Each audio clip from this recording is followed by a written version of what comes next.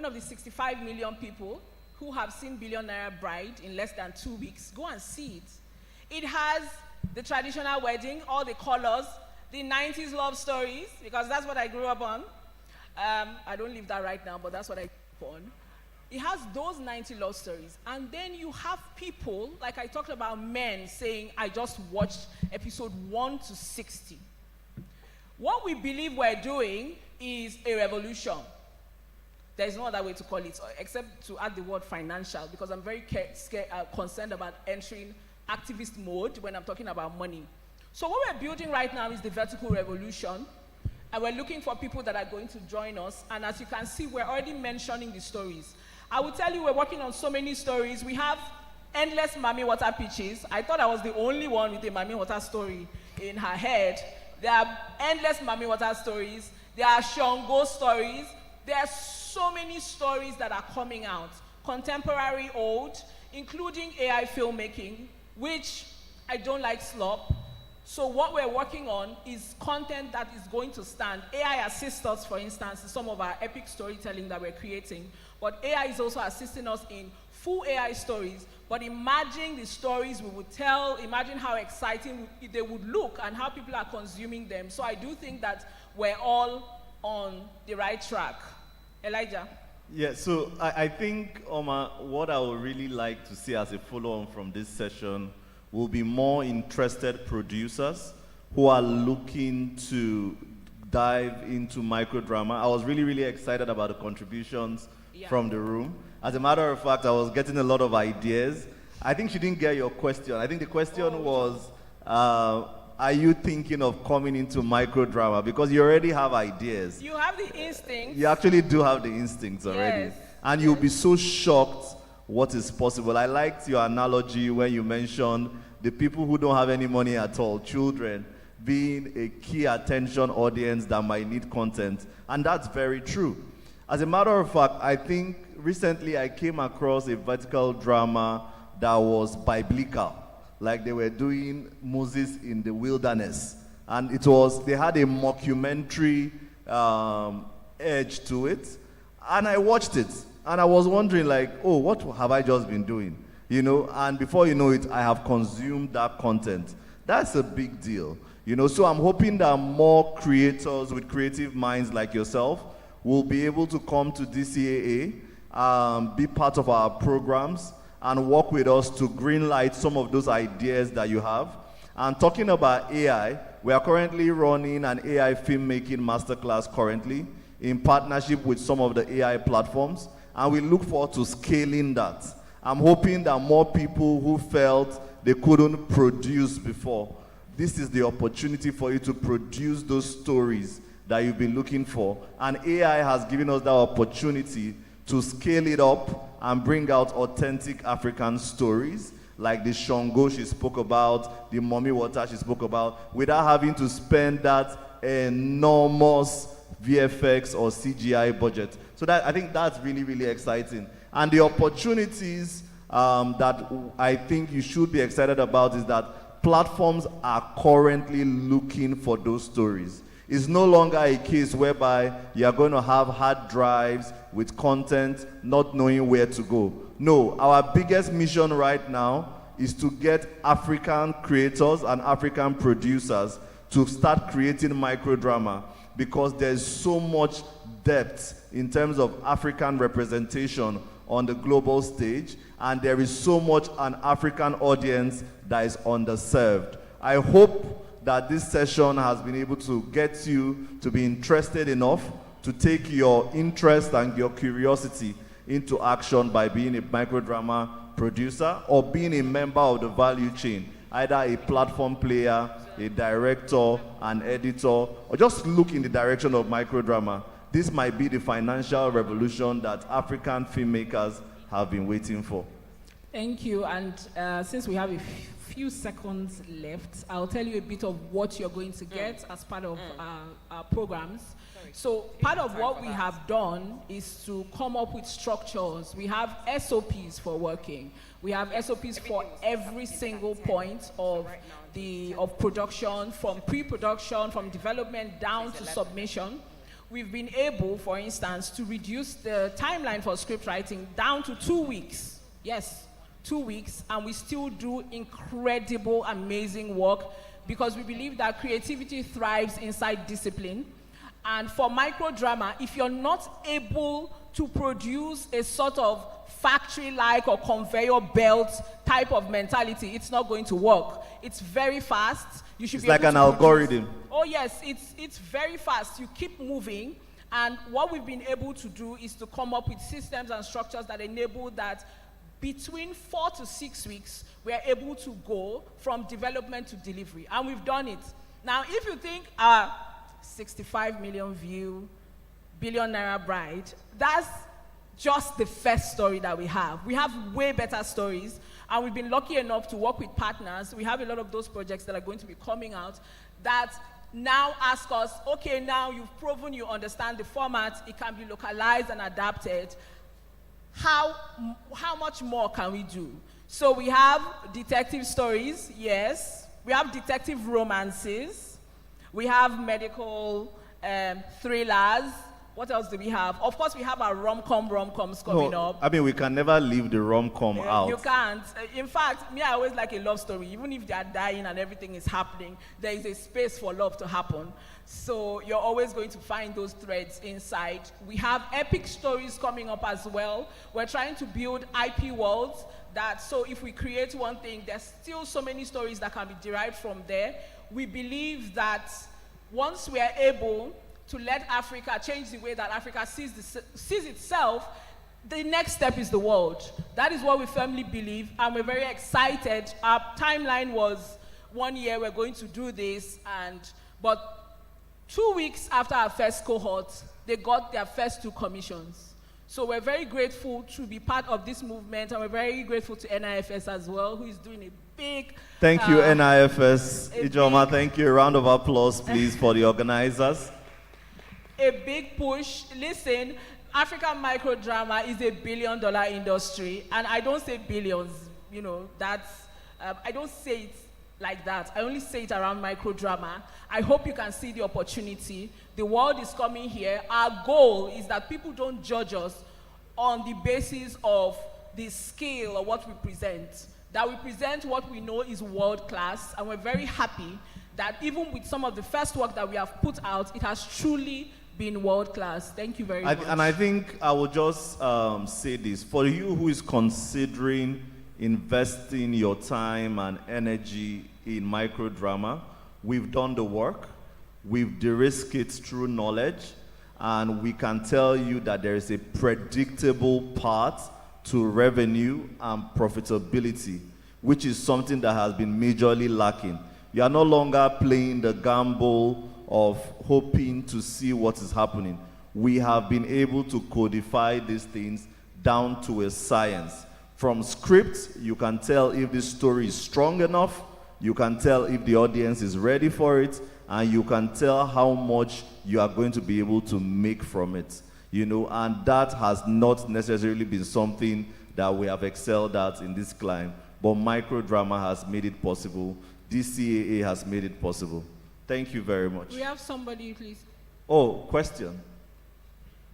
Do we? I think we just have 48 seconds left. Exactly. Oh, it's fine. We love questions. Good morning, everyone. Good morning. My name is Samira Hamidi. I'm a country manager of Digital Virgo. It's what we call an aggregator of content. And I am happy to be here today because I think that we are all on the same page that the next big format screen in the entertainment is designed for 1 hand, 1 minute. Yeah. It's of course, the mobile. So I encourage the producer to go through this industry. It's a revolution. Yeah. I'm talking because we have launched a microdrama in Morocco last month, and it's working very well. So our role is also to monetize this content through a telco's platform or other platform via channels, payment channels like the DCB or wallet. So we are ready um, to implement this content. Amazing. Absolutely. Thank you so much. Yes. Thank you. Thank you so much. Thank you so much. Thank you so much, Omar and Elijah. Well, hi there. It's such an honor to be. A microdrama addict. This is such an interesting one. I don't know, you guys, do you know how captivating short dramas are? Even before I knew they were called microdramas, I started watching and I spent money.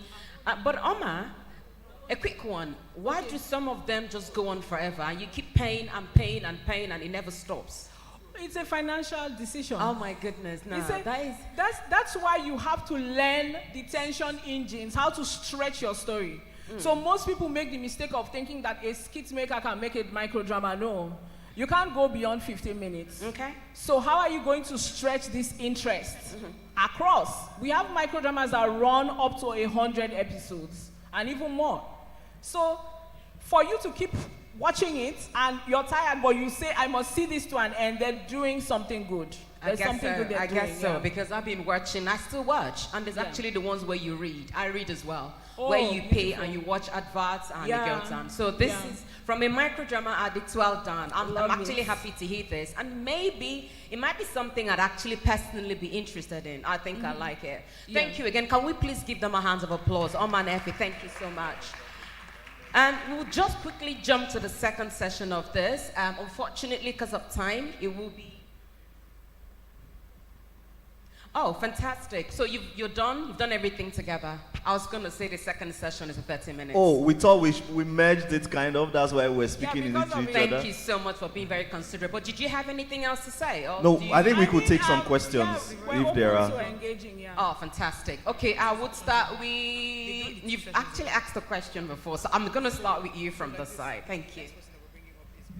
Good morning, everyone. My name is Temilola Balogun. I'm the executive producer at Box TV. I'm also a media personality and a screenwriter, and I've been creating TV shows. I've done Skinny Girl in Transit, Clinically Speaking, First Time Mom, and Babao, that was just nominated for the MVCA for Best Writing in a TV Series. And I also had this, so Babao, the show that was nominated for the MVCA was originally shot to be a 30-minute per episode show. And I just got this feeling like I wanted to cut it down. You know, this is like maybe a year and a half ago. I made this decision to cut it down because I felt like attention span was going, and this is something that I should do. Babao, by the way, is a show about a Babalao who wants to be a rapper. That's essentially what the show is. It's a comedy series set in Ibadan. It's hilarious, and no wonder it was nominated for the MVCAs. Anyway, and I ended up releasing this on Box TV, which is on YouTube. Please check it out.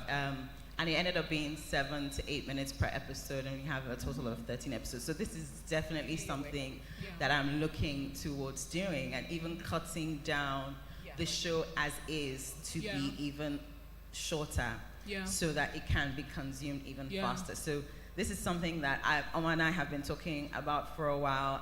Big shout out to her for like actually, doing this. And I've sent some pitches myself, and it's a line that I'm looking forward to doing.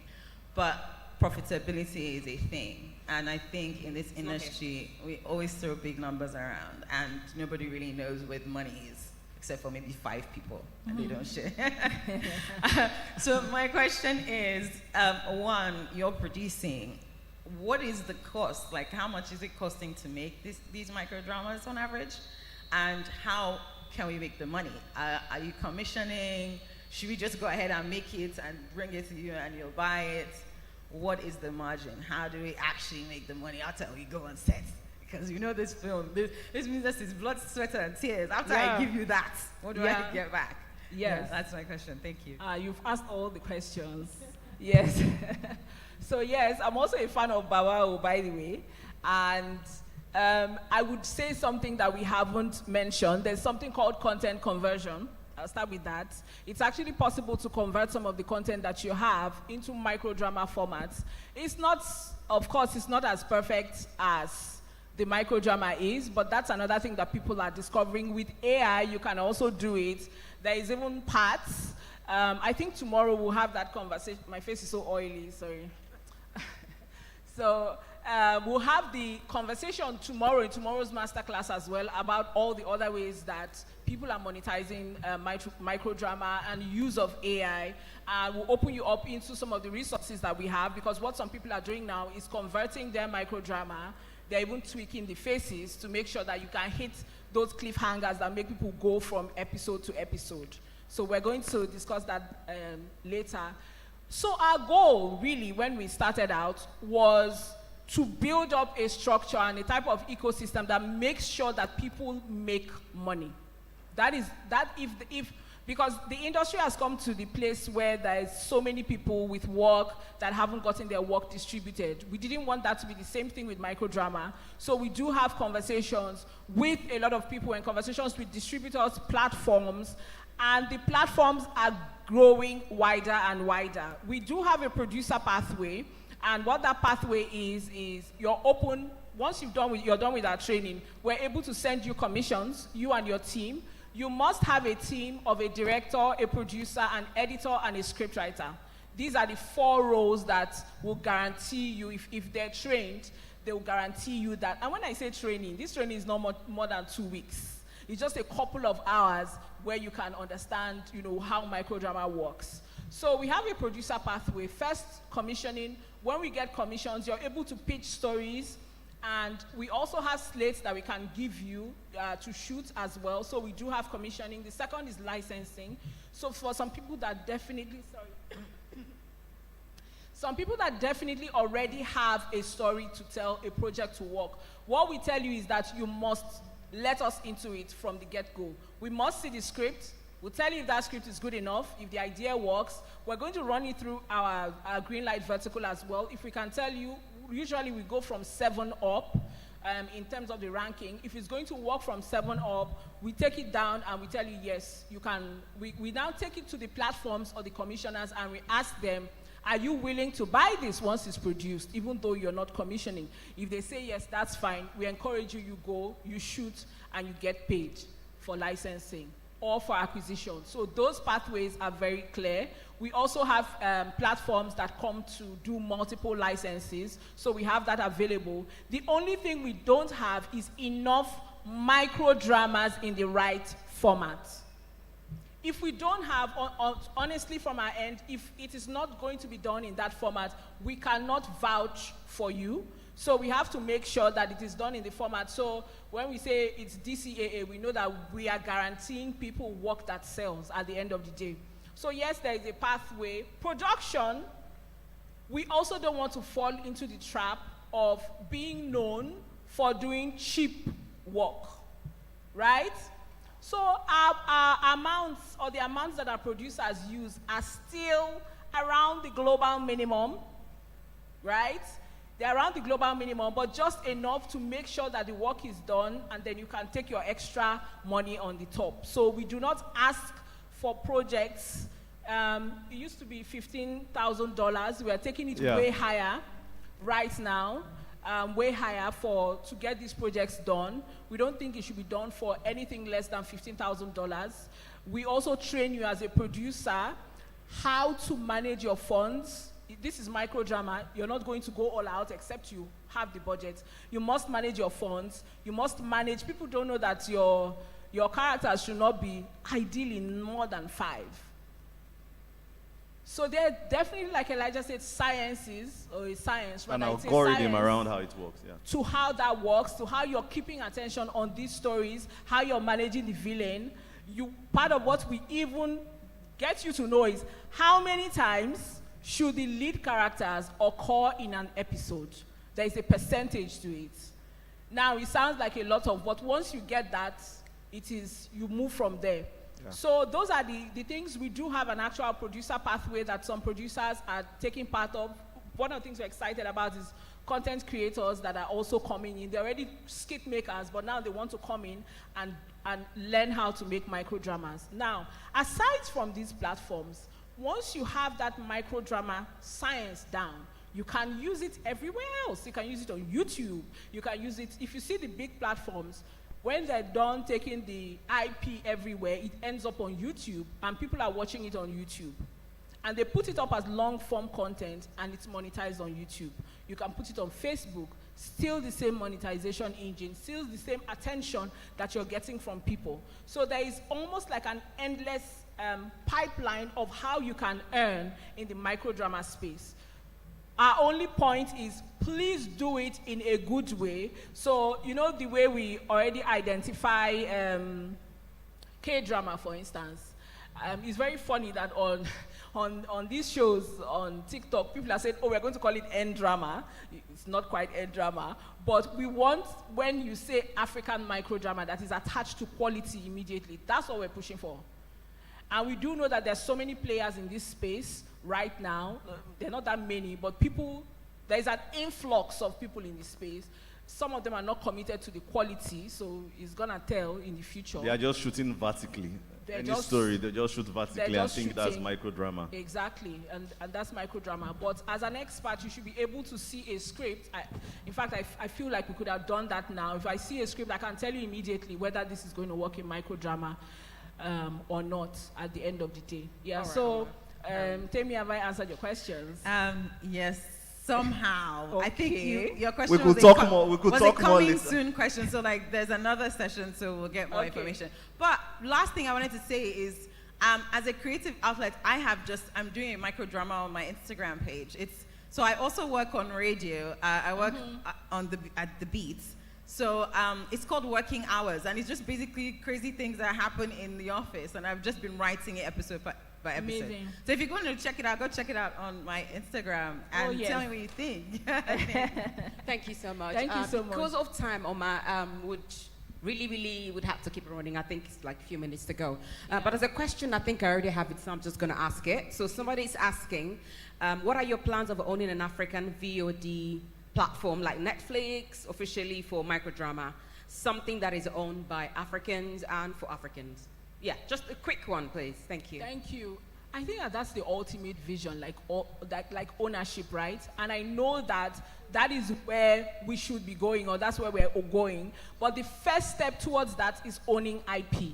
So are you owning your IP, developing it, how monetizing your IP? Because microdrama with the big players is a very, very capital-intensive, brutal space. So our goal is, as we're building out this IP, we're going to come to a point where we're going to do that. So definitely, time is up, but we're going to own that in the future. Thank you so much, everyone.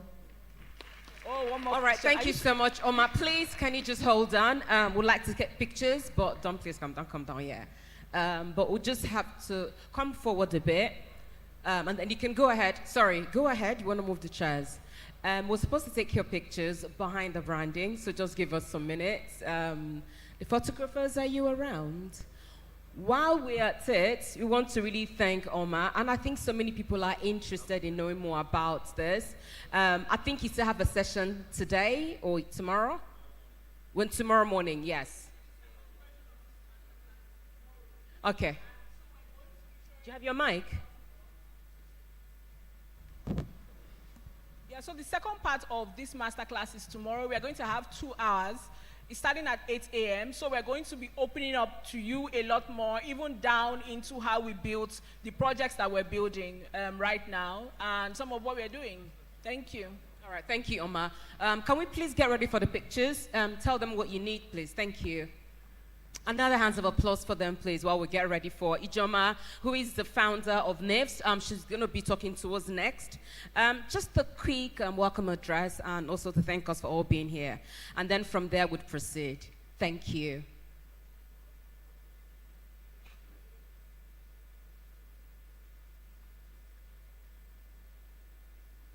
Thank you so much, Omar and Elijah. Thank you. Ijoma, are you ready for us now? Okay, so we'll just wait a bit for Ijoma's welcome notes. So in the meantime, please feel free to network. Omar and Elijah are still around, so you can actually meet them and talk to them. Probably even drop your cards, especially producers who are here. This is a really huge opportunity. I mean, I wish I could actually drop the mic and go and talk to them, because it's something I'm really, really interested in. So if you're a filmmaker, I was also going to ask, Omar, can people work on this with their phones? Have you passed that level, or you're not interested in that? You can practice on your phone. Practice. If you want to sell it, if you want to post it on your TikTok and you have some monetization, for sure. But if you want to sell it, please, you have to use proper camera. Proper camera. And I think I heard you say the minimum spend is $15,000. We advise for here minimum spend, so you can place on global platforms. Essentially, that's what it is. So please, Omar and Elijah, I think are still around. If you want to talk to them, oh gosh, I didn't tell you guys to run away now. Just talk to them briefly and please come back in, because we need to continue with the session. Are we ready now for the next session? So in the meantime, I think let's do a bit of networking while we wait for the next session. So does anybody have a question for NIFS, or any question, anything you just want to say on this platform, on this summit? Does anybody have anything to say, any question? It could be congratulations, it could be giving recommendations, it could be anything. While we wait for the next session to get ready. Anyone? Nobody? Okay. Then I'm going to go back to my usual question. What have been your top movies this year?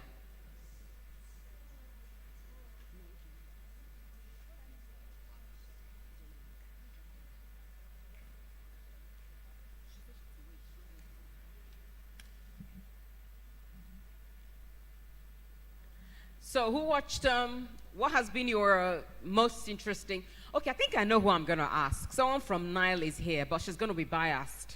So what has been your best Nollywood movie this year? Anyone? Before I go to a distributor. Yeah. Are you not a distributor? What has been your best Nollywood movie this year? Has there actually been a Nollywood movie this year, coming to think of it? No, not a lot. Not a lot. My best Nollywood film this year, it's The Creek. Creek is a film that was set in the Niger Delta. It's on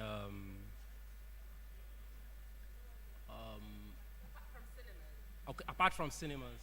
No, it has been on the cinema, but now they are working towards going to being on Netflix or any of the VOD. Okay. I watched it in the cinema though. Okay, so I think I might have to now rephrase. Even if you've gone to the cinema to see a movie, The Creek, unfortunately, I haven't seen. I think I'm waiting for that to come on cinema. It's really good. Oh, okay. Okay, so that's one. So I think the cinema culture is also something we need to start working on again. It picked up after COVID, right? And I think the money is too expensive, man. No. I went to the cinema with someone, like 3 people, and it was running to like 20-something or 30,000 naira with popcorn and all. So where I can stay in my house and watch a thing on Netflix with my own popcorn. All right, so another movie for the year. Blessing, I think it's time to come to you now. Another movie, Nollywood movie for this year. I'll wait for The Creek on Netflix. Hi. The world has heard our music, watched our films, worn our fashion, collected our art, and embraced our stories. But that's only the beginning. The question is no longer whether Africa can create. The question is, what comes next? The investment, the partnerships, the infrastructure, the opportunities. This is why Canex exists. To bring together creators, investors, institutions. But the authenticity of that content was amazing. I feel like everybody should see it. Unfortunately, it must have been it's out of cinemas now, but by God's grace, it should be on a streaming platform, and it's something I think everybody should watch. It's a story that talks about how, firstborns put so much effort to take care of the rest of the family and then abandon themselves. At the end of the day, the boy had to die for his siblings.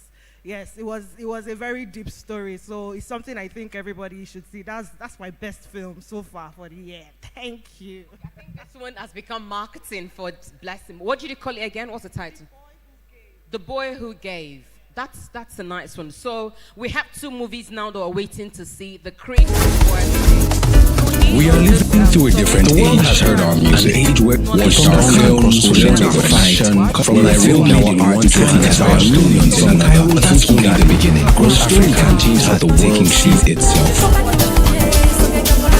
The question is, creativity has become one of the world's ways we are creating, question building, designing places possess that resource in greater abundance than Africa.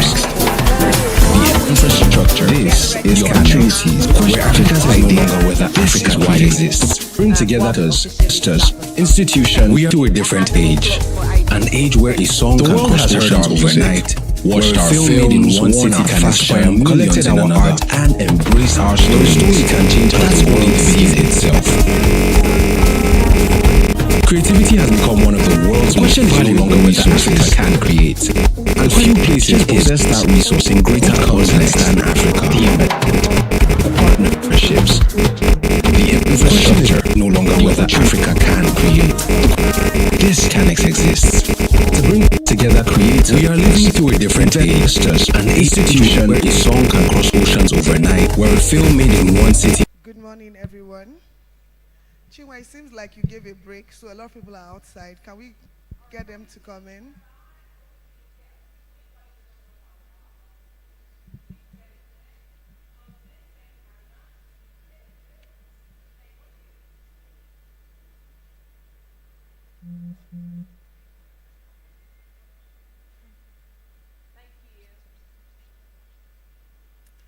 Okay, good morning once again, and welcome to NIFS Lagos 2026. It has been a journey that we started since 2017. So yes, it's been an interesting journey for us to be where we are today, doing the things that we've been privileged to do for our industry. And before I go into my speech,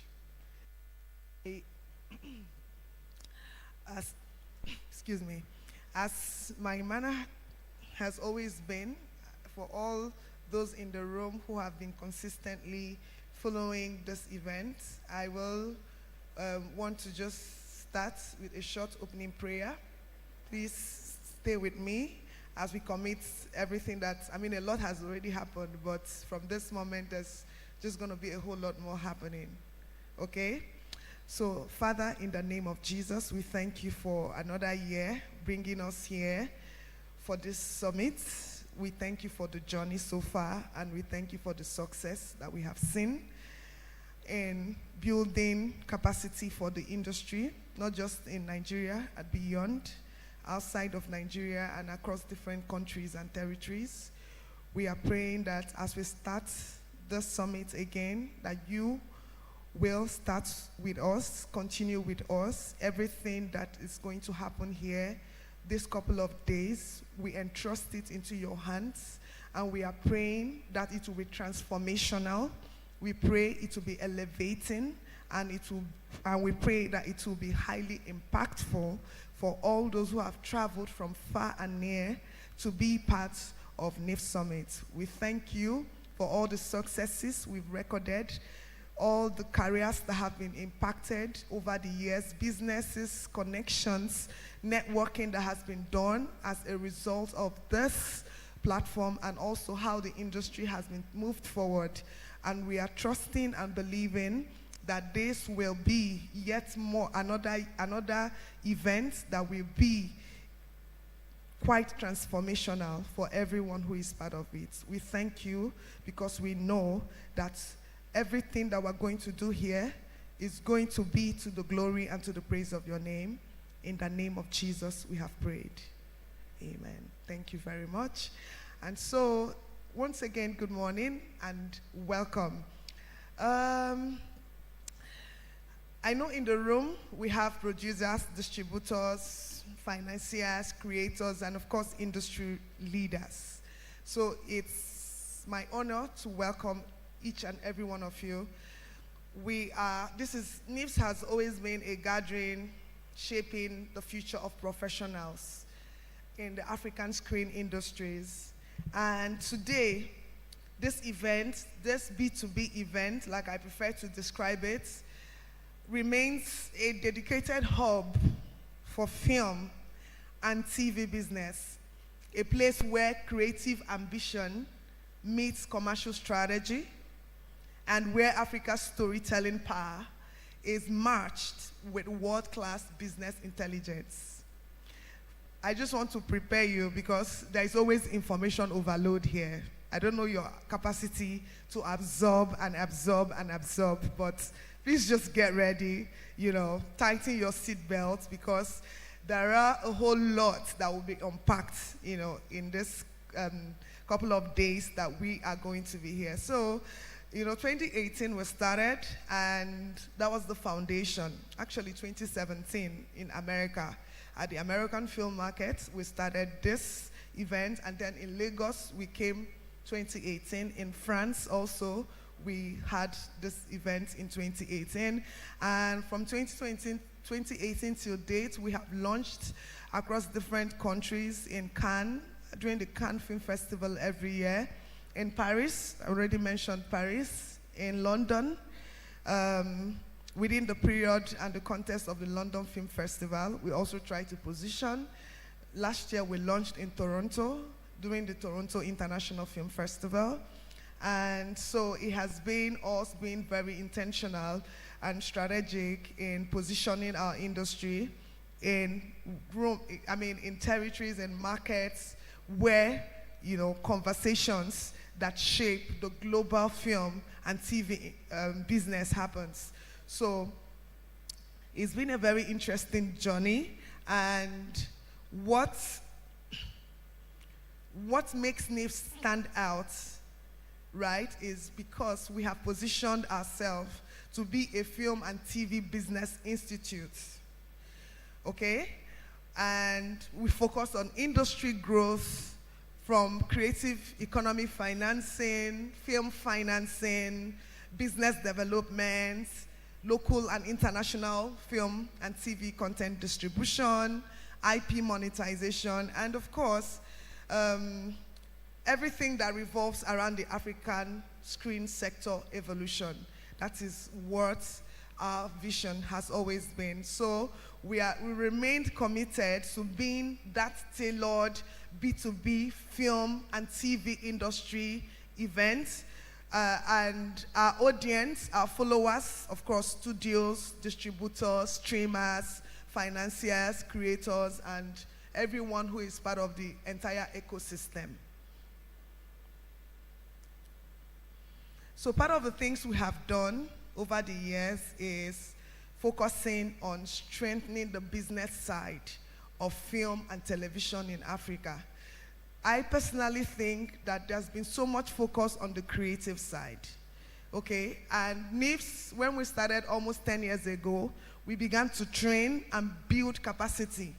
And today, we have people who understand this business. So last year, we launched the cohort 1 of the international sales and sales executive program, ISDE program, and it's been very successful. Yesterday, we had the cohort 2 induction, and what we've been trying to do with this is to help young people to understand international business, international sales and distribution. Most of you in this room, you've made a film. I'm sure you've made a film, but the critical question is, did you make money back? Did you make money back? So all the things around being passionate, we understand passion, but can we bring a balance between being passionate and also being, running sustainable businesses, being able to, monetize your content, make money from your content so that you can be able to make a film and go back. So many people made one film and that's it. And the reason is because the investors never got their money back and nobody is really to place a bet on them again. Those are the things we really want to correct with some of the distribution programs and trainings that we have been doing. And you can see the micro drama. That's the next big thing. Did I say the next big thing? That's the current big thing that is happening across countries, across markets, and that's why we are paying serious attention to it. We are happy with our partnership with this CAA to begin to train people and help professionals within the film and TV industry to also understand that business. I read an article that says currently, I think it's about $100 billion that was made either last year, 2025. So it's something to really pay attention to.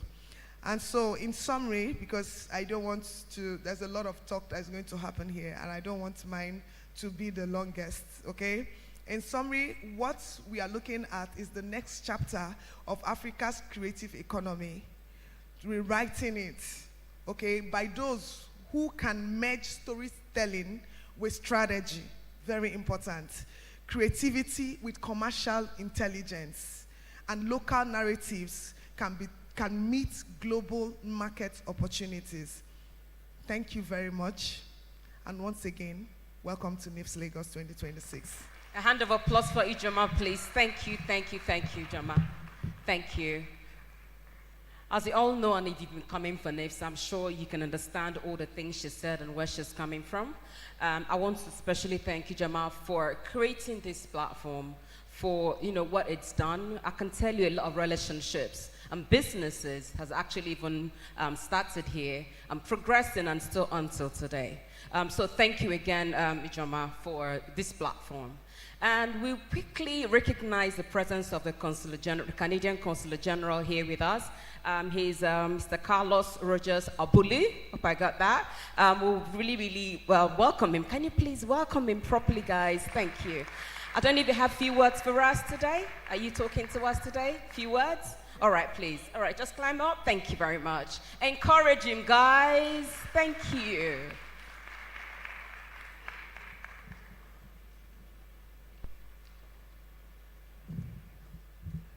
Good morning.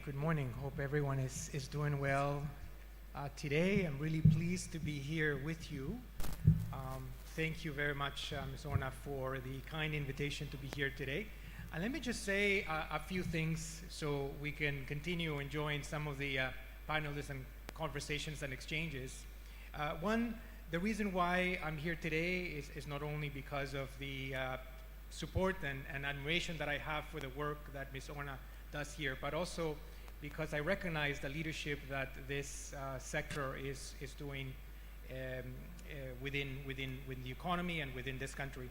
In listening to what was said before and in trying to answer some of the questions related to what are your favorite films, I was just commenting that I've watched a couple of films in the last few months. One was The Waiter with A.Y. Makun. I also watched The Common Grounds with Ifeanyi Kalu. And I also watched a musical which was called, I think, Eve, with Queen Nahita and a number of other actors and actresses. So thank you. Yes, please. So all this to say that I've been very much part and parcel of the conversation, and clearly I see not only the talent but also the interest for more of Nigeria to be shown globally. And one of the parallels that I draw in the conversations that we've been having between Canada and Nigeria is just look what has happened with respect to the recent explosion of Afrobeats globally. As you can imagine, Canada is also one of those places where we very much welcome that Nigerian talent and the many shows that are happening across the country, because that allows us then to connect to the business, which is the point that Ms. Ona was trying to make earlier. And likewise, if we can see more Nigerian films being played in Canada and more collaborations taking place between Nigerian and Canadian directors and collaborators in the space to connect us to the business specifically, I think you will have done a great service in trying to boost this sector internationally. And the other thing that I wanted to say is that clearly beyond the Toronto International Film Festival that happens every year in September, and once again there'll be a strong delegation going to Nigeria, you have other spaces across the Canadian landscape where not only they are Canadian stakeholders interested in connecting with you, but also you have a very vibrant and a very strong Nigerian diaspora in Canada. you should know that there is 120,000 Nigerian Canadians today in Canada, and that clearly is one of the largest across the world, in addition to the UK and the US and other locations.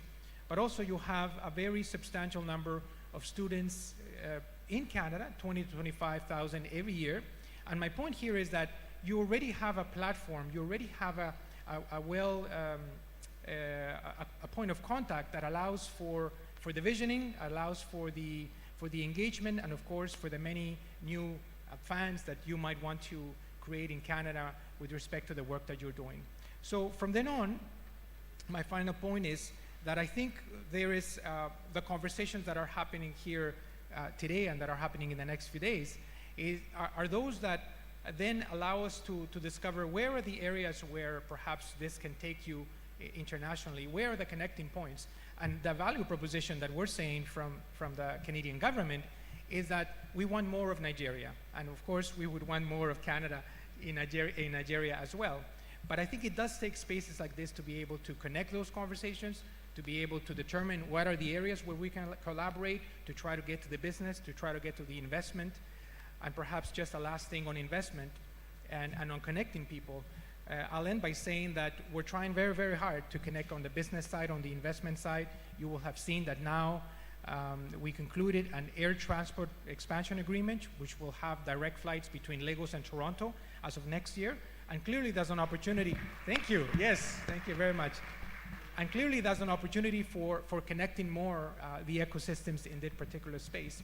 And likewise, we're trying to attract more Canadian investment into Nigeria, as well as generating platforms in Canada for the creatives, but also particularly the individuals in the film space to come to Canada and to be able to identify how can we do best in terms of more business and more investment. So I'll leave it at that, but one more time, congratulations, Joma. Very, very much appreciated the work that you do, and clearly another show of leadership for Nigerians and Nigeria in this particular space. Thank you very much, and thank you for the kind invitation. Thank you. Thank you so much, Mr. Carlos. Thank you. I can actually speak for the producers here that we're so interested in developing relationships with Canada. Who is with me on this? If you are here, a producer, and you are interested in relationships, Canada and Nigeria, please raise your hands. Thank you. Thank you, Mr.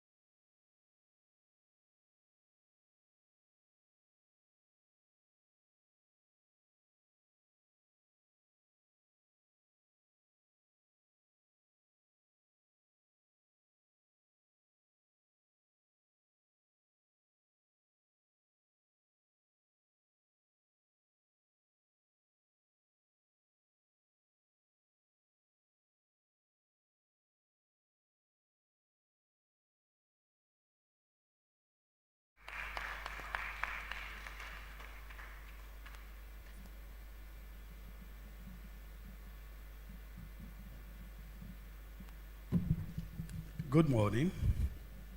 Good morning, everybody. Yeah, let me start by appreciating Mrs. Onan for this honor.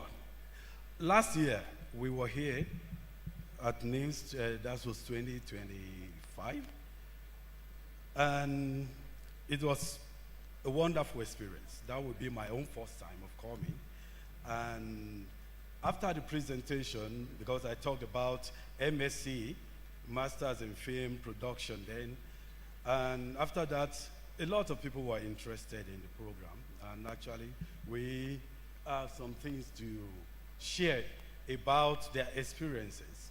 Even we have some of them here today. So let me start. Is my PowerPoint ready, please? The PowerPoint ready, guys.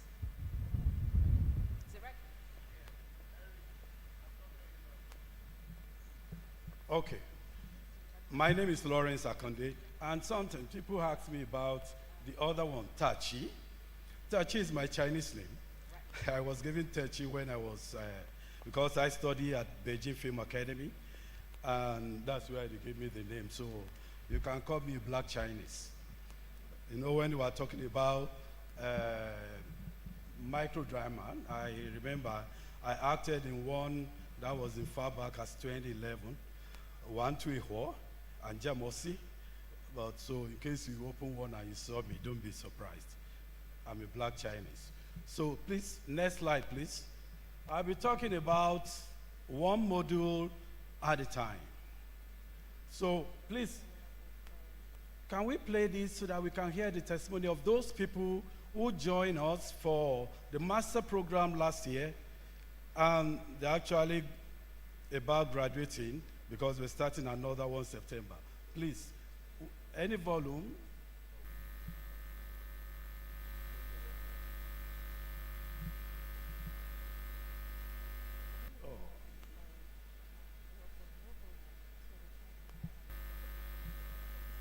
Oh, this is not connected well.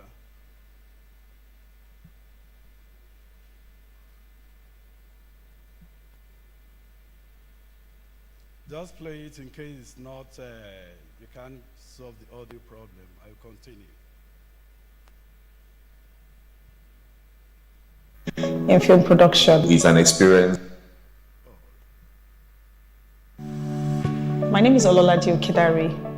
It was a no-brainer to return to my alma mater when I wanted to take my master's in film production. It's an experience that any filmmaker that is very serious about taking filmmaking to the next level should be interested in. A unique program that you can use to sharpen your film production skills. You get to learn filmmaking in a way that you've not learned before. And a network and access to people in the industry. At any level of experience that you are in the industry, until you come to PAU, you have not actually known what filmmaking is all about. It will stretch you. It will also create a community of people for you that you can actually work with. It's a really, really good school if you want to study film production, especially at the master's level, even on the undergraduate level. And PAU itself as a system is such a great place to help you become a better filmmaker in every way. Thank you very much. Please go to the next slide. And I think a point of correction, I'm from the School of Media and Communication, Pan-Atlantic University. So I remember she introduced me that I'm from Lagos Business School. Yes, Lagos Business School is our business school. It's a business school of Pan-Atlantic University, but I'm from the School of Media and Communication.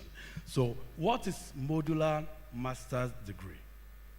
You know, modular master's degree allows students to take a master's course, MSc, at your own pace. Very affordable and also very flexible. So what we have done is that our master program is broken down into modules. So we have 6 modules. So you can decide to take the all 6 modules and get a master's degree, or within 3 years, you can break it down into different modules. Take module 1 and module 2 in first year, module 2 and module 3 in second year, module 4 and module 5 and module 6 in the final year, the third year.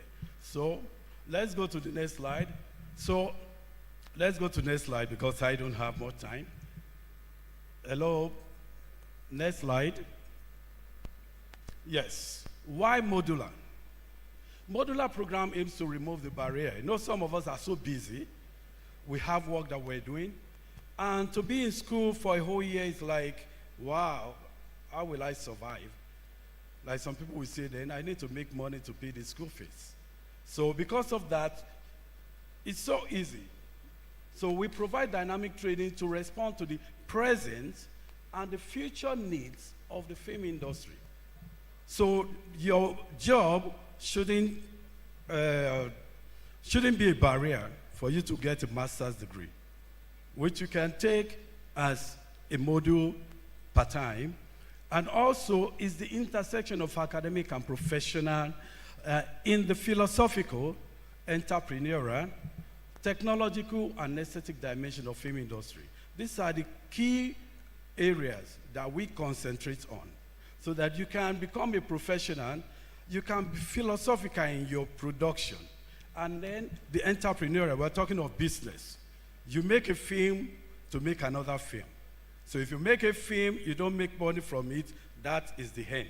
So we teach the business aspect of film also, so that you are not just a filmmaker, you're a filmmaker that is living by your profession. Please, next slide. Okay, so people ask questions a lot. What are the criteria, the admission criteria? And we always say that, see, because it's a master's program, you may decide to do the master's or do just a module. So for both modular certificate program, because if you do just a module, you get a certificate for that module. But if you do all the 6, you get your MSc degree. So bachelor degree in any discipline. And also if you have HND in any discipline, you can apply for master's degree in film production. Then the duration of the program, so just like I said, if it is straight MSc you want to do, you can do all the 6 modules. The 6 modules are broken into 3 semesters, 2 modules per semester. So, and this is very spaced. Within 3 years, you may decide to space it the way you want it. So we have Module 1, which run from September. We're starting the next cohort, September 5, and to October 8. Module 2, November to December. And then Module 3, January to February. Module 4, March to April. Module 5, May to June. And Module 6, July to August. And after that, you shoot your film and you graduate in December.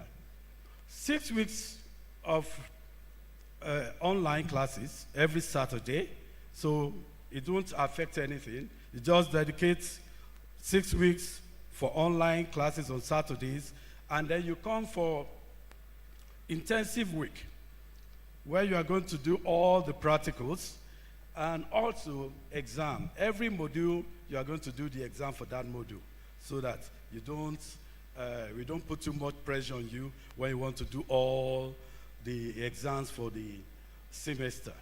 So now let's look at the course structure for the 4th semester. Module 1 and Module 2, just like I said, happen in 4th semester. So we have screenwriting. That's what Module 1 is all about. Module 1 is all about screenwriting, and you're going to do 3 courses, which is studies in research and methodologies and audience analysis. You need to know your audience. You need to know how to analyze your audience before you start writing even your script. So we have principles of screenwriting and production workshop for screenwriting. The workshop is the practical aspect of the principle, so you see it a lot in all the other modules. Module 2 is the business of film. So after you write, you need to understand that this is a business. I know a lot of people used to say film is all about passion. Yes, but passion is not enough. You need knowledge, and this is the knowledge that we ask you to come and get, and you need to know that it's business. In my department, we look at film from 3 angles: film as art, film as science, and film as business. You need to understand these 3 aspects of film. So the courses under the business of film module is the business of film, principles of producing for the screen, production workshop for the screen, and project proposal. So we start preparing you for your final project. Let's go to the next one, please. So module 3 is film directing. So we have studies in professional ethics and also principles of directing and workshop in directing. And then module 4 is cinematography and production design. We take culture. Culture is very important to us at Pan Atlantic University. So studies in culture, civilization, and ideology. It's one of the courses. Then principles of cinematography and production design, production workshop and cinematography, and then there's always going to be an internship. We attach you to an organization where you do your internship. And Module 5 is film sound design, and we have seminars as one of the courses, principles of sound design, production workshop in sound design. Module 6 is motion picture editing, film analysis and criticism is one of the courses, principles of motion picture editing, production workshop in motion picture editing, and then your final film production projects. So the class is run for 5 hours on Saturdays, and intensive week, which is like the name is, intensive. So when you come for that week, you are going to be very busy with the practicals, and then the examination will be conducted at the end of each module. Next slide. So in case you want to find out more about this, I have to rush because of my time. You can wait, let's go back, you can scan this, and also I have some of my colleagues. I'll be out there after this presentation. You can come and ask questions. And let me tell you this, our current MSc students, one of them actually is going to Germany for a year. It's one of the additions that we have so that you go and experience what is happening in other clients. And also, for those who are coming in for the next grade, we have partial scholarship for like 6 of them. So in case you are interested, go and apply, and then you could be one of the lucky winners. So any questions? I have just 2 minutes left. Any questions? Any questions? You want to find out more about this modular program or the Masters in Film Production? Okay, there's somebody there. All right, so my name is Too White Bedu Poet. Yeah. My question is, at the end of the program, the participants, are they going to shoot a film? Yes. And when they shoot the film, what is the distribution process that benefits them? Thank you. One of the things that we do is that when our students, the final thing that you do is that you have to shoot a film. And you don't just shoot a film, you also write a thesis, a dissertation. Because we are not just teaching you how to shoot a film, and then you learn all the principles behind it, so you'll be able to talk about film. I always tell my students, before you set up your camera, you know what the end is going to be. So, and that is where the written part comes in. So when you shoot, you produce a film. We also try to send our student films to film festivals. If you recollect, I think 2 years ago, the best student film was won by one of our master students. That is Nicole. So we also send their films to film festivals. Okay, so we'll quickly take another question. So my question is, what's the qualification? Do you need your WAEC or BSc or just your talent?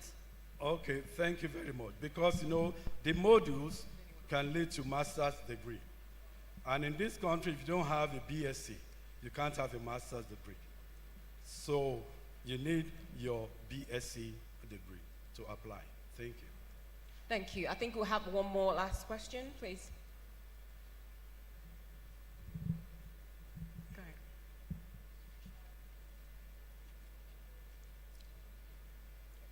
The mic is not working. Okay, it's on now. Thank you. Good morning. My name is Ronke Macaulay. A number of years ago, quite a long time ago, I came to SMC for a short course in the business of film. And it's one of the best things that I've ever done. It's influenced everything I've done since. And I was just wondering, in addition to these courses that you've mentioned, are there any plans to have something similar in the future? Okay, you can apply for the modules on business of film if you want to. If just what you want to learn about is business of film. That's why we're breaking it down into modules. So if you are interested in just one module, whether the business of film, cinematography, or whatever, you can apply just for that. And at the end, you get the certificate in that module. Thank you. Thank you, Mr. Konde. Anybody else? And this will be the last question. So there's somebody here. Okay, so this is the last one because the time is actually up. Okay? Can you just stop with your voice? I don't know if I can get across to you. Yeah, go ahead.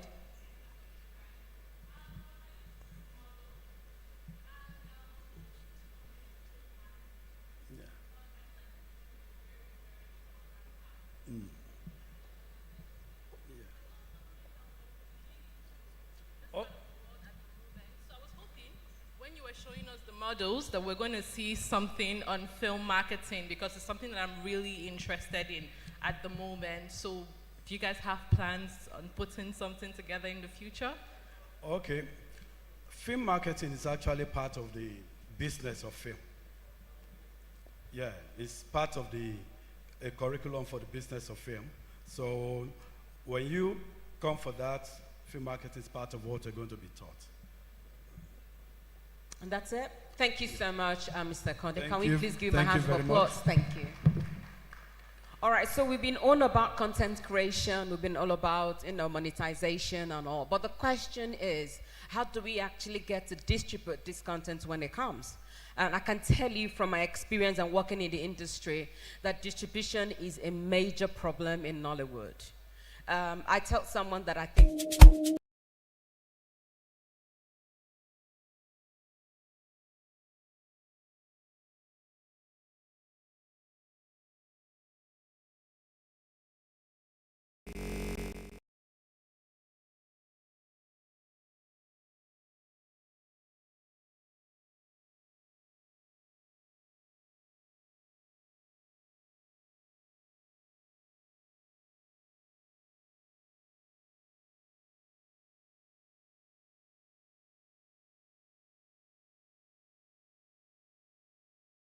Whoa. Was it the serpent? I can't remember if that was the last movie I saw him, but everybody knows him as a voice actor. His voice is incredible. Please give us some of that. Welcome him once again, please. Thank you. Thank you very much for that introduction. I appreciate it. Good morning, ladies and gentlemen. To begin with, I'd like to thank Ejirama for this opportunity and the organizers. I truly appreciate it. As already been mentioned, ladies and gentlemen, my name is Lord Frank. I am an actor, voiceover artist, and a creative entrepreneur. Some of you might know me, and some of you have no idea who I am, and that's quite all right. Ladies and gentlemen, I've been in the industry for close to 20 decades. I was hoping I was going to get a reaction from everybody just to make sure that you're listening. But yes, I've been in the industry for a little close to 20 years now. And if I was to sum up my time in the industry, I would say it's educational. Because I have seen what works, I have seen what doesn't, I have seen what we do exceptionally well. If you don't mind, just indulge me for one moment. If you are a filmmaker, producer, crew member, creative working in this industry, please give yourself a round of applause. Please. Please. Because we all know to make anything, to produce anything in this industry, in this country, it is not easy. It takes determination. It takes resilience. It takes an almost unreasonable amount of grit. Budgets disappear. Locations fall through. Equipment fails. Power fails. Plans change. And somehow, we still produce again and again. And because of that determination, ladies and gentlemen, because of that determination, Nollywood has grown into one of the world's most prolific film industries. I would give you a standing ovation if I wasn't already standing. Well, you know, with anything, we have to take the good with the bad. Now, we earned this reputation because of sometimes we bent rules. Sometimes we ignored them rules. And that led to poor working conditions, compromised productions, safety failures, and tragically, even the loss of lives. So yes, we should celebrate how far we've come, but we should also be courageous enough to ask ourselves, how can we do better? Because despite all those challenges, exceptional work has been done in this industry. Nollywood built its audience. It created stars. It created opportunities where there was none. And it has somehow made an undeniable mark on the world. But I believe every successful industry eventually reaches another important question. What is next? For me, the answer isn't simply more films. It's more possibilities, more genres, more experimentation, higher standards, safer sets, greater technical ambition, and stories that make somebody sit back and say, who came up with that? And after 20 years of watching, learning, taking mental notes, I came to a conclusion. At some point, experience has to become expression. There's a difference between saying what you would do and putting your name on what you would do. So I decided it was time to step forward. And that decision became Lord Frank Entertainment. I don't know if you can put my logo up. Yes. Thank you. Thank you. My logo. Okay. We're working on it. We're working on it. Oh, there it is. Thank you. Thank you. The next slide. Okay. I think that's a video. You can play that. No. Don't. Yes. Okay. All right. Can you play that? That's all right. Okay. Now, starting Lord Frank Entertainment doesn't mean I certainly have all the answers. Quite the opposite. It means I am finally willing to be responsible for my own answers. And with that said, we already have a slate of productions in development. Now, oh, here he is, yes. Okay. All right. You can go to the next slide. All right, there it is, yes. These are some of our productions that we're working on right now. But before I go any further, let me just say this about myself. Now, within me, I have two forces waging war. One is the Nigerian force, and the other is the American force. See, I was born and raised here in this country, but from my teenage years to adulthood, I was in America, Ohio to be precise. And those two forces come together to bring out what I produce. They influence my productions, okay? So real quick, let's play a quick game, okay? If there's a microphone, please have that out. I want to see how well you guys think. So if you look at the first poster there, Zobo, look at it well. What do you think the story is about? Anybody? Anybody? Anybody. What do you think the first poster is about? Okay, I think I just... Yes.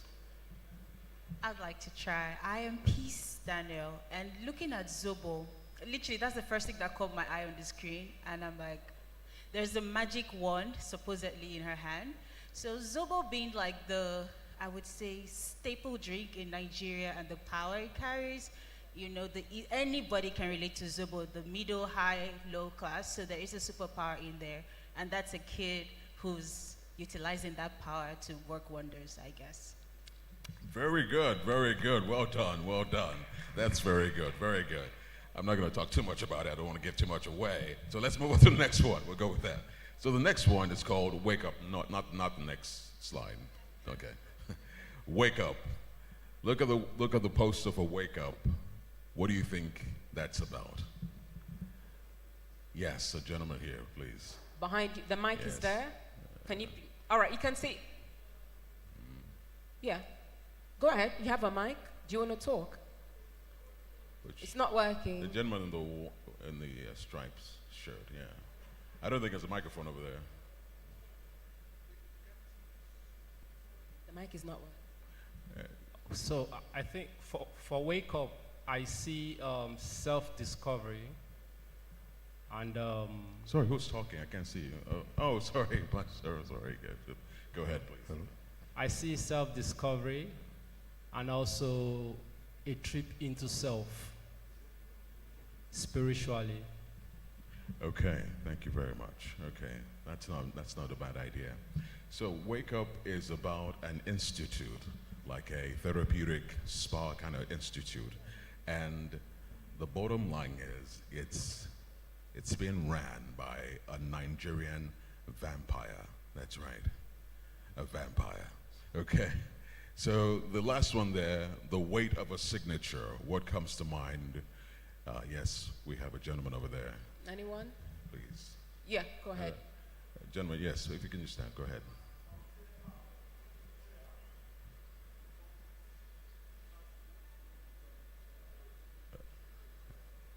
I'm sorry. Okay, I didn't catch that. I don't know, but we don't have a microphone on this side. Anyone else? There's a mic there. Yeah, there's a mic behind you. Anyone else? I didn't really hear what he said, so let's give him an opportunity. Okay. Please. Hello. Yes. Good morning, everybody. My name is Ogenamaro Nathaniel. The weight of a signature by the poster, I think that it has to do with betrayal and conflict. Yes, you'll be correct. Absolutely. Yes, yes. You see, the reason why I show these posters and the reason why I ask you is because on the surface, they look very similar. They look very simple and straightforward, but there's always something unexpected, and that's what I love about the productions. Zobo, yes, like she said, it is about the drink that we all know about, but the girl, she has the power to manipulate whoever drinks the Zobo that they buy from her. And the Wake Up, like I said, is about a Nigerian vampire underneath it all. And the weight of a signature is really about time travel. Okay, so there's always unexpected story beneath all these wonderful, amazing stories. So let's go to the next slide, please. I also want to mention really quickly that we're also developing a film village in Ikorodu, in the beautiful heart of Ikorodu. Now, the film village, what we essentially want to do is we want you to come with just the clothes on your back. You come in, of course you bring some more clothes. You stay as long as you want, produce quality amazing projects, because we have everything there, ADR, studio, makeup, everything. Whatever a filmmaker needs, we have it. Let me also quickly say to aspiring filmmakers, if you've ever been told your idea was too big, if you've ever been told your idea was too way out of the box, Lord Frank Entertainment Film Village is your home, okay? All right, so the next slide, more than that. Okay, there was something interesting that Idrima said when she was up here, is that the passion is there, the creativity is there. Once all these projects are done, what happens next? What happens? There has to be a strategic way to get your work brilliant work out there in the world so that you can make money back. Right now, I'd like to invite MM to the stage, and please give it a round of applause so we discuss about didactic media really quickly.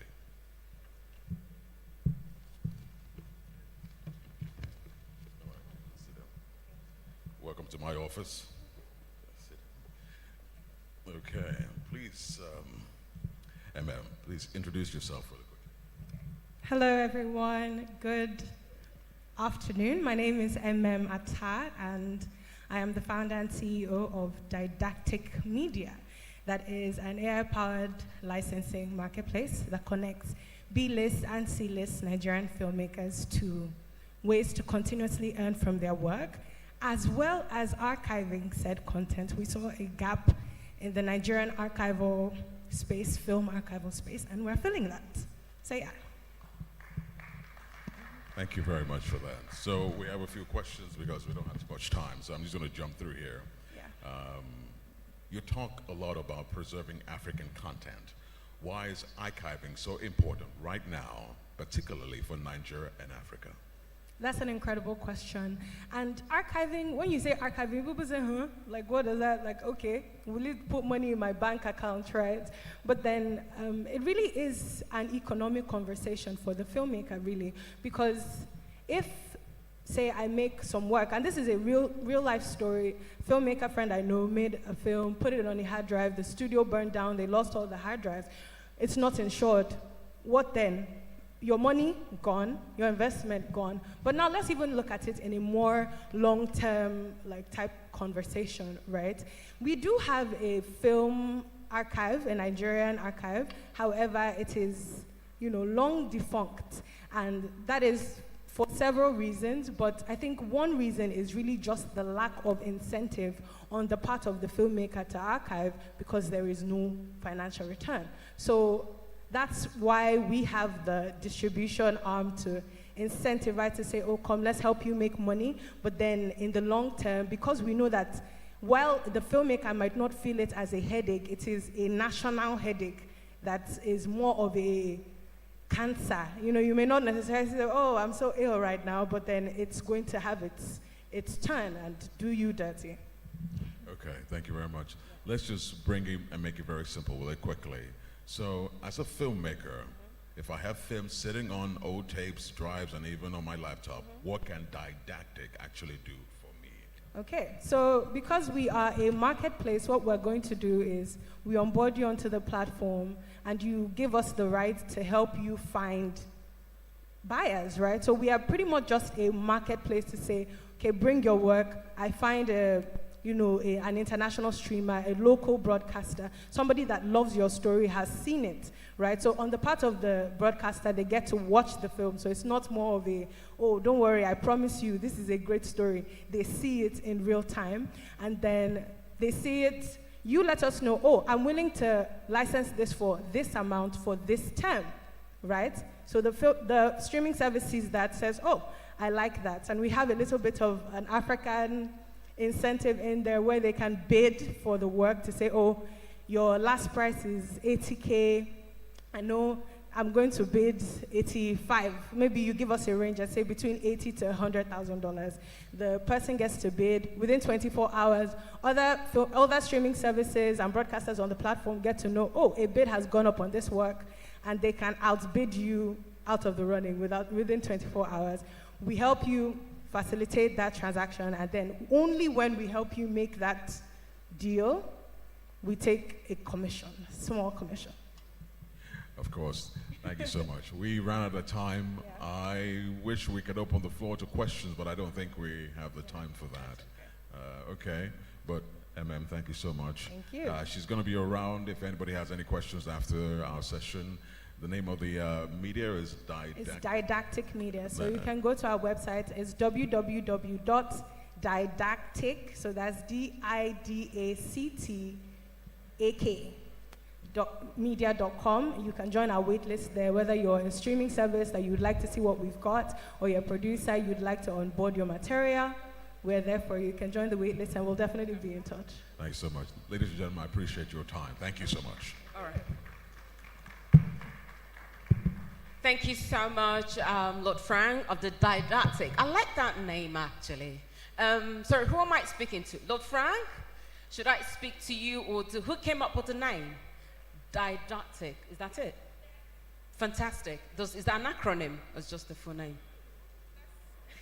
That's a full name. It's very interesting because it's from a Greek word called didaktikos, and that's just talking to, the teaching of what future generations have to get out of our archive.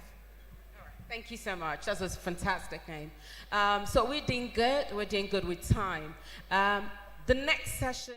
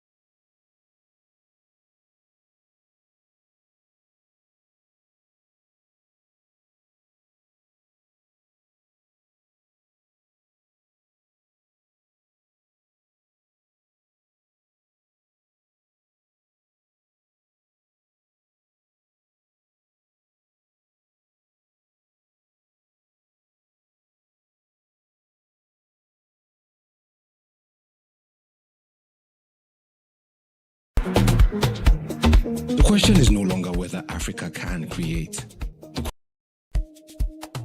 We are living through a different age.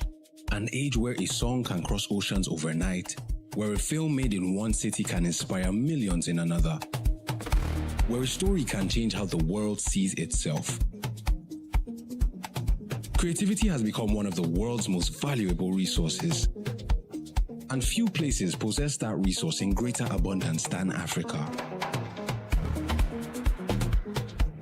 The question is no longer whether Africa can create.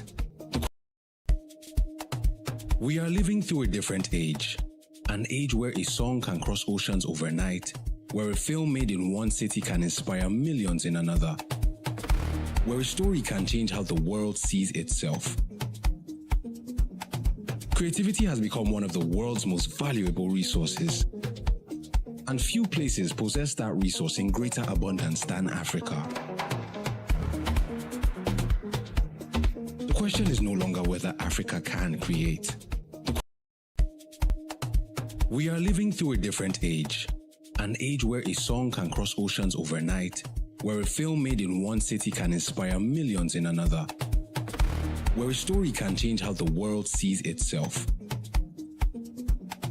Creativity has become one of the world's most valuable resources, and few places possess that resource in greater abundance than Africa. The question is no longer whether Africa can create.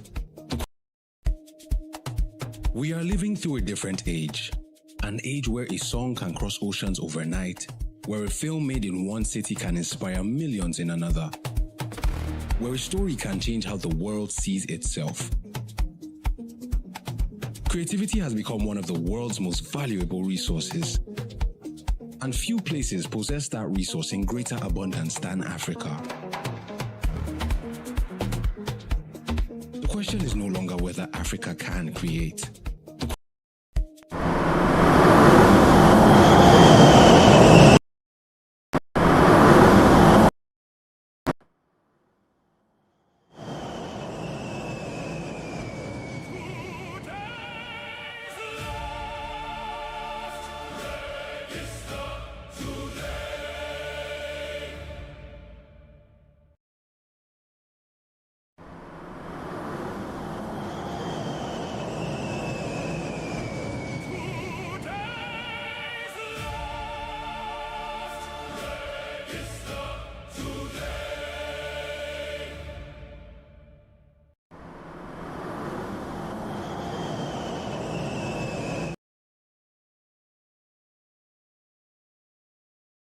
The investment, the partnerships, the infrastructure, the opportunities.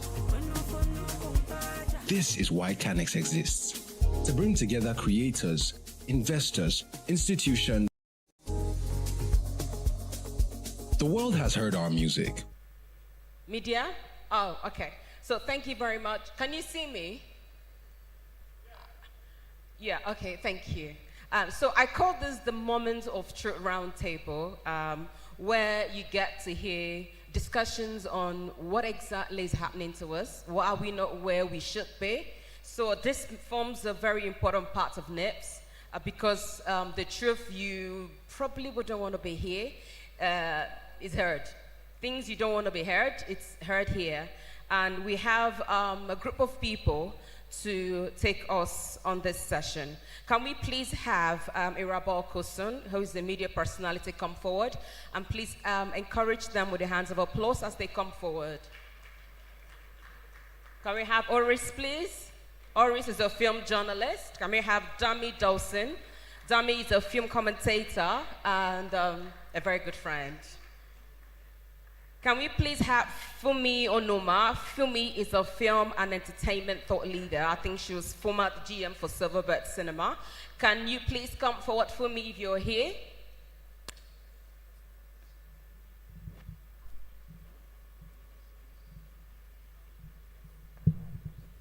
Okay.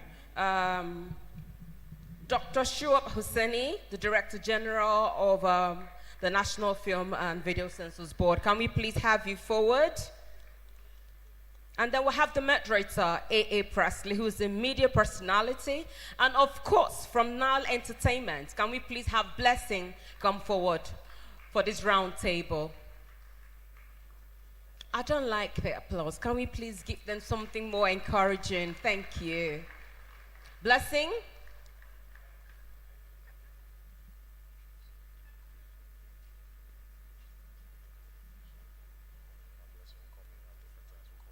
Okay. Do we have the first set of people? So I've been informed the first set of people are talking and then there were other ones would join. All right. Fantastic. Dr. Shuib, you're not talking now, please. And Fumi, you're not talking now, please. I think they said they will call you up after the session. This one, they will call you. Thank you very much.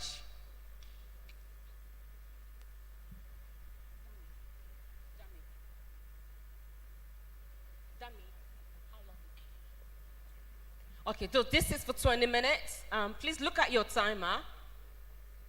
Dami, please look at the timer. It's going to be exactly 20 minutes. Who's moderating? AA? All right, please. Your timer is down there. Thank you. All right, gotcha. Good morning, everybody. Good morning, everyone. All right, let's do it this way. Please ask the other person to your side, right or left. Let them know I'm speaking with them.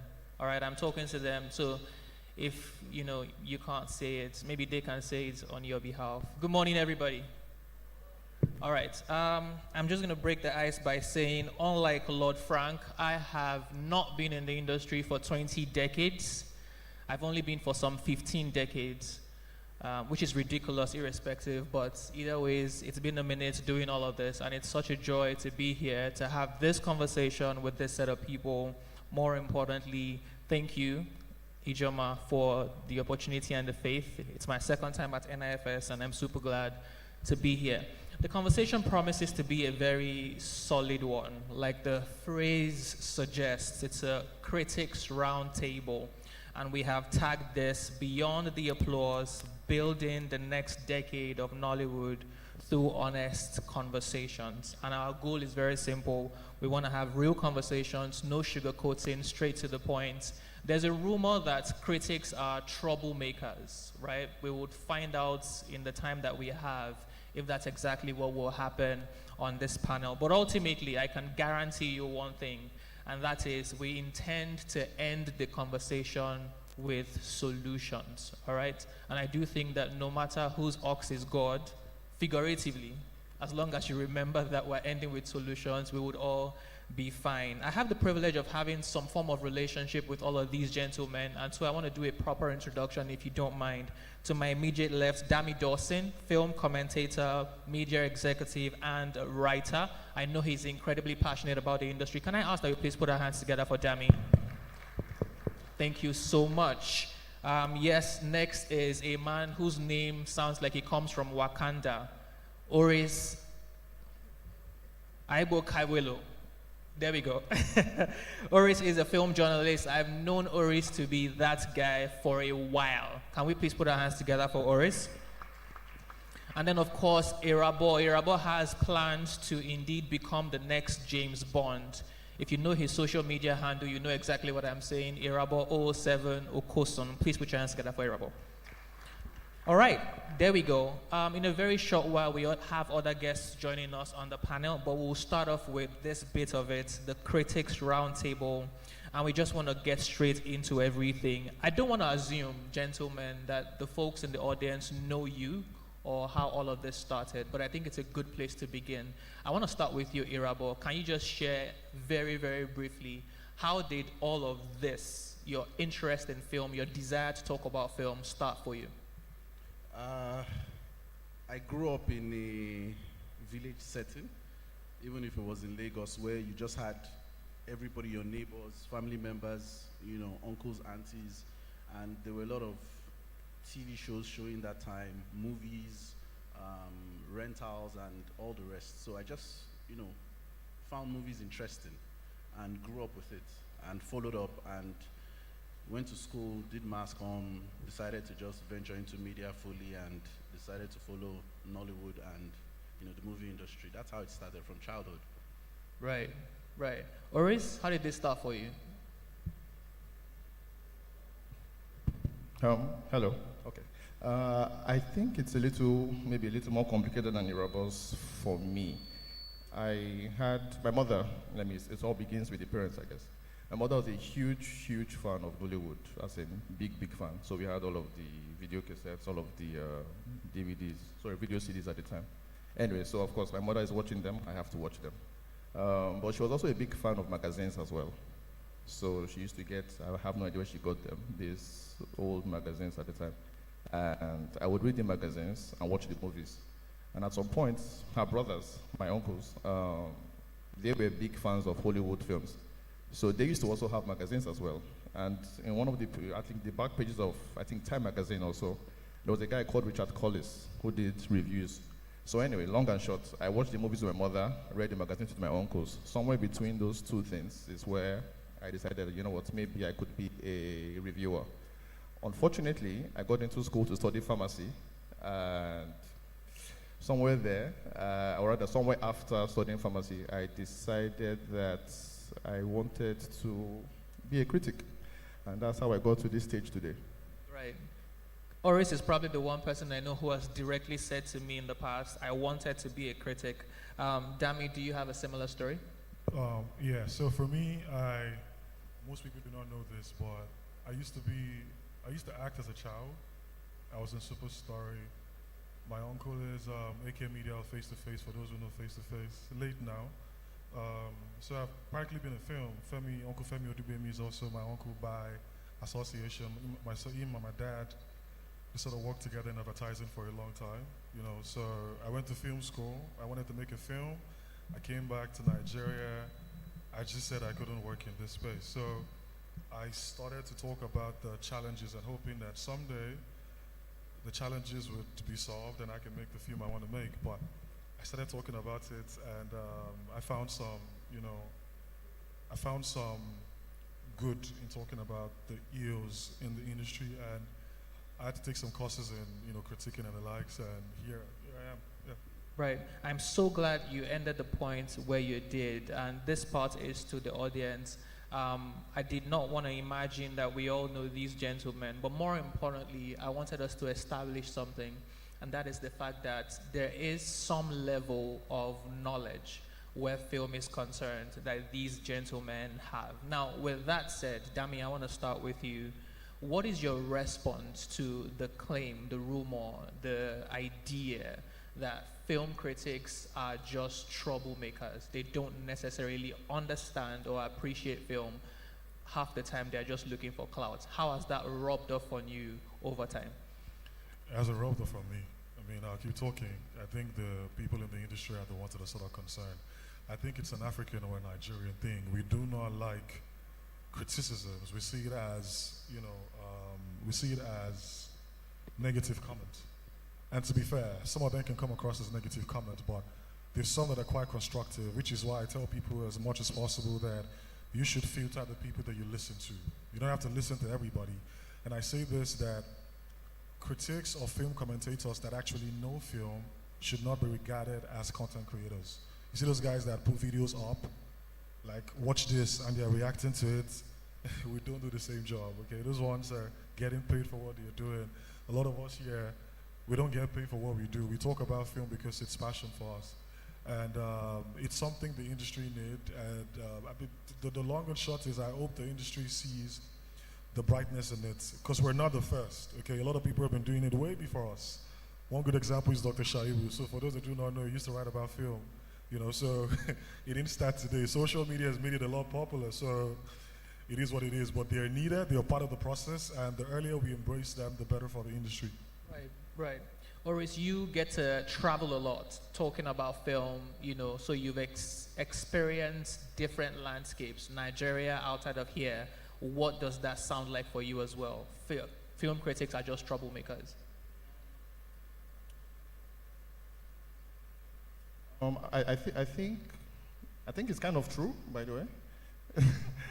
Yes, the film critic is a troublemaker, but only as far as what we are defining as trouble is truth. You know, there are some people for whom the truth is trouble, or the truth is, I don't know, bad news.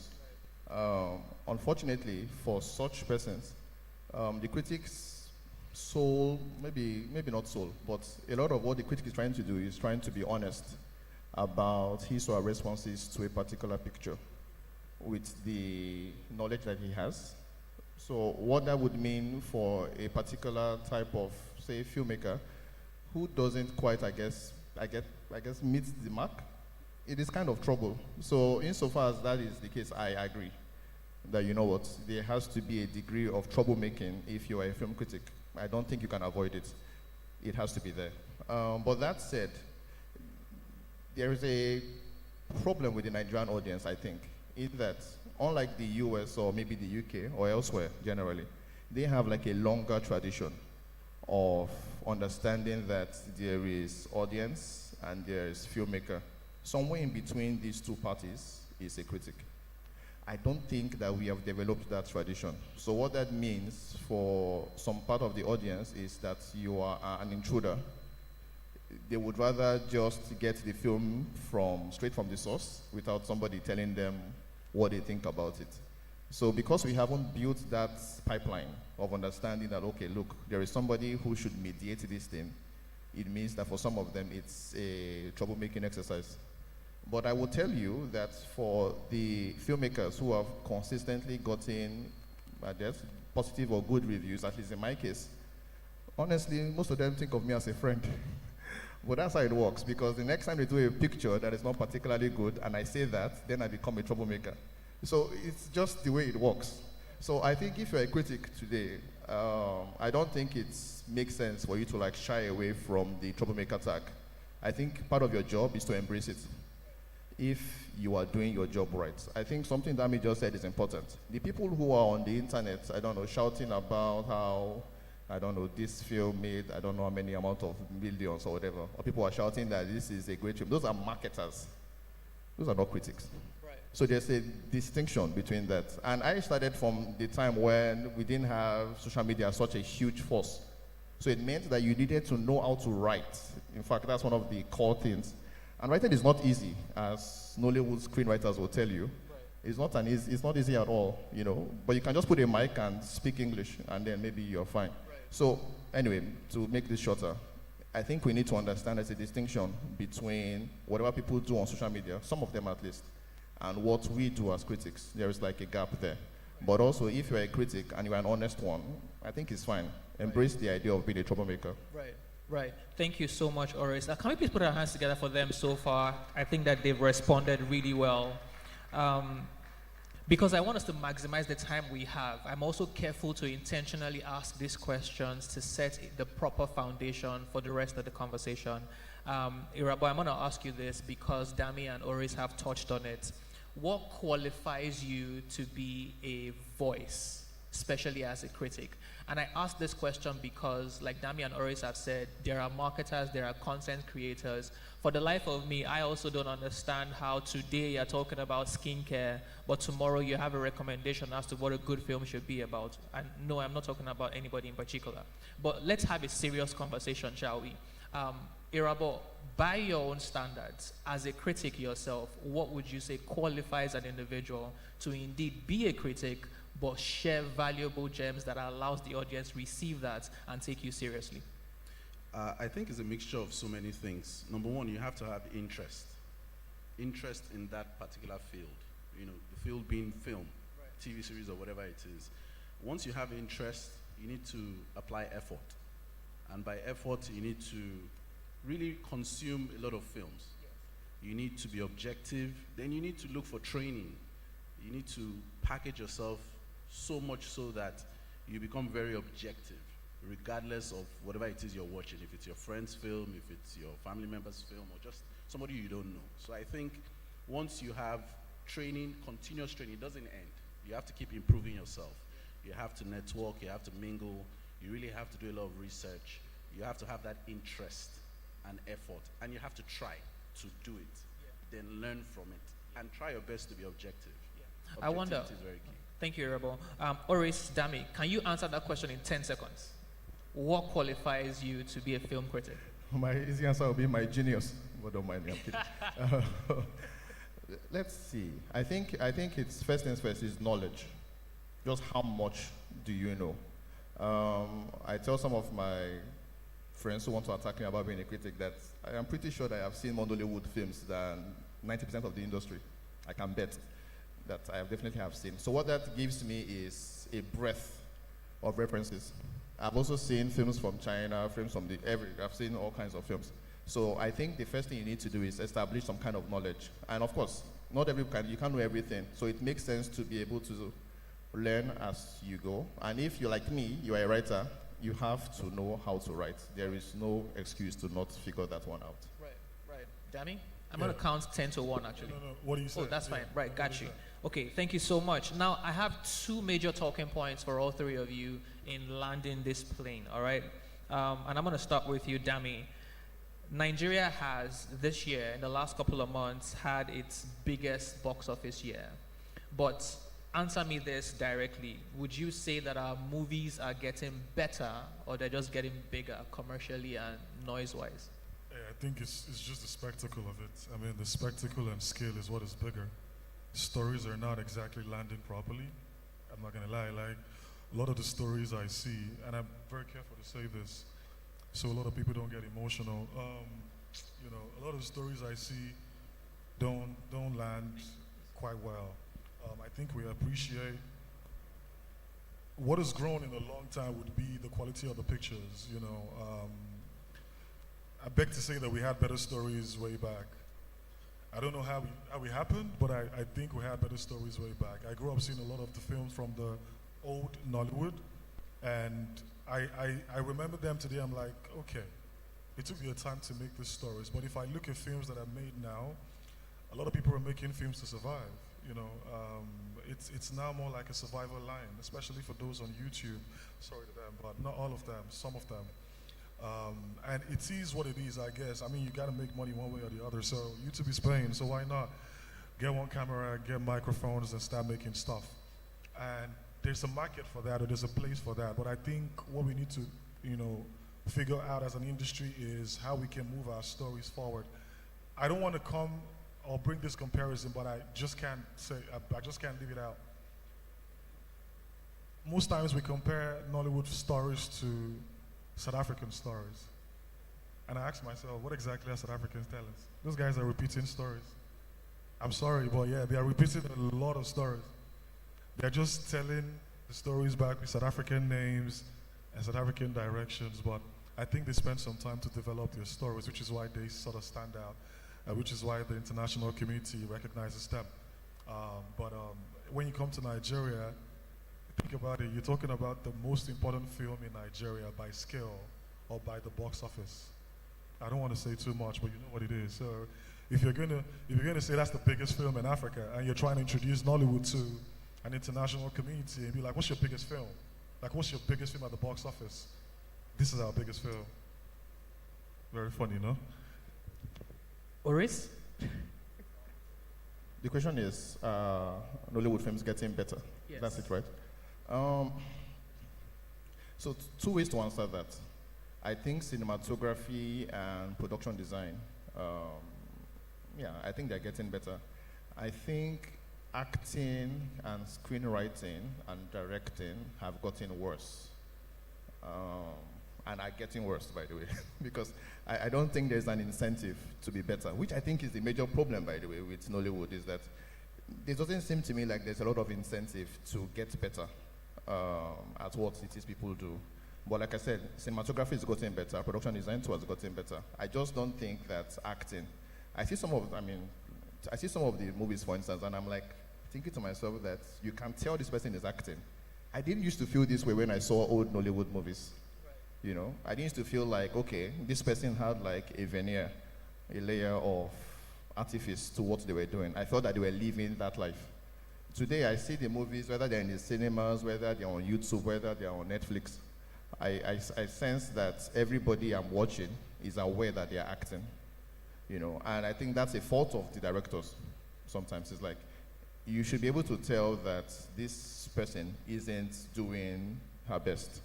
I've seen pictures where the actor is good in this film, in the next film she's poor, and I think it's a directing problem, that inconsistency, plus just a lack of personal excellence. And I think on the level of screenwriting, as Dami just pointed out, we still don't know how to land the stories. I think 2016 or so, I remember watching a comedy, and I was thinking to myself, this is a very good film. And then within the last 20 minutes, the entire film collapses. I think it has gotten worse since then, where people just don't know how to like end stories. So yeah, to recap, cinematography is fine, production design is fine, acting, directing, screenwriting are in the gutters. Right. Irabo, because I don't want you to just answer the question directly, can I layer something on the back of that? If both of them are saying it has gotten worse progressively, why do you think that is as well? Well, the industry, the way it's structured right now, I don't think, like Oris mentioned, you know, we have any incentive to be better. And why don't we have that? You can look at many things, you know, ROI, platformization, so many things are not in place for people to really, you know, allow themselves to be creative thoroughly, you know. So when you know you have a certain amount of money that was invested in a picture and you're supposed to make money maybe between 1 to 5 years, you quickly just try your best to do what you can do and make the best of it, really. So as a result, creativity, you know, reduces, people are not really invested in it. So if you look at what it takes for a picture to be successful, if we bring the almighty Hollywood into play, you're going to look at pre-production, the level of pre-production that is required, where you even need to know the type of story that you have to do during a particular season and the people that would patronize that particular film. So all those processes don't get put into place. So people just hurriedly go and make a film. They try to promote it maybe 2 weeks to the film's release. So as a result, when you now have multiple films doing that same thing, yes, they can easily say, we're not developing. Right. So many things are, you know, subpar, which is understandable. But I look at the silver lining a little bit, where if you look at the marketability of the films in Nollywood now and the channels that they use, which in my own opinion, they haven't even scratched the surface, you know. Everybody has to be accountable at every point, where you hear actors complaining about promoting films. I find that very funny, because are you not seeing Hollywood, the same Hollywood you want to copy? You see, even Michelle Obama, when she was releasing her own content, she had a press tour. She wasn't doing Zoom in her living room because she's the big chick. Was she dancing? Do you understand what I'm? Yes, they do TikTok dances. Right. If you watch series, you see a lot of them. They do TikTok dances. They do all those things. It comes with the territory. That's what I'm saying. Yeah. So we can't want to pick and choose, you know, in that entire formula and try to. So I believe, yes, those things they mentioned are correct. But I think the industry is growing. Yeah. I think there's several other parts that are growing along with it. But do we now need to be very honest with ourselves to know what we need to do? Yes, I think that we're at that juncture now where if everybody comes together, every component comes together, yes, we're going to be making huge success for sure. Right. Thank you so much. Can I ask that we please put our hands together for them? It's been a solid conversation thus far.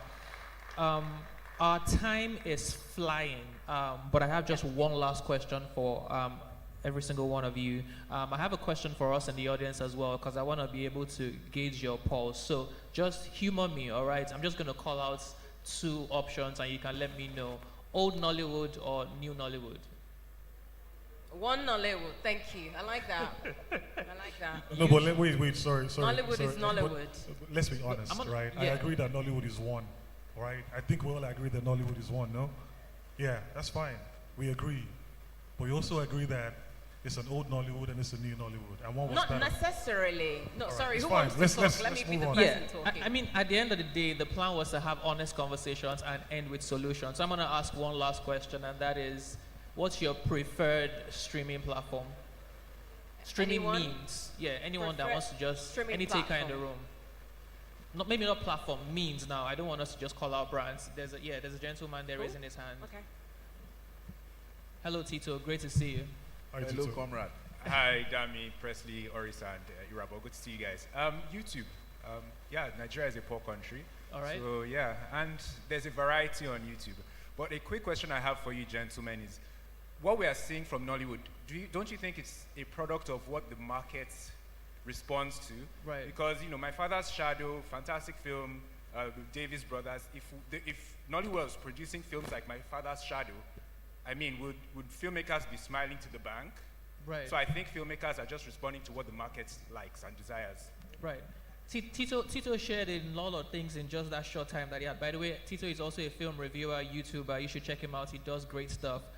There's a bunch of conversations in there that I also want to be able to pull out and ask every single one of us. I can see the screen. I'm ignoring it.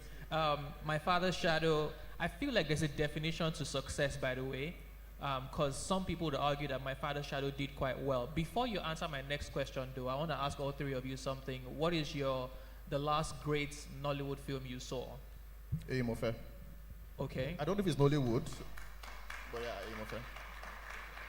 I think it's the best picture Nigerian has done. When we get off the platform, I'd ask you if that's really a Nollywood movie. But Irabo? I have several. The Herd, for example. Oh my God. Okay. I think I saw The Herd coming. Dami? Dami would say My Father's Shadow for sure. I mean, after Eyimofe, because, there's a bit of art, filmmaking with Eyimofe and My Father's Shadow. So, yeah, My Father's Shadow, so that we just have that, Right. That dance. Tito said 2 things. Nigeria is a poor country. That's why he prefers YouTube. I'm paraphrasing now, and I suspect that's what a lot of people would say as well if they tell you why they prefer YouTube. However, when the conversation on YouTube comes up as a streaming process, we cannot but also talk about how the quality of the products we see on there are not particularly great. Talk to me about what you think makes a quality film. So maybe Oris will do a better job talking about that. I just wanted to respond to Tito real quick. Now, I think we have the chance as filmmakers to help the audience watch good films, right? Yeah. What you give the audience is what they consume. For the longest, we've given them a lot of slapstick stuff that don't make any sense. And they've consumed that, and that is their own status quo. That is excitement for them. Which is why when films like Eyimofe or Father's Shadow and the likes come out, they're like, what is going on? That's the challenge in Nollywood. I remember when King of Boys came out, at the time, the cinemas, it had to be comedy. There had to be wedding party or this kind of stuff. But King of Boys with word of mouth and, with the kind of stuff that Kemi did on The Job, it didn't even make so much in the opening weekend or the first week. I think it was about the second or third week. But Nigerians were excited to watch it, right? Because they saw something different. So the filmmakers have the right to do that. I get the part where the audience want to see a particular thing, but it is what you have given them for too long. If you give me rice for too long, and you're trying to introduce me to fried rice, I'm like, nah, I'm just comfortable. Like they say, the devil you know is better than the angel you don't know. So let me just keep watching comedy and just keep laughing. But there are other good stuff at the cinemas. There are other good stuff on YouTube. Why are we not watching them? So we cannot reduce the excitement of Nigerians when it comes to consuming films to slapstick stuff or to stuff by particular individuals. Because we have a lot more filmmakers in Nollywood than 3 persons. So how do you ensure that every other person gets some sort of chunk or gets some sort of, from the distribution? Why is it just 3 persons every year? What is going on? So that is the conversation we should be having, no? Thank you. You can put your hands together if you think that was cool. Yes. Oris. Who are we listening to? Oh yeah, they'll do it in 5 seconds each. Okay. What is the question? Sorry. 5 seconds. What makes a quality film? I have to give a political answer. Respect for the audience. That's just what I'll say. Okay. Okay. What makes a quality film? Yes. 5 seconds. Research. Can I ask that we please put our hands together for Irabo, Oris, and Dami? Please, come on, guys. You look like you are jealous, or they said some things that might have. Yeah, thank you. Thank you. Thank you, guys. Thank you very much. Thank you, Presley. Can you please stand up? We need to take a picture of you guys, please. Just pardon us a bit. Just need to get some pictures, okay?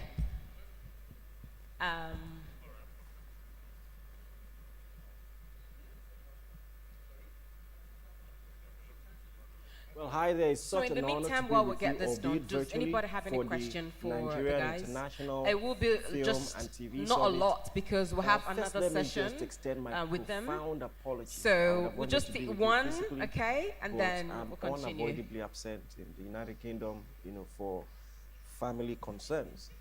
But I'm sure that Let we're us going know to who have you're a good directing the time. questions Let to, me please. quickly thank the organizers. Okay, and Mrs. so Ijoma, for my having name. me Good on afternoon, board. everyone. I've been given quite My an name is intriguing Abiola story. Denuga. I'm the registrar of Pefti And Film what I've Institute. been told to talk Could to you about please, is gentlemen, could you please, stories okay, build the order in world. which you And I sat, couldn't agree more. because I want to say Because something. indeed, stories build worlds.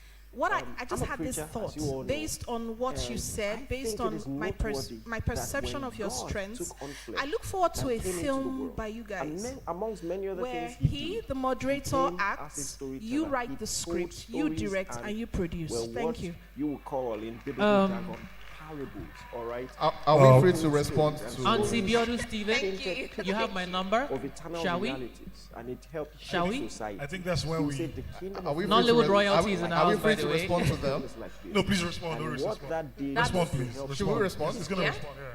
Yeah, go ahead, please. spiritual invisible realities. I mean, I'll just have to he keep this brought short. them into Yeah. that Do you experience. need to lay an egg to And know think if an about it. egg is At fried the well? advent of Christ, many Sorry, people what did had you say? come. You need to lay an egg Okay. to know if an egg is fried well. Okay. That's about it. No, Yeah. it's fine. Is that your me even, answer? let me even add to that. Do you need to know how to cook rice to know if the rice tastes well? I'm just asking. Anybody? So, All right. Okay. Can we get something a lot more structured? Tammy, you're being smart. We are using proverbs like no old You're Nollywood. using proverbs. Yeah, Rabba, please go ahead. if we're going to answer the question Yes? literally, because I know them very well, Mhm. Presley is going to be the director. Okay. He directs. He is going to be the promoter. Promoter. Yes. Was that me? Okay. He is going to handle pre-production. I'll produce. No, I will write actually. Okay. Let me say yes. I will. Who's writing? Screenwriter, then? me, yeah, me. You're writing. Yeah. Okay, I think that. So while you get ready to introduce your next people, someone has just one question. Right, yeah. It's going to be very short, please. Okay, Yeah. We hope at least. That's Yeah, it going has to to be be short. We hope. Yeah. Hi. Just sorry to address what the person that spoke said. I think it's very funny that there's this idea that critics might not be able to make films. I think that there's so many critics that there's so many filmmakers that started from criticisms, like Farid Bougadir, like Truffaut. So the idea that critics will not be able to make films is a very interesting idea. Put your hands together for her, please. Are you a film Thank you. critic? Are Thank you very much. No, I'm not a film critic. I'm a film programmer, but Okay. I really value the work that critics do because I think that is a form of documentation. It helps me to program films for my film societies. It helps me to reach out to distributors, to speak to them, to program them for my film society. I run a film society in Port Harcourt. So yes, I always, it's very interesting when I see what people say about critics because what they do, whether you like it or not, is a form of documentation. You see, it's how we reassess how films were received in the past, and for you to be able to reassess them in the present. And it's been something that we've done, but that's not my question. I think my question is, don't you think that I know we like to do old Nollywood, new Nollywood. I think that, don't you think that you can divide what you call old Nollywood in two? Because I think that when we talk about old Nollywood, we say, oh, the 90s to, let's say, the figurine, because that's what we consider new Nollywood, when cinema became.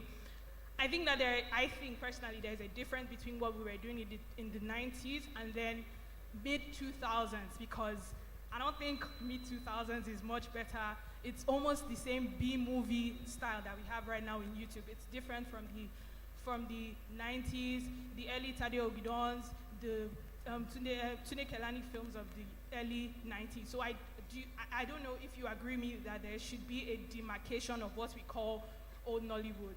Because we say, oh, this was better, this was better. I don't necessarily agree, especially in the mid-2000s. Yeah. Thank you. Right. Anyone on stream? Yes. Yes. I just, first of all, God bless you. Thank you. I think that you're great. First comment about critics being able to make films, I agree with that 1,000%. So there isn't any need to comment on that conversation. I want to say something to your second point, though.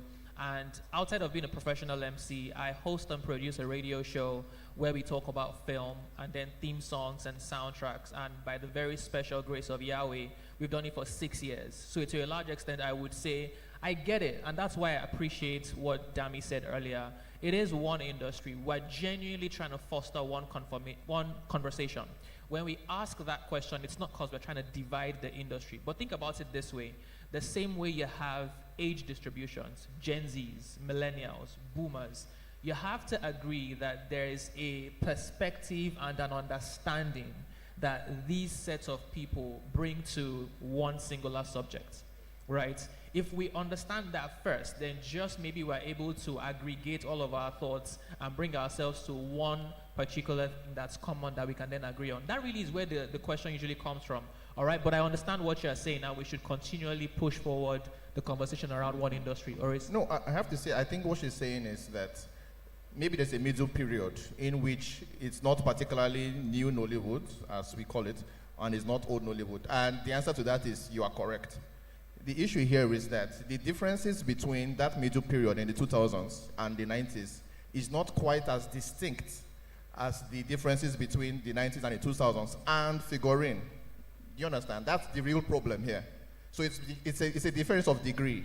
So yes, you are right. If you are an academic or a person who is a specialist, you can make a point about how there's a middle period. But it is not too distinct, especially when we're thinking about budget, that we can think of that as its own unique thing. So for conversations like this, old Nollywood, new Nollywood, but I get your point.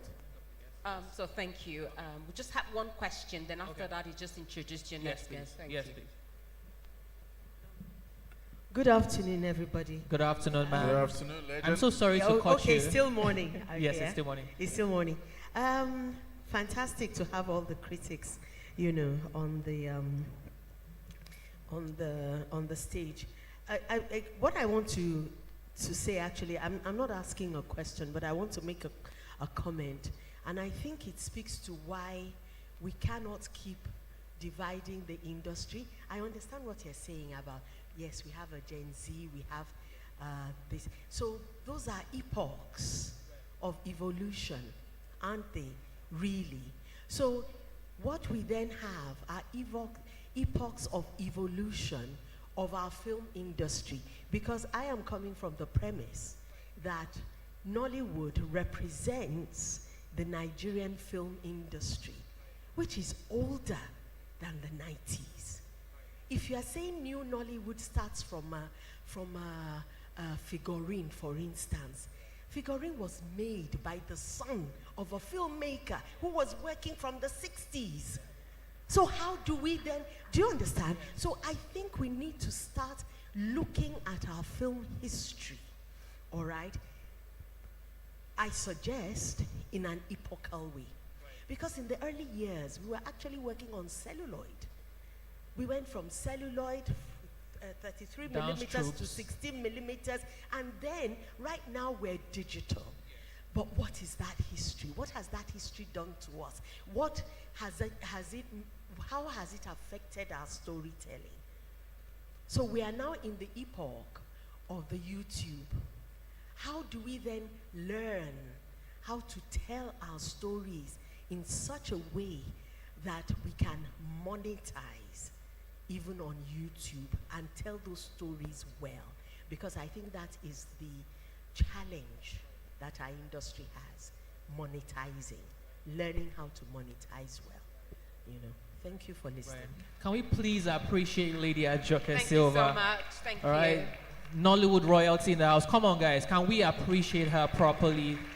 Yes. Some of us grew up watching her. Yes. Okay, all right. Presley. All right. Can you please call your next set and then you can continue? Yes. Coincidentally, we have 3 other individuals joining us for this conversation, and we will bring them up one after the other. She wants to ask me a question. We'll take them as we go. How about that, man? All right. This next person has a reputation that precedes them, so I'm going to ask that we please put our hands together and celebrate her properly. You cannot talk about the West Africa film chain without mentioning her name. Film and entertainment thought leader, NIFS 2026. Please put your hands together for Mrs. Fumi Onuma. Can we please sustain the applause until she gets to this side of the hall as well? Please put your hands together, celebrate her, appreciate her until she gets here. Okay, yes, there we go. We actually have one here that she could use, so. It's just one. It's just one, actually. Ma'am, do you mind sitting here, actually? I think for the camera and everything. Yes, please, put your hands together still. Keep the applause until she gets here. Thank you so much. You don't want to sit beside me? Okay. Great to have you, ma'am. Great to have you. How are you feeling today, first of all? All right. So, guys, the plan is still the same. We'll just have some conversations on this side. If you have questions, we will take them right after. I suspect that Irabo, Oris, and Dami would also want to contribute to some of the conversations we're having. I absolutely love where you landed the point, ma'am, which is monetizing some of our ideas and how that has actually informed some of the struggles that we have. And it's a conversation that I believe you are able to speak to today, starting with distribution. I want to ask you this really, really quickly. Let's not start from the spicy one. Twitter was on fire the other day, so I'm going to save it for a question too. Can we get a microphone for her, please? Yes, please. You have an opening, by all means. Yes, you can start.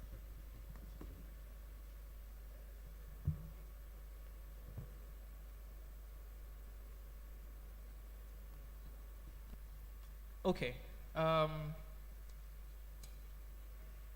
Let us start with ticket pricing. Ticket pricing and the economy of Nigeria. Let's start with the conversation around money. For the longest time, we have had a number of people talk about how ticket prices have been ridiculous over time. But then again, there is films coming out every other day, and we need for these individuals to go watch it.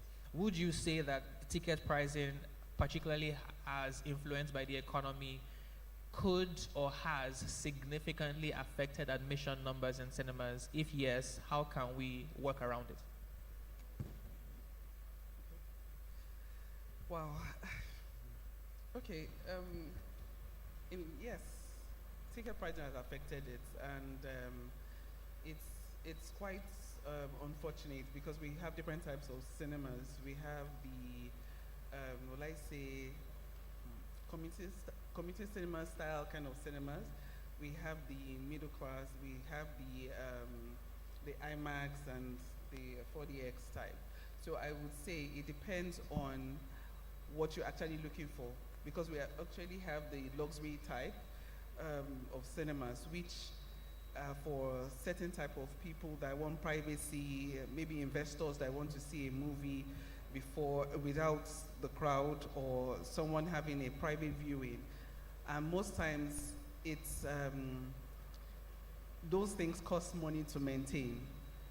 You know, when you're looking at the cinema as a whole, we have the equipment are not found, maintenance, equipment, importation. You have to import some of those things from out of the country. The maintenance of those things actually affects your ticket prices. Because when you bring in things in dollars and you are selling your tickets prices in Naira or in cedis or whichever currency in Africa, or let me just focus on Nigeria for now, it influences a lot of other, the tickets issues. I'm trying to pick my word or not to use something. Okay, let me use an example. We have cinemas in some malls and their rents are in dollars. Obviously, we have to price it according to what we earn. We have issues of certain movies, the Hollywood movies, and most of all those things actually cost you to do refund in dollars when you're paying your distributors in dollars. So those things affect. You have tax obligations, you have transportation logistics issues with our concession items, so those things affect. How it can be solved is if people invest in more community cinemas for certain type of demographic of clients that can access the products, that's the films. You have people coming in from, let's say, Ikorodu to VI to see a movie, which isn't bad, but it's a cost. You have a transportation cost, you have the film costs, and you go back and complain about the ticket price. I think it's not fair from the exhibitor side to actually blame the exhibitor on the cost of the cinemas. You understand? Right. You touched on a number of things that I want to follow up on, but by all means, Irabo, Oris, and Dami, this is just to remind you that you can always chime in on the conversation. You have an immediate response? Okay. I don't have a response. I just want to ask, why do I need to get popcorn? For the same reason. For certain cinemas, yes, you kind of have to get popcorn to so watch they can the pay movie. rent and pay tax. So I'm wondering, I mean, you want to speak to that? Why is the confection like padded with it? Why is that necessary? Well, I can say is, it depends on the cinema owner, on what he wants. And that's a fact. You know, you have different things, just like in the airlines, you know, you have certain airlines that give you snacks when you board. You have some that don't. It depends on what ticket you buy, and it depends on what cinema you patronize. So every cinema has its rules and regulations. So you can't actually dictate to them and say why you should do this. Because as long as cinema has been established globally, cinema and popcorn have been, you know, the right combo. It used to be optional until very recently. Yeah, I have a question, all right? Because you already talked about how we should have more community screens, community cinemas, citing the Ikorodu example. I'm not going to ask you what are we doing to remedy the drawback with limited screens. Instead, I would phrase it this way. What has held us back from doing that thus far? Because it sounds like the solution is right there and we know it, but then we're just not doing it. Why would you say that is? Well, I think for some people don't really understand the cinema industry. They don't understand how do we make our money, what movies and equipment you can use for certain type of environments. People generally don't have the investors' kind of interest into it. When I say investor, not just the critics or the audience, people just want to understand. Some people don't really want to understand, or even those who even care to understand ask the wrong people. You understand? Why would you ask an actor about how to build a cinema? They would only tell you from what they know or what they've heard. You can only ask someone that has built a cinema how they can give you the best rates or advise you and guide you in what type of cinema you can build with your available resources. When I say community cinemas, we have a lot of hotels around. We have the eco hotels, and we have the, neighborhood type of hotels. How come they've been able to thrive? Do you understand? Because they're still giving the service, the bed, room, and all that. It's still a service. So in the cinema environment, the cinema industry, we have that opportunity also to go down and build certain type of cinemas with certain equipments for certain type of movies. The top movies won't come to the community cinemas because of piracy and some other issues. But we have a lot of Nollywood movies that can do well and give you more returns. We have less than 110 cinema screens in Nigeria, which is very poor. And it affects who? The producers. You understand? So everybody, you can look at the amount of local governments we have. Imagine you having one community cinema in each local government. And some people can own chains of community cinemas. And it can cost next to nothing. Sorry, not using nothing, but under 10 million, you can do something because we can build with steel. It's cheaper to build with steel. You can use certain type of projectors. I won't really go into the technical things, so you can see me. Right. Yeah, I want to ask a question. Oh, hi, Fumi. How you doing? How are you doing? Good. Yeah, so this question, I don't want to put you on you're on the seat, but yeah, I want to talk about admissions in the cinema. And I feel like you'll be in a very good position to answer this question.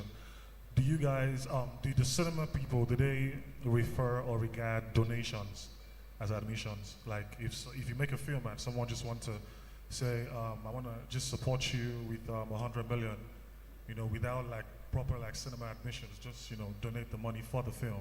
Does that count as money for the film? I haven't received that before. Okay. Where did you get that from? No, I heard it. Has anybody heard it here before? Oh, you have. Okay. Any other person? You know something with with rumors, like there's the truth, there's reality, and there's evidence that can be backed up. You understand? Because these things, we're in Nigeria, we're in Africa. Yes, those things can happen, but not under my watch. No. Okay. Oh, better still, not on the silver bed when you were there. I said Fumi, not Fumi, not other Fumi. So it means it can happen Fumi. at other, with other exhibitors. Like I said, we're Nigerians. We have issues where some people have been compromised. Never under my leadership. I won't say, I know the people that run the cinemas in Nigeria are quite credible, and you never know who or whom, which staff is doing stuff. We've had situations on other issues, but not someone dashing you 100 million for and all that. Because we have systems, it would definitely show. Right. Speaking of cinema runners and compromise or not, I want to ask you a direct but two-pronged question. But if you don't mind, I'd like you to respond after all three of them have gone. And the reason is simple. A couple of weeks ago, we had a very popular filmmaker, Nigerian filmmaker, talk about how if we're not careful, I'm paraphrasing this individual now, if we're not careful, it's only a matter of time before Hollywood takes all of our stories and retells them on our behalf. The question for you, ma'am, is why? This is the assumption, a very popular assumption, by the way. Why do cinemas prefer Hollywood titles to Nollywood titles? But like I said, if you would please answer on the back of these gentlemen speaking to your own take on the possibility of Hollywood starting to tell our stories for us because we are not doing anything about it. Irabo. So we have to acknowledge history. They've had, a good head start, and they did well, in terms of what they were able to deliver. See Spider-Man, for example, there's a history there. People want to go and see Spider-Man because, there's several installments, and they've tried to reshape it in different ways. They've recast, they've done so many things. Now, if you look at other Nollywood movies, like this year we had Call of My Life, which has done fantastically. Almost 900 million? Almost 900 million. Now you would wonder, why would such a film do well at the box office, and why is Spider-Man also doing well? Blessing Uzi is new to the game. She has, I think, 2 films. The previous one was Freedom Way. Now she has Call of My Life. Now, people want to watch, and I believe people would pay for great films. That's my own opinion. I think that's how we can offset that lag or log or whatever it is we're talking about here. But because Hollywood has a history, and that history comes with expertise, it comes with networking, it comes with distribution, it comes with so many things, we can try to match it, in my own opinion, where if you look at the statistics, I think right now, or last year or this year, it's going to be 51-49 or 50-50, where at the box office, you know, if you're going to split it, which angle is making more money or which angle is actually meeting up between Nollywood and Hollywood. I think it's... Really? Yeah, 50-50? it's almost up to par right now. So we've closed that gap because we've had like an influx of so many Nollywood movies. Now, are those Nollywood movies great, all of them? No, the ratio will be, I think, maybe 90 to 10. 90 being bad, 10 being good, you know. But we are producing. I now think there are so many people and factors that need to come into play where we need to be very, I'll say strict, in my own opinion. You know, just like opening churches these days, a lot of churches are just all over the place. I think there needs to be some measures in place, in my own opinion. But now with Nollywood, I feel that there needs to be, I'll bring in the government in this conversation, and I'm not looking for trouble, please, you know, but we need to understand the structure in the Nigerian creative economy right now. Who is responsible for distribution, or at least governing distribution? Who is responsible for ratings? Who is responsible for production? Who is responsible for directors? Who is responsible for all these other things? Now, when we look into those things particularly, I believe that we would definitely have some form of growth and development from that angle. But right now, just because of pop culture and lack of promotion from the actors as well, lack of promotions and a bit of favoritism too is also in the industry. Because of those things, people would favor what is glitzy, what's glamorous, what's shiny, which is Hollywood. But in my own opinion, Irabo Okosun, I think that Nollywood is getting to that precipice where we're going to start having great films. See what Call of My Life has done. The technical quality of Call of My Life. My fellow Dami is going to disagree with you. They don't agree. So, yes. But I'm being objective. This is not even me. I don't know them. I don't, you know. So, but my point is, because of how those films have been. Let me give you a reference. You remember when The Wedding Party came? Yes. Everybody saw how successful it was. So they just thought, oh, let's start just doing Omugo type films. Let's just gather people. Let's just gather stars. Like they just, oh, that's the next thing to do. They didn't have any blueprint. You know, remember Mo Abudu released 50 before. It didn't really do well, but the industry was young then. So when they started releasing those types of films, you notice that that's how they were just, you know, doing films like Wedding Party. Now, my point to My Father's Shadow, Imo Fair, and even I would put Call of My Life in that, you know, discussion in terms of technical prowess. Wow. Yes. Yeah. Yeah. So, yes. If you've seen this movie, you would understand what I'm saying. No. It's a solid, beautiful film, beautifully shot. So this new age directors or people, screenwriters and the rest, I think people are going to be, that's the likes of Funke, Mo Abudu and other people that are coming into the industry are going to be like, oh, I think this is the next level we have to match in terms of technicality. That's where I'm coming from. Yeah, essentially what you're saying, Irabo, is you think that there shouldn't be a concern in that category, that our Nigerian filmmakers are doing well and they can match up to Hollywood filmmakers. Yes, definitely. Okay. We have them. It's just not as many as we would like. Right. Yes. So that's why those people who call the shots, those at the helm, need to not just throw money at the problem. They need to, this situation about Nollywood, it's just like what China did in the 50s and 60s, where they are yielding their, you know, harvest now. We need to put like a long-term plan. It's not a quick fix. If we're going to look at ticketing, for example, that you were talking about, it's an economic situation. It's not the cinema's fault. Right. They have to increase their prices to match the economic situation. It's not anybody's fault. Right. So what is the government going to do about it? If you're going to look at YouTube and the fact that we're not monetizing, you now need to look at how many people are connected to the internet in Nigeria. How many masts and connectivity do we have? We don't have all these things. So if you want to achieve, it's like somebody saying they want to earn in dollars, they don't have a DOM account. How is the dollar going to enter your hand? Right. Do you understand? Right. So we need the infrastructure first. Then we now need the expertise along the way. It's a long-term solution type thing. It's not a quick fix. We're just going to be dancing around. That's my own opinion. Thank you, Irabo. Oris? Yes, you can put your hands together if you want to. Please don't be shy. Oris, what's your take? I swear I've forgotten the question now. I swear I've forgotten. You mentioned Color My Life. I'm like, bruh. Once he said that's another Color of My Life, I think my head just went off. So please remind me, what's the question? There's a rumor that cinema execs prefer Hollywood titles to Nollywood titles, and the idea essentially is because of quality. Now, I am juxtaposing that with the conversation that Hollywood execs are now starting to tell our own stories. Okay. Yeah. So I think the first thing is to understand is that Hollywood marketing is massive, and I don't think, maybe besides of course Funka Kindele and maybe Eli Moabudu, I don't think there is, maybe also Kunle, but not really. Anyway, I think very few Nollywood producers are great at marketing in the way that Hollywood is. So what that means is that if you are a film exec making decisions at the cinemas, you might want to favor the film that has more buzz. I think it's just a business decision, to be honest. So on that level, I don't think you can expect for a lot of Nollywood titles to be able to compete with Hollywood, because their marketing from there even gets here almost even more effectively than some of our marketing here.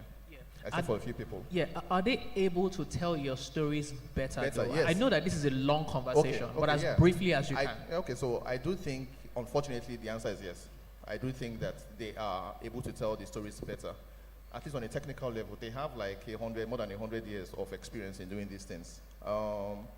Unfortunately, the only issue there with Hollywood telling our stories is that they are not telling it for us in this room. Honestly, they don't care about us in this room. So I think that, that's the first thing to understand, is that they are telling these stories much better, honestly, than I think we possibly can, but their audience are not the people in this room. The audience is not Nigeria. If you see them listing box office figures, nobody ever includes African territory, maybe except Northern Africa. So it's for a reason. So what that means is, yes, they do have the technicalities. What I do think we can do instead is to figure out can we make that work for us? So an ideal thing would be to consider, say, what South Korea has been able to do. You can have like a local production, done by everybody within the country, but then distribution then becomes Hollywood's job. I think that helps a lot of things to work out. But on the level of, okay, you have this story, I want to give an example, but let's Children of Blood and Bone. I don't want to do that. But anyway, if we're going to take any of the classic novels that we have, honestly, first things first, if you ask anybody in this room, if they are friends, or if they are uncles, aunties, whatever, has written a classic book, and say, hey, who would you rather adapt it? A Nigerian producer, or Disney, or Marvel, or I don't know, Universal, or Sony? Who would they pick? I think everybody in this room, honestly, I suspect, will say the American producers. So there's a little bit of hypocrisy and dishonesty when we discuss these matters. Fact of the matter is, everybody knows in this room, the money is going to be a whole lot larger. First things first, that's one. And then two, when you think about the precedents, okay, we've had a few adaptations of, I guess, novels or books from Nigeria locally. How many of them really can anybody remember? Meanwhile, even something that was that one that was done in 2014, the Adichie adaptation, Half of a Yellow Sun. Half of a Yellow Sun. Not particularly great, directed by a Nigerian who was based in the UK. But I'm sure people here remember that. Even if it was not, I don't think it's a good film at all, but people do remember that. So the issue is, these people can tell it better. However, we are not their audience. Once you recognize that, I think things just become easier to dissect. Essentially, Oris is saying we should be satisfied with cameos and mentions, and if you're angry, you're going to do your own. Dami? Dami doesn't have any points to say. So, ma'am, I'm just going to come back to you, and, it's really on the back of everything that they have said, you're no longer in the cinema space, right? So I'd like you to also address that with this question. What would you have done differently now that you're on this other side? Or what would you do differently, rather, now that you're on this side? Say you had to advise somebody that's still in the business, looking from the outside. I've done this, I'm now on this side. I think that you being there still, these are the things that you should do to do a better job.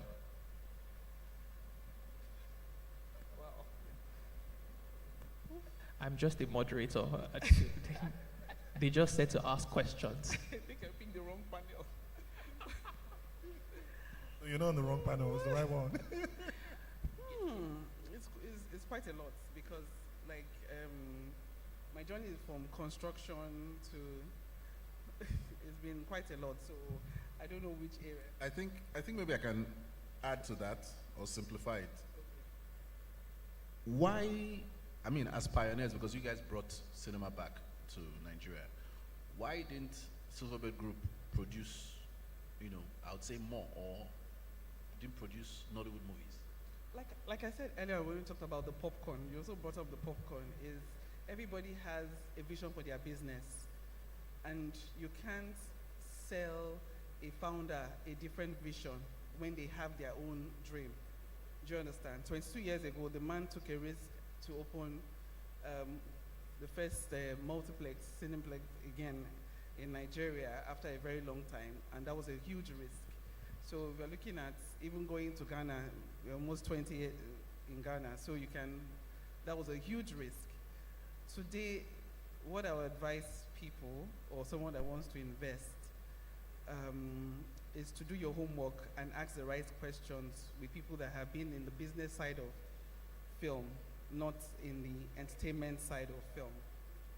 I would say entertainment, actors are not,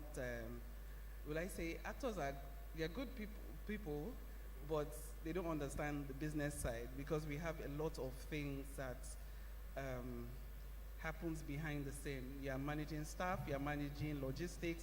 Logistics can be pretty crazy. I can tell you for a fact, like you could have films in those days, custom issues, and the film has been scheduled to open. You have to buy flight tickets to fly those films around the country. So I would say understand the business side of entertainment, the business side of film. Have good lawyers. The good thing now, we have good lawyers from in the creative sector. Have people, don't listen to risk people. Risk people don't understand the creative sector. I would say it's, so what else? Yeah, I think do we have time to take one or two questions from the audience? Because we absolutely have to move to, okay, what we'll do is we'll just collapse it, right? At this time, we need to excuse Mrs. Fumi and make room for our next speaker. Can I please ask that we put our hands together and appreciate her? Please do it very, very well if you thought that was a very valuable conversation. Joining us at this time is also another very vast individual that will be speaking to a number of our questions, all the way from Nile Distribution, Film Distribution Manager currently. Would you please put your hands together and make welcome Blessing Ogbe to this side of the hall? Like before, would you please sustain the applause until she gets here? For family concerns. But I'm sure that we're going to have a great time. Let me quickly thank the organizers, and Mrs. Ijoma, for having me on board. I've been given quite an intriguing story. Here you go. And what I've hopefully we are able to close our conversations for this session really quickly, and then we can take one or two questions. Same format applies. We'll ask you questions, you respond, and then you don't have phone a friend, you don't have 50-50. But yeah, let's just get to it. My first question to you really, really quickly is, why do you think we are rehashing film genres? Why are we sticking with the same 2, 3, or 4 when there's multiple genres that we can explore to further entertain the people, and I believe very strongly make money of eternal realities, and it helped shape society. Okay. He would say the kingdom of heaven is like this. My name is the kingdom of heaven is like this. And what that did was to help people picture. It's good that we're having this kind of conversations. It's good that we are, laying everything out there just so that we don't have people speculating things. Now, at the back advent to of your Christ, question, many people I would say it's a business. and would come. For me, it's a business. Dictators, people tend powerful to do rulers, or ruled by repeat the sword. something that works or have worked over the great time. Emperors of the world, That's just a Alexander simple the Great, answer. for It's a instance, business. If we realize that when a genre, for example, comedy, I'm not saying that there are other genres that don't work, but it's a business. if we realize that the genre that we have put in 2019 or in this window is working and is bringing money, we tend to just keep taking that particular genre. And then there was something somebody said here. If you've eaten rice over and over and over again, you just tend to get used to rice. No, not necessarily. That's it for some people. Thank you. Right. Yeah. So okay. Just before Oris goes, so I think one thing I want to say about now distribution is the kind of themes that they've selected this year. Right. When we talk about diversity of films, Nile is one film company that does that. I'm not a fan of Film One. I say quite, respectfully to anyone that cares to listen. Yeah. Are you a fan of Nile though? Oh yeah, for sure. Gotcha. For sure. All right, yes. I You can mean, put I'm your hands not- together I'm for not- Nile distribution. I am- They I brought am- us Michael. Yeah, this so- year, so shout out to you. Yeah. So my question now is, why have you decided to pick certain films, especially from young filmmakers, when you were so sure, or maybe not so sure, that this film might not break even at the cinema? So why would you pick films like The Boy Who Gave, all those kind of films by, a first-time filmmaker, compared to some other? Okay, like I said, it's not that all other genres do not work. There are some that work, and what we're trying to do is just to give other genres the opportunity. Initially, they might not make the kind of money that other genres will make, but we are trying to train the audience. That's what we are doing, trying to train them. If we release a film, for example, The Boy Who Gave, it did almost 80 million in cinemas. There are other genres that would have done better next year or in 2028. If someone decides to do such film, now there is data, there is momentum to show that this kind of film can work. In 2028, obviously it will do better because you've sort of trained the audience to enjoy such content. For The Boy Who Gave, I watched it was such an amazing film. And I remember telling my boss that we need to distribute this film. We need to distribute it. He's a young filmmaker. This was his first cinema release, and it just helps the industry. Aside from making money, we're here to make money, really. But aside from making money, we just want to give young filmmakers the opportunity to understand the system and get better as they go. Sorry, I have a question. So, Presley, you know me very well. So, I'm Switzerland. I come in peace. I'm very objective, but I want to ask Dami a question before I'm not a distributor here now. Talk to the distributor. I'm coming. I'm just like you, bro. No. You say specifically that you don't like Film One. Yeah. I would like to know why. Do you want to know why? Critics fight. I mean, I think that it's a very long conversation, so I don't want to have it here. Can I help you? But if you want to know, just check my IG. I'll do something about that. Yeah. soon. Okay, so the reason I was asking is so that I could answer off what you were going to say. Just as, the legend Joker Silva mentioned that Nollywood has history.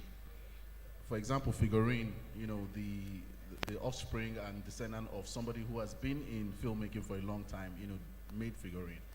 I feel that just as when I asked Madame the other time, why didn't Silverbird produce Nollywood films, even when they started seeing Nollywood films were doing well in the cinema? Because his initial strategy was spot on. Hollywood films, obviously, because we didn't have a cinema, Nollywood at all that time. So now, if certain people at different points in time contributed to the quota to what Nollywood is today, I wouldn't say that Film One is perfect, but I cannot deny their contribution to Nollywood from 2013. Culture. Same here. I agree. Yeah. I agree. So that's why when you say you don't like, I was like, No, these guys have contributed. I'm not a fan. That's what I said. Eh? I'm not a fan. Just Okay, like I could change clubs, you're not a okay? fan. So I could be Man U today and Chelsea tomorrow. Yeah. Back then, maybe. Now I'm in a different. But if you now look at it again, I see it that Nile is also an offshoot of Film One because the people at the helm came from Film One. So know how they're going Well, to vision be, and direction are two different things. Yeah, Same. So to what you were saying earlier. Well, you should actually ask her a question. Not me. No, I will. Because She's if you here. go No, into I'm this- going somewhere. That's why I first asked that question. So the thing is, Film One also gave us that initial push for Nollywood. They were the ones that made us know that Nollywood is viable. So even if they're not selecting based on your current strategy right now, because you guys also have to still do what Film One did, because you're new to the game, even if you came from Film One, you have to definitely try to build your own audience, which they also did. So I'm just trying to clarify so that nobody here thinks that, okay, a certain entity is a certain way, but I just need to let you know about their history and their contribution to Nollywood. That's what Well I want. appreciated, my friend. Okay, anyway.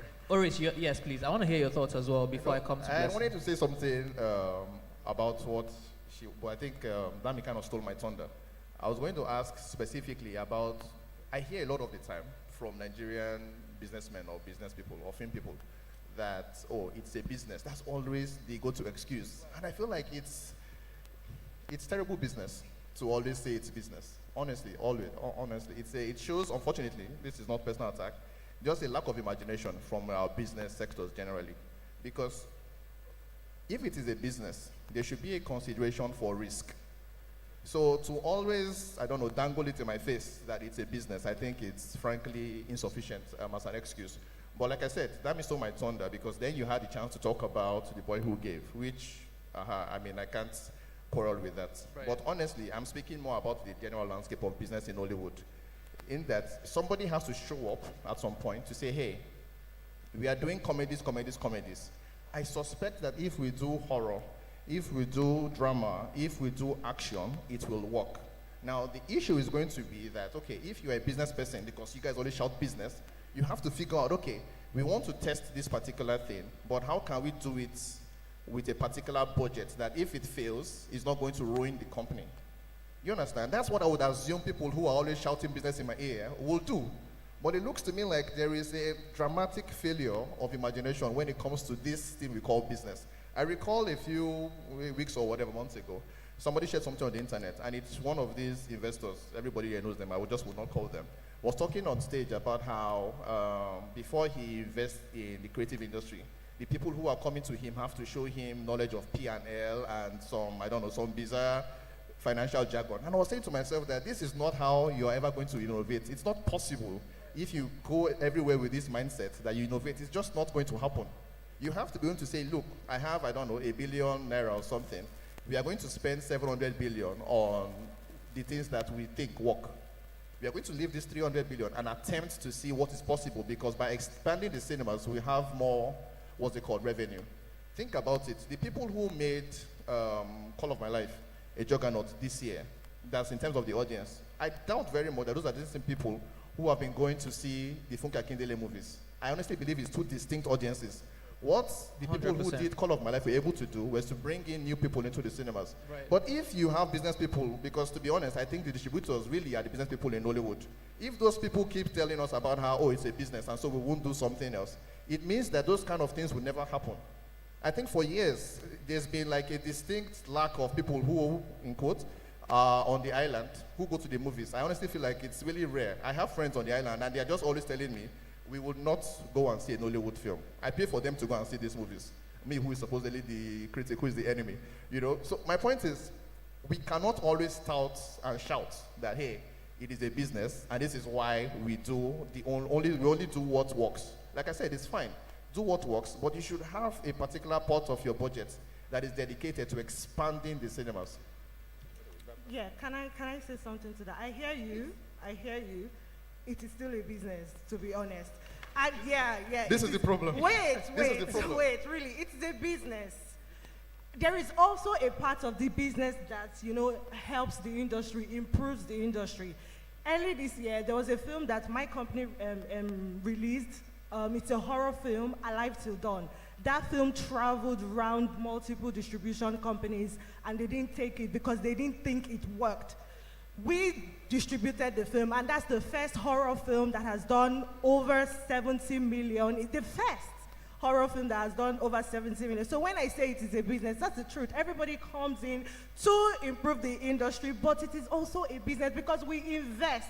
There are risks that we take. So we invest in the whole business. So it is a business. I'm sorry, I can't. Sorry, can I? Question, right? How do you respond to people who say that, and I'm just going to be direct, right? People who, you're about touched on it, at the end of the day, the pillars of your company came out of an existing one. How can you convince us that the DNA has changed? But more importantly, would you say that this, for lack of a better term, emphasis on difference is a desperation to show that you are a separate set of people? No, I don't think it's a desperation to show. Like Mrs. Fumi said, every leader has a vision for their company. And one of the visions that we have is to improve the faith-based part of the industry. That's one thing that we're doing. And in the coming days, you would see some announcements about what we're doing about that. There's a mandate that we have to help the industry. So when I say it's a business, that's what covers it. But there are other aspects of our business that we try to do. Right. Yeah. Right. Okay. I don't know that we're able to take questions again at this time as much as we tried. So maybe we can collapse everything for after Dr. Shoaib comes up. Is that a plan? All right. Once again, can you please indulge me? Can we appreciate Blessing as she takes her seat? Thank you so much. You've been really, really good. As we sustain the applause, can I ask that we please welcome DG Nigeria Film and Video Censors Board, Dr. Shoaib, an icon in the game, definitely someone who's a very interesting pillar in, even the conversation in Nollywood. Can you please sustain the applause as he gets here? Thank you so much for honoring our invitation. I suspect that this would also be a very powerful one. Thank you guys. Thank you guys. Thank you so much. All right, gentlemen, do you have questions? Something you want to start with? I just want to say, well done, sir.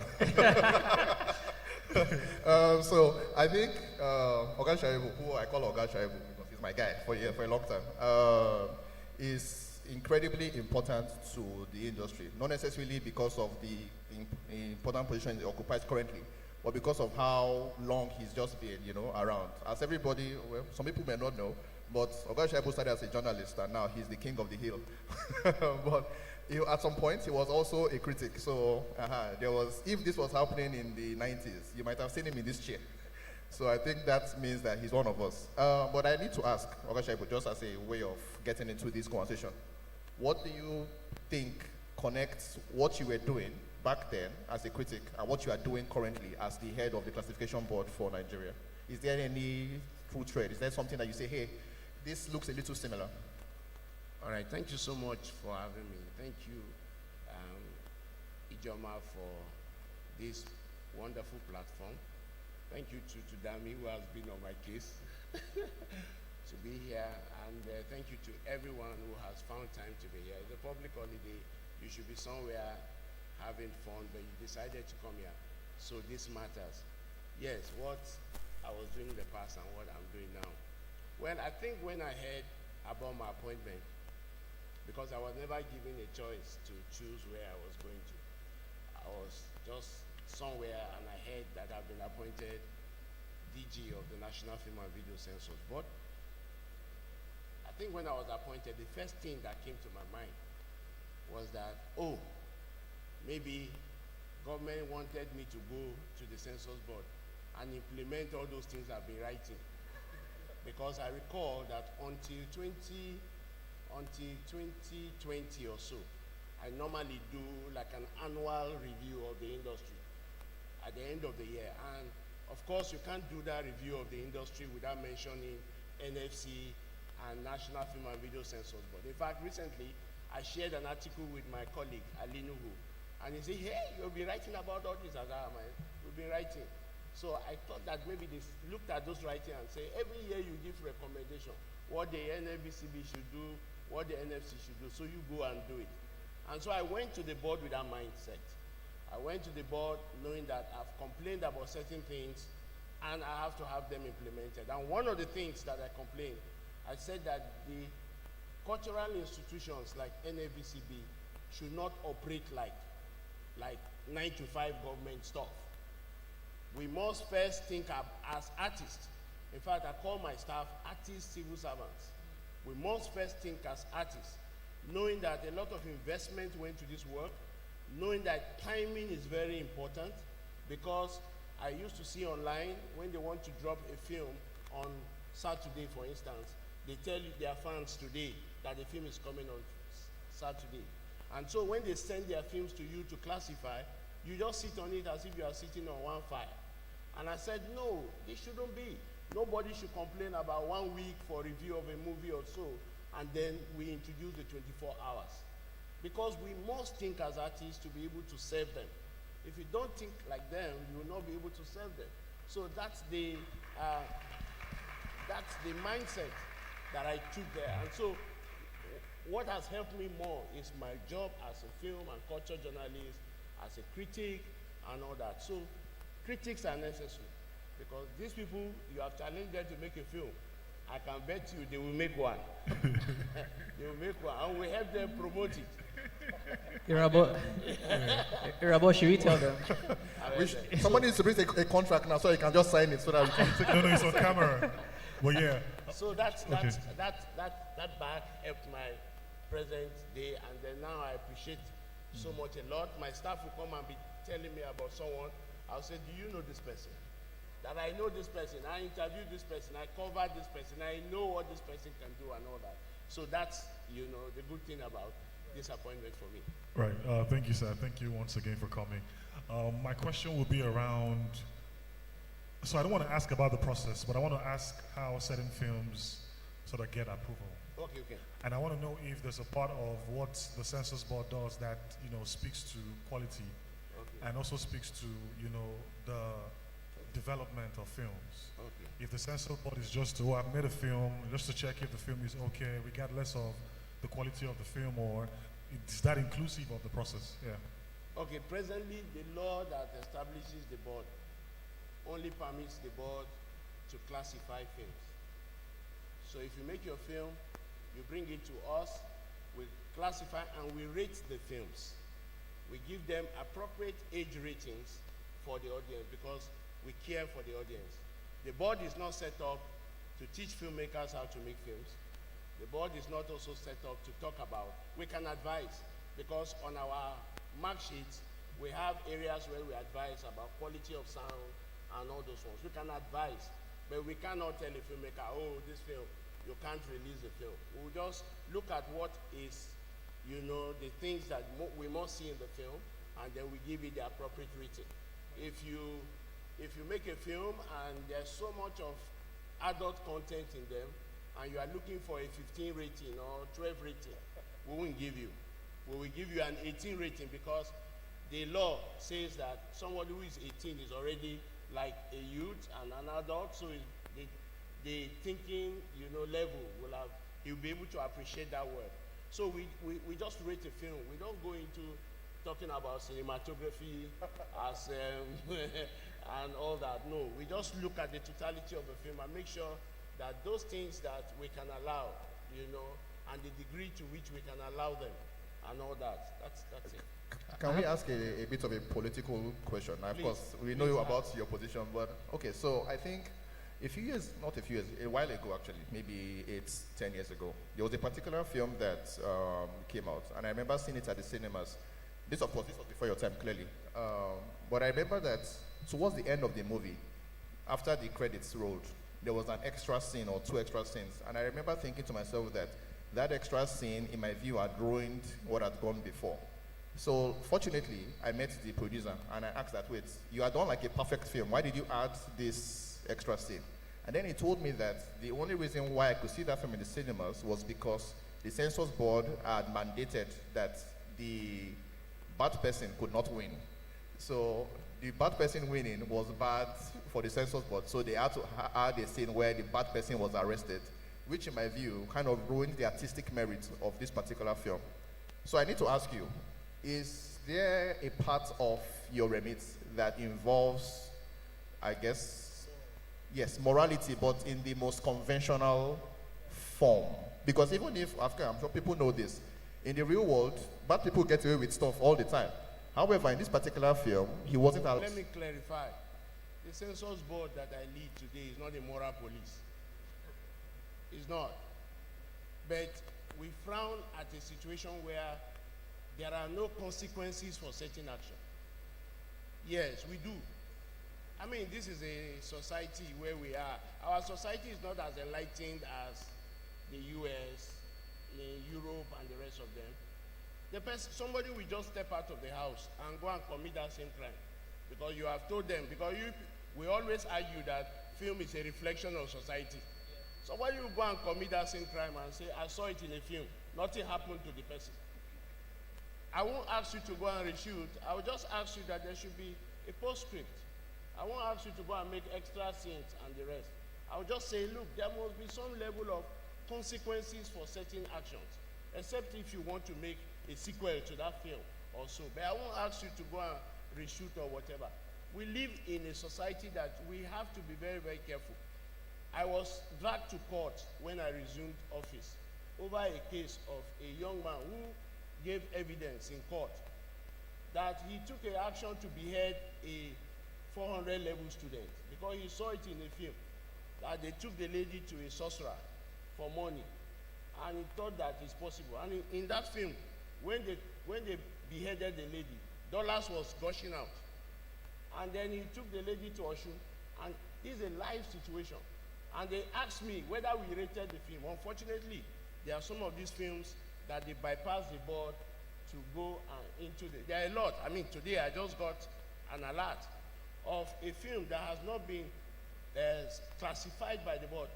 Watch it. I don't use censorship. I use classification. A board that has not classified the film, and they want to premiere the film, and if you see the trailer alone, the trailer alone, I don't want to describe what I saw in the trailer, but we will ask the filmmaker to bring that film to us. Let us rate the film. It's important. Rating is very important for our own kind of society. So I won't ask for an extra scene if I find out that, oh, you are telling the story. It's not every film that you must have a situation where you must get the bad guy, but there should be some sort of consequences for certain action for our own kind of society that we are. Right. But we are not moral police. Right. Thank you very much. I have a very quick question to ask, and I suspect that some people in the audience might have this question as well.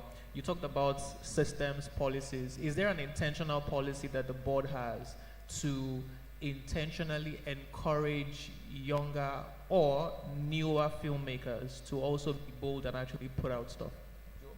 To be bold and actually put out work? Oh, well, since I came on board in 2024, we've never had cases. I'm sure if you check back, you'll find out that the census board was always in court or always in the public space with asking people not to do this, not to do that, not to do that. But we are warming up to our time, our season now. And so we have situations where my panel will query something and I'll say, oh no, that this is not something that you call explicit. And so what we have also decided to do is that we take time from forums to forums, even like this kind of forum, to tell people that what we frown at mostly is should they act. Like, instance, a guy and a lady, they came into the room, and then they pull off their clothes, light went dim, and we started hearing people moaning. It's enough to establish. But not the one that you begin to see the guy pressing up. And then you even, some of the cinematography, sometimes because they want to sell, the cinema will pick up.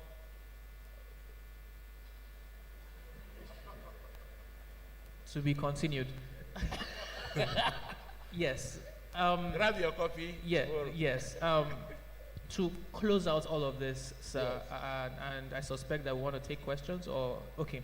To close out all of this, the soul of the conversation, why it was even curated at all, and one of the things that informed us inviting you was so that we could have conversations that you could be a part of, conversations that you could also listen to, that could hopefully influence what happens after, because ultimately the buck stops with the board. I guess we just want to have some confidence that that would indeed be the reality from you, to know that all of the conversations we've had today, there would be some implementation that we would see going forward? Yes, there will be. For instance, I sat down here from the beginning of the panel. There was a part I heard about what can we do to improve the space, especially the cinema space. When we came on board in 2024, we wrote a memo to the Honorable Minister and we told her that, look, the problem we are having in the industry is the lack of space, especially screens. Our screens are very inadequate. We don't even have up to 500 screens. And we're talking about a population of about 200 million people. In India, 10,000. And she said, what can we do? I said, we should encourage the establishment of community cinema, which Madam Fumi talked about here. And just last week, I was in, well, I'll mention Enugu State, and I took investors to the place because actually, I'm one of those people who believe that government should not establish ventures, but government should provide the incentives for those ventures to thrive. Give them tax relief, give them stuff. So I took some investors to the South Enugu, and we met with government, and the thing is that these guys already have what they call community halls that were built in all their local government areas. And so we got a commitment from government that, hey, investor, come and take these halls and run them as cinemas. But you have to bring something to the table. And what you have to bring to the table is to provide the, the screens, just fit the room properly for cinema. And then we make some sharing. And the government was even ready to take as low as 20%, from it and all that. So we are waiting for that to materialize. So what we are doing is to encourage the establishment of community cinemas. It will bring down the cost of cinema a great deal. It will bring down the cost. I mean, we tried something last year. I think Madam Onuma was still a civil bed at the time. We tried something called World Cinema Day or National Cinema Day. Yeah. They admitted that we had more than 5 million admittance because people were able to pay 2,000 naira to watch a film, any film. We were more people. I knew somebody who came to Silverbed in Abuja, sat down from morning, 7 p.m. and watched film until the night because he needed to just pay 2,000 per viewing, 2,000 per viewing. That tells you that if you have more community cinemas, we'll be able to have people come. The problem we have is admittance, really. Right. Yeah, people don't get to this elitist kind of cinema, middle class kind of cinema that we have because of the huge cost of paying for the ticket and even getting yourself there. Beyond that, you have to look nice to enter any of those cinema too. Firstly, NIFS 2026, can I ask that we please put our hands together for Dr. Shoaib? Please put your hands together. In the same vein, can we also appreciate Mrs. Fumi Onuma and Miss Blessing Ogbe? I don't know, can we have them join us on stage for photos? No? Yes, we'll just do that quickly. Okay. Blessing and Mrs. Fumi, can we please come forward for the pictures? Yes. Is she here? She is, she's right here. Okay, yes. Quickly, please. The camera guys. Thank you so much, Dami and team, for that long, honest bunch. We'll quickly jump to not the next session, the next session, the one after that. Please, if you want to know what is happening or follow the agenda, please go to the NIFS website. The agenda is there. You can just follow us there.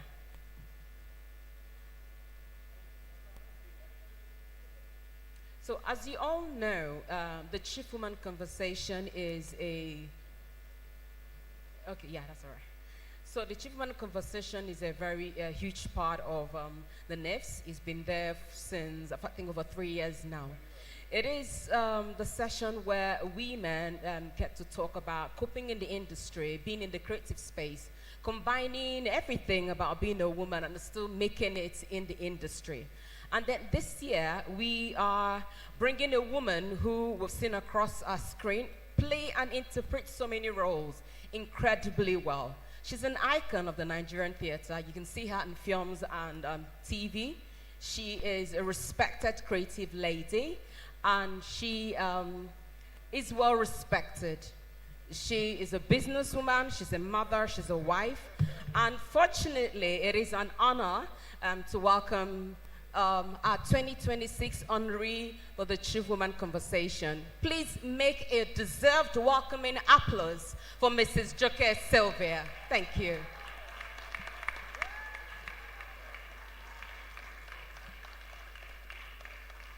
Please, that is not enough. Keep clapping for her, please, as she comes forward. This session will be moderated by Ijoma Ona. Thank you.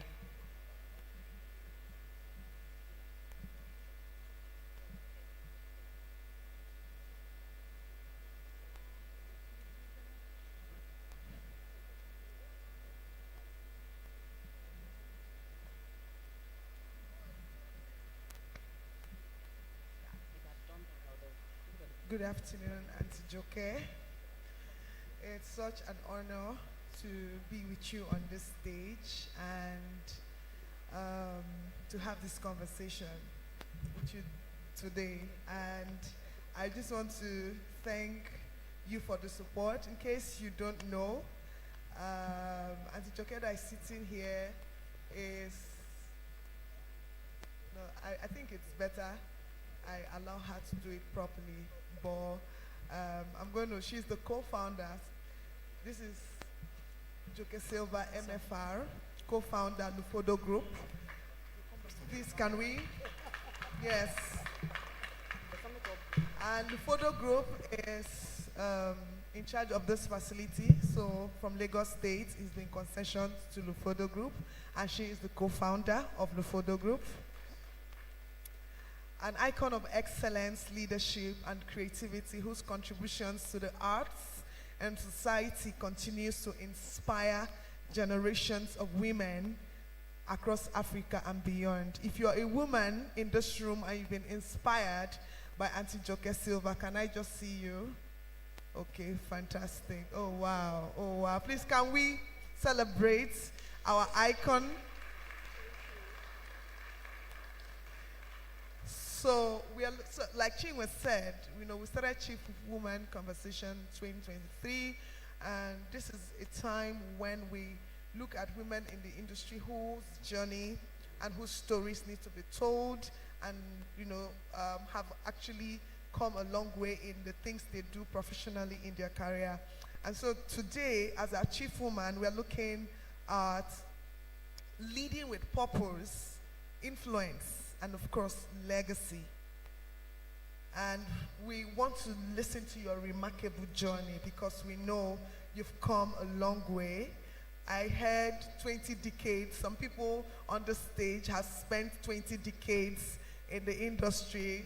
Someone else has spent 15 decades. So I'm sure yours, if they've done 20 and 15, yours will be like 100.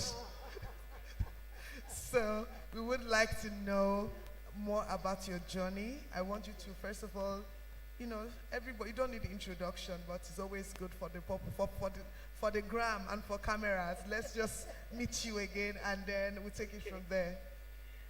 Thank you so much, Ijoma, and thank you for the honor of being your Chief Woman for this year, 2026, NIFS 2026. Thank you so much. You're welcome.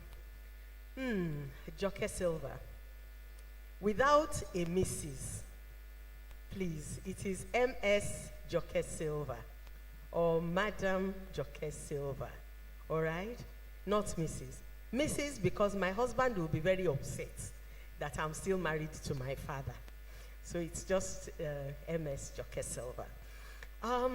Who, I guess if I want to describe myself and what's happened over the years, I guess I'll describe myself as a cultural custodian who has worked on the platforms of theater, film, radio, so theater, screen, and audio over the last 45 years. As 45 decades. 45 45 years. decades. 45 years. 45 years. As an actor, as a producer, as a director, as a trainer, I teach, and again, a little bit of distribution, and with our newest baby as a manager of a cultural space. Yes. So that's it in a nutshell. That's what I do. I am not sure that they know that there is a training school here. Yes, Can you yes. can you speak to that? Yes, okay. So I'll talk about the Lufodo Group. As you rightly said, I'm a co-founder alongside Mr. Olu Jacobs of the Lufodo Group. Now, the Lufodo Group comprises Lufodo Productions, where we produce drama content for all the various platforms. And then there's Lufodo Academy of Performing Arts, where we train people. We primarily actors, but recently we've dovetailed into behind the camera, and where our current cohort are people who are in tailoring and fashion and in live events. We are accredited by the National Board of Technical Education, and we just renewed our license recently, so we're still accredited till 2031. And then we have a distribution license, which then means we can, along with Nile, we will be turning the gallery here into 2 cinema screens. Oh, wow. Please, Yes. a round of applause. That's breaking news. Yes, yes, 2 cinema screens of about over 100-seater theaters. And then we also, I've talked about distribution, I've talked about training, and then management of cultural spaces. Yes, that's us. Interesting to see. I mean, when I got into the space the first time, I was really amazed. There's a whole lot that can actually happen here, and I'm hoping that we're going to have more film events. It's been more of theater, stage plays, taking place here, and that's why I felt that, okay, yes, this could be the place, the right place for us to have our conversations for NIFS 2026, and I do not have any regrets. I want to especially appreciate her for the support, for the mentorship that she has put in making sure that, you know, we are having this event. Is incredible. I can't even explain it. I remember last weekend, I was so discouraged. I was not in a good place, and she started encouraging me. I felt so emotional because, you know, on the flip side, what she was telling me wasn't what I expected. So being an inspiration and being a good support system, I believe it's something that you've done over the years. It's not just to me, but a whole lot of other people within the industry. Please, can we celebrate Auntie Joke Silva again? Thank you. Thank you. And I remember when I came here the first time, you told me how you started your career in National Theatre. And, you know, how many years ago was that now? 45 years. 45 decades again. Yeah, this is your decade. So, talking about your identity and the identity you've created in the industry, you've built a life that is rooted in purpose, right? And what early experiences would you say shaped your understanding of who you are now and what you were called to do as a woman in this film industry? I guess I would look at it from several prisms. One of them was the fact that I was someone who, from early childhood, I'd always liked to perform, and I was very lucky with the parents I had, who then nurtured that that talent and nurtured it, you know, right up to a professional level. And then the second would be the fact that when I realized that this wasn't just going to be a profession, it was going to, it was not just going to be a hobby, it was going to be a profession. I then went before God and asked, for him to let me know, definitely without any gray area, with any shadow of a doubt, that this was where he wanted me to be. Because somewhere along even as a young person, I understood that the industry is a tough one, is a hard one. And I needed to know that I had the Lord's backing to go into it. And once the Lord gave me that, it was clear. I went in full force. And then finally would be my foster mother, who, she was very ill at the time. I went to visit her, and she said, Joke, your mother says that you want to be an actress. No problem, there's nothing wrong, but you better be one of the best. I said, yes, ma. So that has kind of guided me over the years. Oh, yes. Wow, that's really interesting to know, Yes. because there's the argument around new Nollywood, old Nollywood, Yes. right? Yes. And when you started off with your career as an actor, yes, there were not so many women within the film space in terms of. So I'm going to I'm speaking towards leadership Yes. now. Yes. And I don't want to also deviate into the old Nollywood, new Nollywood thing, but I think from the beginning it was male dominated, in terms of running businesses, people who were producers. There were not so many women who started at that beginning time to produce, a couple of them. So I'm just wondering, you running a group of businesses, okay, how do you juxtapose between where the industry is right now and where it was when Nollywood started, some years ago? So, okay. It's very interesting, the evolution over the years, because in the early years, you had people like Ogunde's wives. I mean, first of all, Ogunde had to marry as many wives as he did, because otherwise he wouldn't have actresses. People used to think of them, if you were an actor, you were a prostitute, so they wouldn't really allow you to go into acting or into dancing. So he ended up marrying several women, and he was very happy. Oh, wow. But these women were the ones who used to run things. He would tell the stories and direct the shows, but they were the ones in charge of the back end. They were the ones in charge of making, the costumes. They were the ones in charge of running the projector when they went, when they traveled around with their films. So these women were really in charge, but the face of the work was Pa Ogundi. So the evolution for someone like myself to then come forward and be a leader wasn't that difficult. And you will find it as of today. I mean, I'm just mentioning one production company, which was Pa Ogundi. But if you look at all the other production companies as well, whether it was Durolac, it was Traveling Theatre, his wife was an amazing woman. And so, over the years, what has happened is that women have just stepped forward. They step forward. We have someone like Lola Fani Kayode, who did Mirror in the Sun. Incredible woman, a disruptor. She disrupted television at the time, created the time slot of the 8 o'clock, to watch a TV series. So, that's been the evolution. And to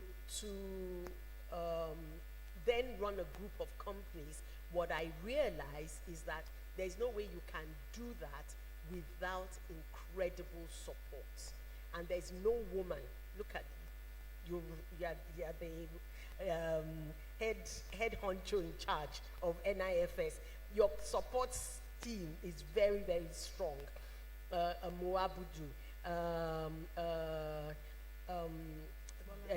Afrif, you know, the Chioma Ode, Bolanle, Austin Peters. Nobody can do anything without a good support team. So it's being able to identify good talent who can support you to achieve the vision. Yes. Thank you so much. Talking about, you know, finding a good support system that can, you know, see you through your vision and be able to deliver. I want you to speak to impacts, mentorship, and generational influence. What does mentorship mean to you? There are a lot of Joke Silva sitting down here in the audience who just started like you, went to a foster mother, or maybe they've spoken to their parents and they say, I want to be a producer, but you read law. What's that? You know, you read medicine. I listened to Ori saying he read pharmacy, and today he is, you know, doing his work is to critic films. So for a young woman seated here in the audience, you know, what does mentorship mean to you for people like, you know, who are trying to find their way around the whole creative space, of course, relating to film? And how do you plan to intentionally pour into the next generation? What I tend to do when I come in contact with people who want to be mentored by me is that I tell them to shadow me. Shadow me for a while. Let's go to, you know, just see what I do in a week. What are the things? Where am I going? Am I going on set? When I'm on set, what does being on set entail? What am I doing? Now, you say you want to be an actor, you want to be a film star. Fine, let's go on set together. How you know, what's happening on set? Get to know those things. And by so doing, what I realize that does is that it takes away the focus on stardom. A lot of people see the person in front of the camera. Very rarely do they see what happens before you get to you know, to what you see on screen. It takes away that sense of just wanting to be you know, just wanting the accolades, and realizing the importance of hard work. It is a lot of work. That's number one. Number two, for me, mentoring also means if I need to know that you are passionate about the work, I need to know that you are hardworking, and then I will introduce you, because this work is about networking. It's very important to network. Network amongst your generation who are doing stuff, network amongst other generations. But networking is important. When you're networking outside of your own generation, anyone who is older than you, please be respectful. I demand that if you are my mentee. And then I also share with mentees my scars from work, because I hope that by sharing my scars, you can then make mistakes that are different. You don't have to make my own mistakes. So I will share those experiences with you so that you don't have to make those mistakes. You can glide over, you can jump over, and then go and make your own mistakes that are totally different. Absolutely. You know? Yes. Please, a round of applause for her. This is quite insightful. And then finally, I also look forward to learning from my mentee. Okay. If I can't learn from my mentee, because, you know, a lot of them are much younger than me, and so I get to learn about their generation, how they think, you know, what are the things that excite them, you know, and that then helps the relationship. It makes the relationship thrive. So in summary, you're trying to say you're open to mentoring Gen Zs and Gen Alphas. Oh yes. Oh, I have no problem. I have them as How are you able to mentees. cope? Like, have any of them called you Joker before? Oh, that's conversation. No, all I will tell them, it's not a hard conversation to have. I just tell them that you have not earned. To call you. Yes, you by have your not first name. earned you have not, you have not earned that latitude to call me by my first name. Are there people who yes. have earned it? People who are of my generation have earned it. But You is it are possible not- yes. for people outside your generation to earn it? To call me by my name? Your first name? No. No. Please come. No. I'm sorry. I am a Nigerian woman. I'm a Nigerian first and foremost. I'm an African. I remember when this thing started, and it started years ago with the new generation bankers. But I couldn't. I not only had to respect their age. There's something my mother always used to say to me. Who in your family that is 3 years older than you do you call by their first name? That's the first, And then I respect your office. So sometimes you may even be younger than me, but your office deserves respect, and I will respect it. Oh, wow. Thank you so much. Ladies and gentlemen, can we please celebrate once again Thank you. our creative, cultural icon for her creative legacy, for her cultural stewardship, and of course, now she's building institutions. I want to thank you so much for obliging us and for having very vibrant and insightful conversation. I wish we had more time, but I set this rule so I can't break it. Yes. But I want to say thank you. Thank you so much. Please, Thank you for having me. Can we Thank you. celebrate her again?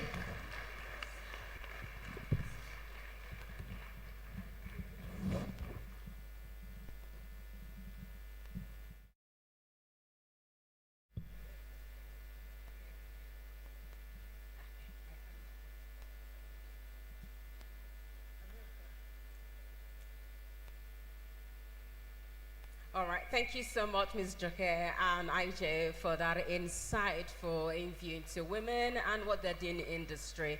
And I especially like the last part. I think the beauty about Africa is in our essence, in our value. Anybody who thinks otherwise, I totally disagree.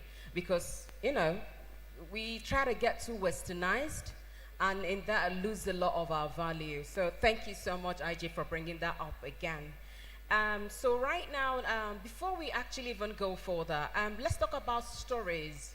Stories are a core part of our content. Everything we do, everything that's been said in this room is all about stories. It's about how they're told. It's from what we see or what we hear that also affects our perception of things, whether it's cultural, whether it's Western, everything about our content.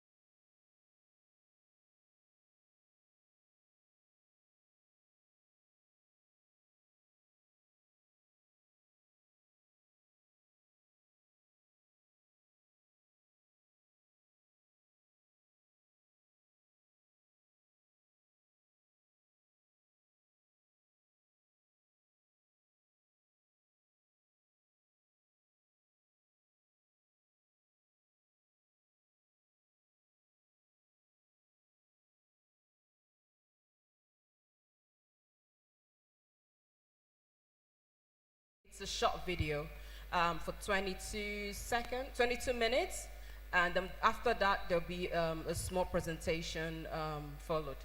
I'd also want to tell us that there's no session for lunch, but there's a food court upstairs where you can just grab what you want to eat and just leave. It's on the go, so it's actually not a sit down. So you just go there, grab what you want to eat, and then go. So anytime you're ready or you want to eat, please go upstairs to the food court and get yourself something to eat. Can we please have the video, Pastor Emmanuel Irene's video, please? Thank you. Hi there, it's such an honor to be with you, albeit virtually, for the Nigerian International Film and TV Summit. First, let me just extend my profound apology. I would have wanted to be with you physically, but I'm unavoidably absent in the United Kingdom, for family concerns. But I'm sure that we're going to have a great time. Let me quickly thank the organizers, and Mrs. Ijoma, for having me on board. I've been given quite an intriguing story, and what I've been told to talk to you about is stories build worlds, and I couldn't agree more, because indeed stories build worlds.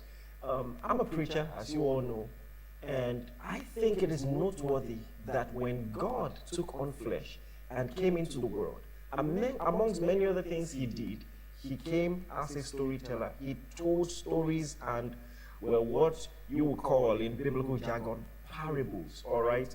He told stories, and stories painted pictures of eternal realities, and it helped shape society. He would say the kingdom of heaven is like this, the kingdom of heaven is like this. And what that did was to help people picture spiritual, invisible realities. He brought them into that experience. And think about it. At the advent of Christ, many people had come and would come who were dictators, powerful rulers. They ruled by the sword. I'm talking about the great emperors of the world, Alexander the Great, for instance, even Hitler. I'm talking about rulers both inspiring and straight villains. And somebody came on the scene named Jesus Christ, with no army, with no weapons, just with words. And he conquered the world. And that just tells us something very inspiring about the power of words, and even more, the power of telling stories. So I want to encapsulate my thoughts this way. I want to share 4 amazing facts about storytelling. 4 amazing facts about storytelling. Number 1, the brain cannot emotionally tell the difference between fact and fiction. The brain cannot, listen, I'm choosing my words carefully, the brain cannot emotionally tell the difference between fact and fiction. And what I mean is this: although the brain can distinguish between fiction and reality cognitively, but it does not completely separate them emotionally. All right? So when you're watching a movie, for instance, Titanic, and you see all that has happened, well, the big boat has hit an iceberg, and now it's sinking rapidly. People are getting out in speedboats, but, this lover boy wants to save this lady. Whatever your opinion is about that, and then she is on, the plane, floating on the surface, and then Jack is there in the water, freezing. And you can still picture it, even if you saw the movie decades ago. You can picture her saying, Jack, Jack, and trying to wake him up, and just a rush of emotions. You're watching on the TV. In fact, you've seen the movie beginning to end several times. You know how it ends, but you still feel your eyes, getting watery, and tears are rolling down, and your heart is feeling tight. And all of that, and the rush of emotions, cognitively. You know that even if there was indeed a Titanic, that story in itself, was made up. But you still feel it as though, you were there. Nothing happened to you. I mean, externally, you're not in danger, you're not in that place. Yet something powerful is happening to you internally. And that's because your brain cannot emotionally distinguish fact or fiction. So you wonder why you find yourself crying because you watch a sad movie, or you find yourself angry at somebody's stupidity. And have you seen movies with people who are very reactive, shouting at characters in the TV as if they can hear them, or even hitting people physically to react? There's somebody in my house I'm not going to mention. We learned very quickly, when you're watching football matches around the person, you don't stay close. Because if someone tries to curve the ball and maybe he hits the bar instead, she's going to hit you, and react in a way that, will actually hurt you in real life. And that's just the power of stories and great media presentation. The second thing I want to talk about is stories simulate experiences. They simulate experiences. Stories can draw you into the reality of the actor's world. It's as if you are in his shoes and you're walking the road that he's walking and you're experiencing everything that you are experiencing. In fact, even books can achieve this. You are lost in the actor's world. And in fact, have you ever seen someone seeing a good movie and you're right there calling the person's name and they don't even hear it? They are so engrossed in the story, they lose consciousness of what is happening around them. What I'm saying to you has been proven psychologically. In a fascinating MRI study, Nicole Spear and her colleagues had some people read stories whilst their brains were being scanned. And the researchers concluded that the readers were constructing mental simulations of the events described in the narrative, you see. And that's the power of storytelling. And people who know how to tell stories well, they understand this phenomenon. Because it's one thing to say John was exhausted. Well, you understand the proposition. But when you say John had been walking 11 hours, bare feet, and his shirt was soaked, with sweat, and his feet were blistered. He saw the light in the house from a distance. His legs could simply not move anymore. When you hear that kind of presentation, it's like you're sucked into the reality. You can feel what he feels, and you can feel the exhaustion, all right? And that's the power of constructing stories. You imagine the distance. The story transforms information into simulated experiences. Now, take note of this. People forget statements, but they remember scenes. People forget statements, but they remember scenes. And next thing I want to talk about is we emotionally adopt the goals of people who do not exist. I mean, it's a fictional character, but you want that person to win, don't you? You are rooting for the actor. You want Simba to return. You want Rocky to get back up when he's fighting in that boxing story and he's knocked to the ground. And the referee is counting 1, 2, 3. You are screaming at the TV as if he can hear you. Get up! Get up! And when he gets up, you start shouting, yeah! So we emotionally adopt the goals of the people who do not exist. You hate the villain. You resent the people who betrayed the hero. Again, that is the power of storytelling. I think I said I was going to tell you 4 things, so maybe I'll give you 2 bonus ones. And this is where I begin to make my case that stories indeed can change the narrative of the entire world. The next thing I want to say, and this is very important, stories can influence beliefs without announcing. I'm trying to persuade you, they can influence beliefs.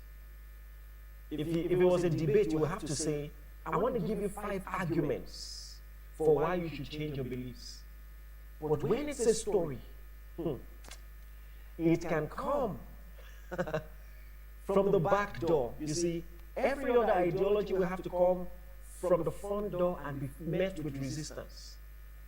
But you can change your perspective without knowing. When you begin to tell a story, when you say, when I was 12 years old, something happened in my family and I didn't understand until 20 years later. People say, what happened? They lean forward and then you begin to tell that story. It can change people's perspectives. I've seen people see a movie and make adjustments in their life. You might think it's a joke, but I've seen people watch a movie and break up with their boyfriend. You just know, this is, you see people that you know in real life in that movie character. And I don't want to end up like this. And that's the real persuasion, the persuasive power of movies.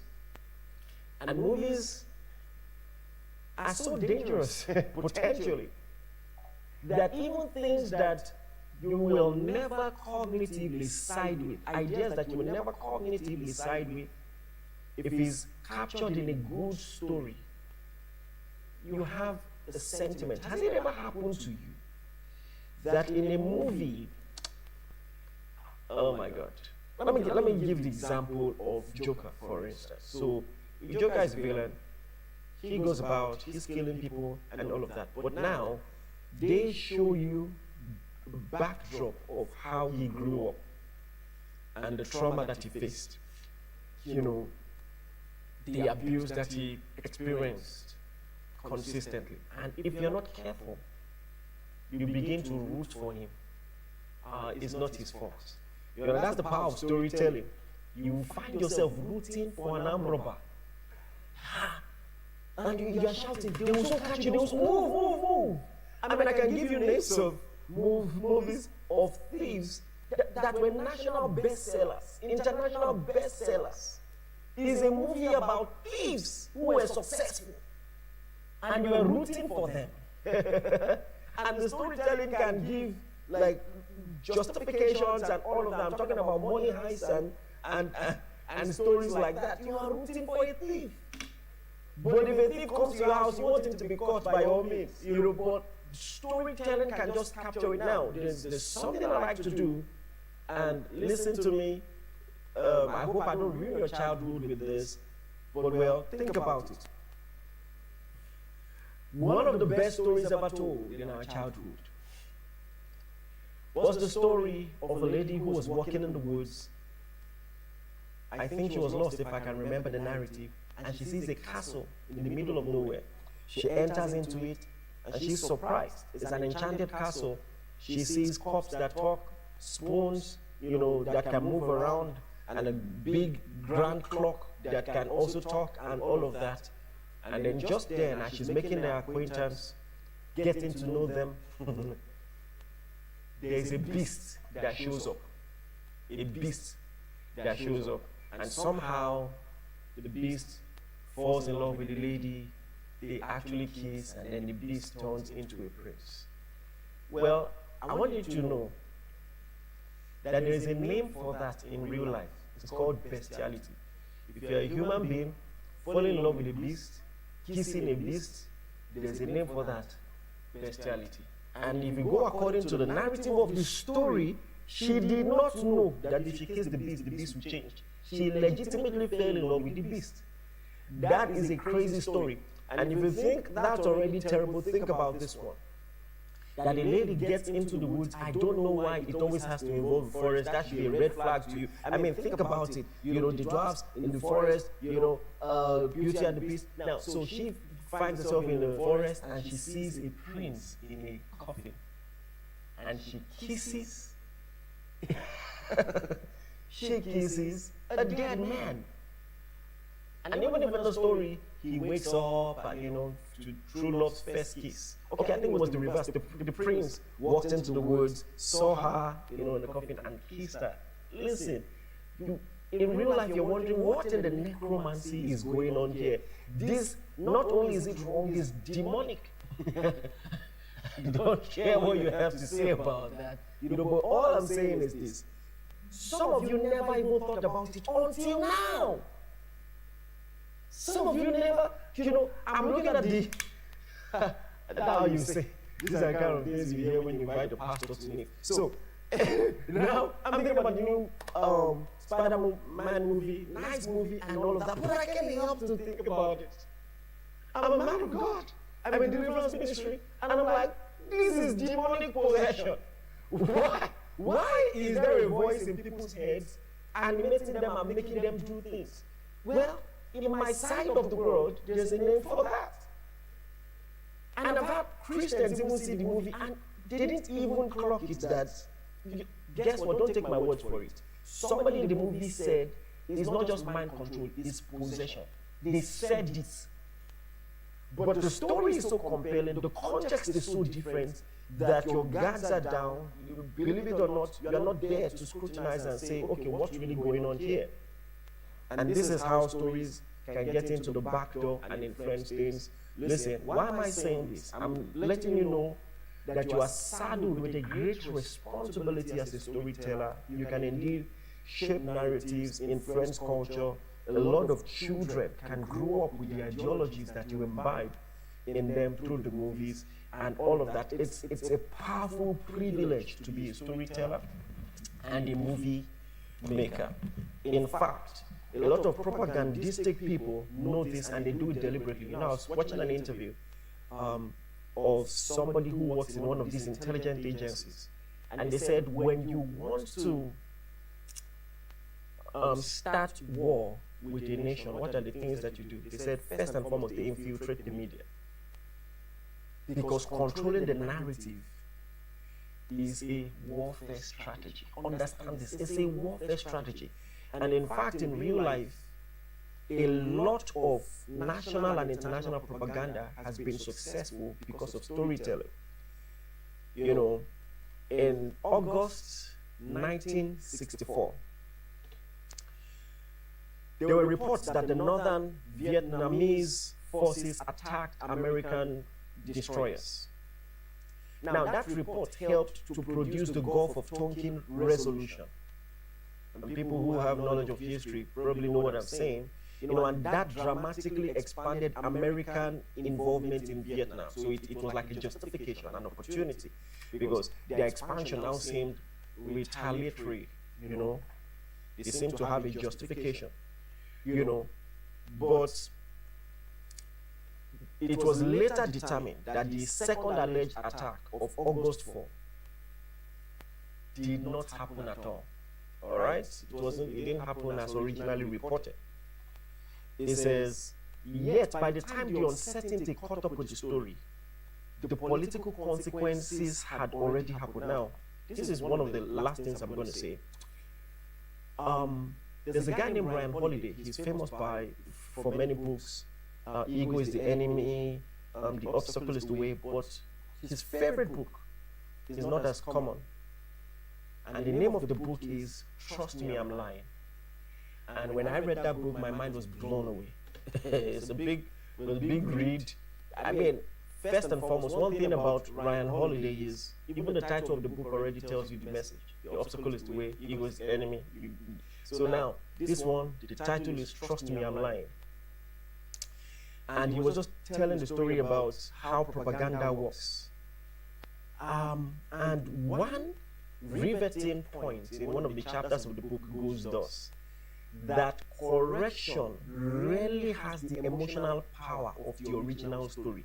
So even when people discover that what was originally said is a lie, it's already too late. It's already too late. It's already too late. As long as the job has been done, the damage has already been executed, you cannot reach every single person who ran with the first narrative.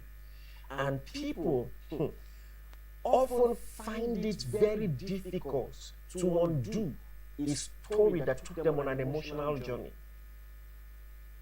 Facts become secondary. The feelings are more important to them, and it matters to them. In fact, have you ever noticed when there is some narrative running through the media and somebody wants to say, let's look at these facts. This thing might not be exactly the way the bandwagon is portraying it to be. You see the way people attack your sheer audacity just to call for people to look into the facts. That, my friends, is the power of storytelling. Indeed, stories build the world, and we have a great privilege, a high responsibility to be storytellers.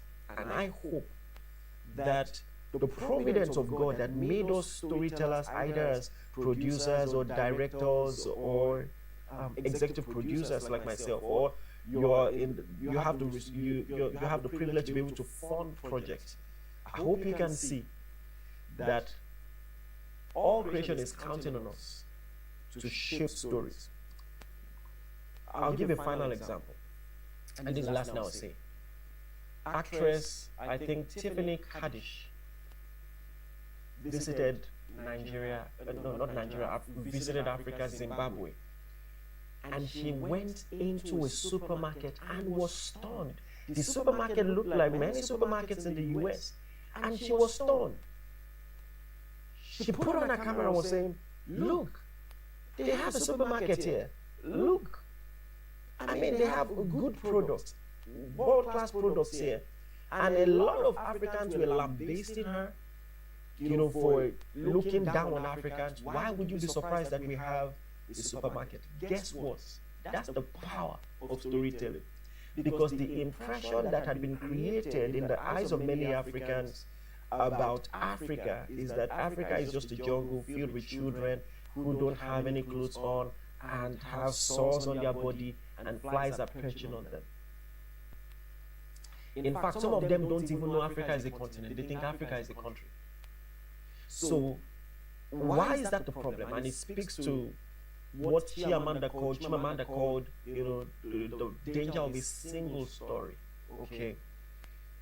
When Africans don't tell their own stories, they'll be the victim of propaganda. Because at the end of the day, nobody actually categorically said Africa doesn't have supermarkets. Africa doesn't have schools. Africa doesn't have... They just portrayed a side of Africa. Make no mistake, there are aspects of Africa that are still at that level, unfortunately. But when you are the one who is in charge of the piper, you determine the tune. And so we have depended on Western sources, international media, to tell our own stories. We must rise up, take responsibility, and tell our own stories, saddled with the immense pressure to make sure that we portray values that can actually shape our children. And we must walk backwards from the ideologies that we want to imbibe to now begin to determine the stories that are worth telling and what is worth investing in. I hope this was worth your while. I want to appreciate everyone who is responsible for making NIFS a success every single year. And thank you for having me this year. And see you next year, by God's grace, maybe physically. Thank you. Thank you so much, Pastor Iran, for that explosive insight into us telling our stories. And in talking further about storytelling and audience engagement, I think we have Bisola Bodeji, who is the head of operations and production for Narrative Media. I think she's doing a short presentation where, okay, I think that's presentation you're doing, yes? Just a small, okay, fine. So, yeah, please, can you please come forward? Thank you.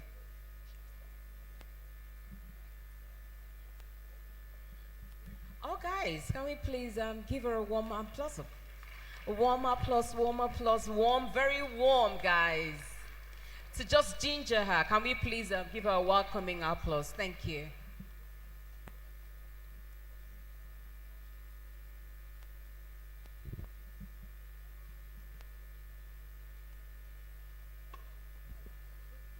Hello, everyone.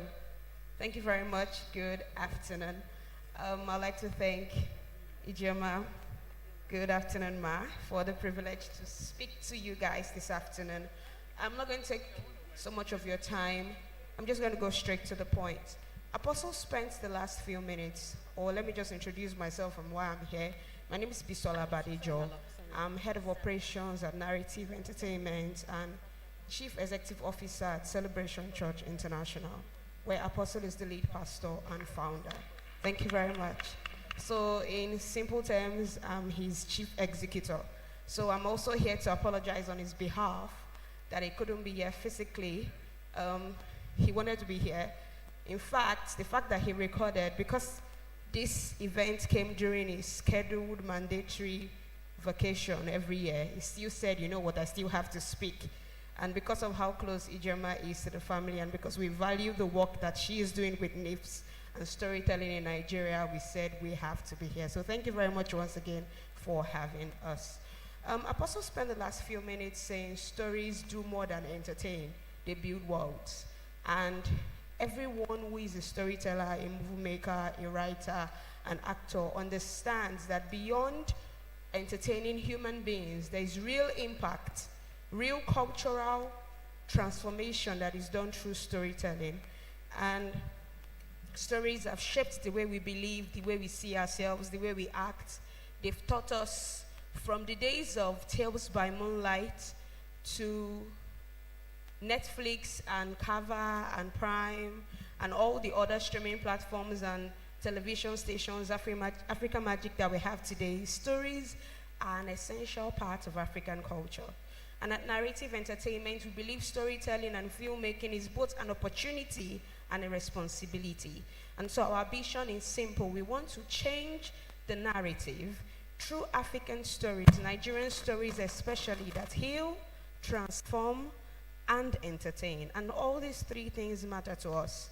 What about us? Our first feature film was about a married couple, and while it did very well in the cinemas, one of the greatest impacts that movie had was a lot of married couples reaching out and saying what that movie achieved in their marriage was causing them to confront some realities and questions that they had never asked or answered. And second is Meltdown, our current movie, which is showing on a online streaming platform now, is about childhood trauma and that how it affects our ability to handle future human relationships. And so, we believe stories not only hold a mirror to society, they hold a mirror to ourselves. And they let us see who we are, who we can become, and how the world can perceive us. So, this is what a story can do. And while we have several more stories in development, one of the things that we have noticed in Nigeria and most African countries is that we have a lot of creatives, we have a lot of stories, we have a lot of beautiful infrastructure. Nollywood is one of the biggest film industries in the world, yet our major challenge is the structure to support our creatives. And today, as a result of that, on behalf of Apostle Emmanuel Aaron, I want to introduce to you the Narrative Collective. It is something that we are building in an attempt to build an ecosystem for African storytellers across the value chain, from writers to script writers, to editors, to producers, to executive producers, to directors, everyone that has something to put in the film making value chain. We are looking to build a structural system so we are not left at the mercies of the Pied Piper who plays and determines the tune. And today, while we will still call for creatives, we will call for scripts, we will call for movies, we will call for a lot of things, we are not beginning with that. We are beginning with the builders, those behind the structure. And we are asking for partnership and information for if you have information on funding, information on structure, information on how we can improve the ecosystem that is the Nigerian movie industry. We would like to work with you. We would like you to take us through. I think coming together, I think it was a video by MI on how the Nigerian music industry can be further than where it is today if they had built an ecosystem with all the impact they made in those days. And there's still not so much difference they had made because they never worked together. And so we are asking that all these conferences should not end here. Let's take it a step further. Let's build an ecosystem that supports our movies and our stories, and so we can take Nigeria to the world in a way that will present Nigeria effectively. And so the way you can reach us is very simple email address, narrativeentertainment@gmail.com. Narrative Entertainment, NARRATIVE. The single E is for both the narrative and the entertainment @gmail.com. We'll be happy to hear you. Still about you around though, so I know some people want to get the email address. Are you good? Are you good, or you want the email address? All right.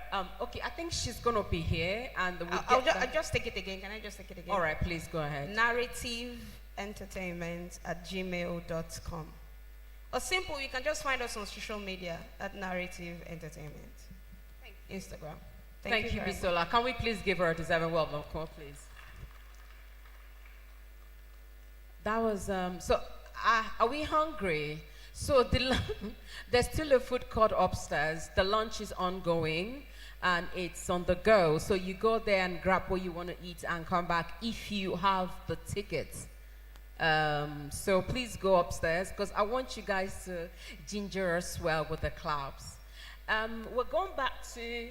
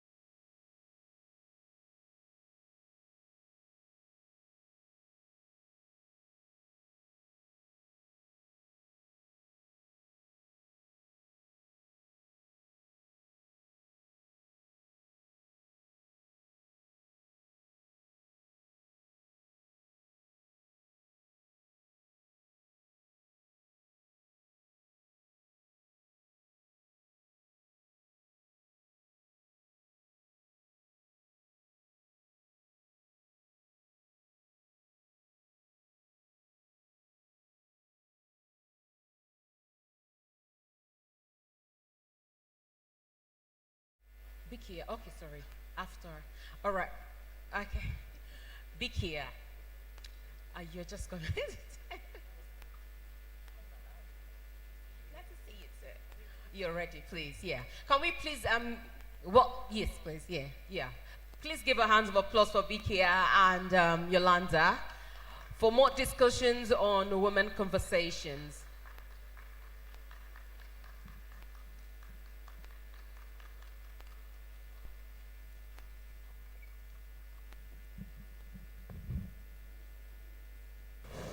Guys, you can do, guys and ladies, please, you can do better than that. Hello, Yolanda. I mean, she's come all the way from South Africa. Please give her a round of applause that she's here with us today. This is a representation of one Africa. United Africa. United in storytelling. It's so good to have you here today. Before we start, I would just like to give you a background on who Yolanda is. You're going to have to help me with your surname. Yeah. So Yolanda Nkotwane. Did I try? Are you sure?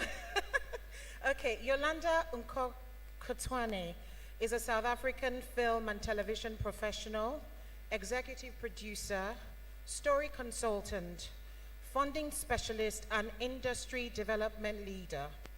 She currently serves as head of industry development at the National Film and Video Foundation, where she oversees initiatives spanning training and skills development, production and development, funding, and international co-productions.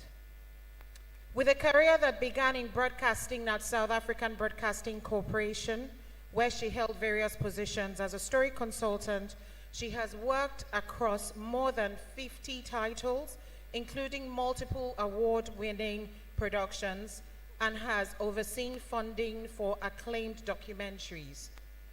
She has played a significant role in developing international partnerships for South African filmmakers, including the NFVF Netflix co-production initiative, the Netherlands-South Africa Co-Development Fund, and the South African-Brazil Co-Development Program.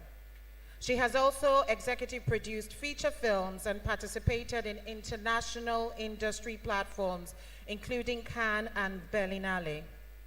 Yolanda holds a degree in film and television production, and currently she's pursuing an MBA at the Gordon Institute.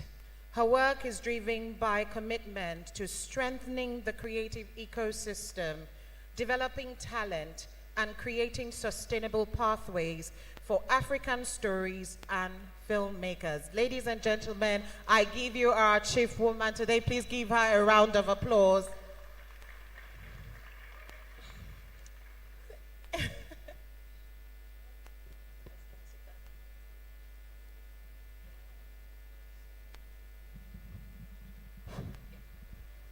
Afternoon, everybody. I think now it's working. It's really good to have you here. I mean, what a CV. Well done. I have to say, it's quite inspiring.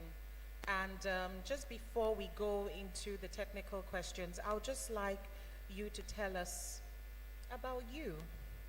You, the woman behind all the accolades and all this experience. I would like to know, was there a moment on your journey that has shaped the leader that you are today? Well, I think maybe there's a woman. I think my grandmother, she's the most intelligent person I've ever come across. The wisest, in fact. My grandmother never went to the formal school, but she encompasses everything that I have learned in life. And it's simple. I'm a village girl, you know, trying to survive in a big city in Johannesburg. And I think for me, story has carried me. You know, it's been my survival out of any kind of situation, the fact that I can reimagine myself. But also, again, being a village girl, having to understand that the story has the power to change, but also being able as a woman to be in the forefront of telling stories. I mean, Africa has been telling stories for over 100 years, but when we go back and we think of the fathers of film in this industry or in this continent, they men. And I think for me is trying to shape and carve a way for women, young people, people living with disability to be at the forefront. So I think changing the dynamics of who tells the story, giving voices to young people, women in particular, that for me drives me. Thank you very much for that answer. And I do share a lot of those values, creating opportunities for people who would not otherwise have those opportunities. And that brings me to, as we just said, Africa has been telling stories for over 100 years, and there's no shortage of talent in Africa. But talent doesn't always translate to sustainable careers. So from your perspective, what makes a creative idea not just exciting, but investable and capable of becoming a real business? Wow. I think, I mean, at the beginning, we as Africans, our politicians have got to take the creative industry as a real industry. An industry that stands up next to mining, next to agriculture, and can be spoken for. I don't know about in Nigeria, but in South Africa, the creative industry is a big contributor to the GDP. And I think if the continent were to really respect art from a political point of view and then make policies that help artists become sustainable. I think I've met the most creative artists in Africa, but it's the environment that they're functioning in that doesn't always allow them to become profitable, and that they move from one film to the next one. And I think the other one, the biggest, is the infrastructure. That is really lacking, because I think our people have money and they want to pay for the films, but it's where do they see them? So I think if you're asking me the question of what makes a successful story from one that is not, I think if it's specific from where it comes from, but also universal in its approach. I mean, I grew up, I'm not giving my age, but I grew up with my siblings watching Aki and Popo, you know, all the Nigerian films on DVDs. And that's how I got to know Nigeria a bit better. Those people came from a different village. They spoke a different English from mine, but I understood the struggle. I got the humor. So I think we understand each other, but can we get the channels to be able to exchange content and watch African content and minimize, I suppose, Hollywood content and create space and be deliberate about it. All right, thank you. And just taking it a step forward, you've been instrumental in funding projects and partnerships and all that. So what would you say, you talk about local for global. But what would you say to a producer, a production house that is trying? How can they position themselves to get that funding? Because there's one thing, everything that we have said, and we all aim for that. But how can one be positioned to ensure that they access the funding available? Do you mean the government funding or the private one, or just all of it? Yeah. Okay. I mean, I think there's a number of funders that are popping up in the continent, private funders. But I think one is ought to understand that each and every investor want their money back. So regardless of what the story is, if you can promise them their money back, then you will get it. I think to speak about government funding in this space maybe might be a futile exercise.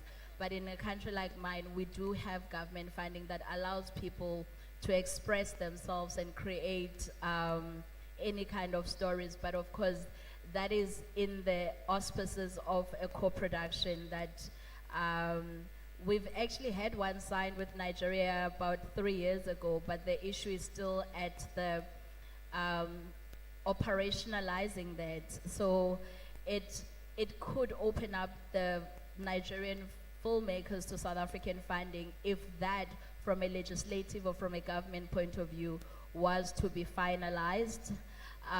But overall, I think you have to look at the different funders that you have. If you're going to a donor funding, you have to know that not everybody's giving money, but it's not for free.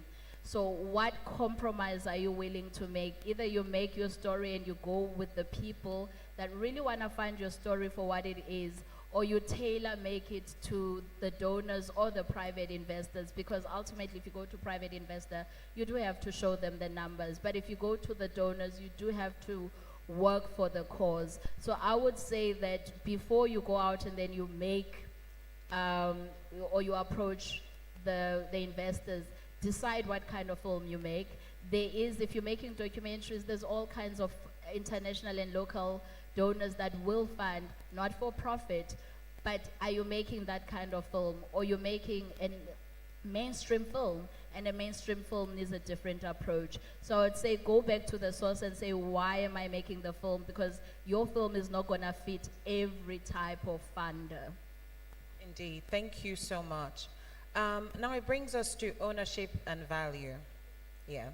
As Africans, we do own IP. We create original stories and all, but there is still a question around how much of the value created from the IP stays within our industries and our communities. So from your perspective, what do we need to do better to turn ownership into long-term economic value, influence, and global reach? Jesus. I think I always like making an example with, fabrics and design when it comes to IP in Africa.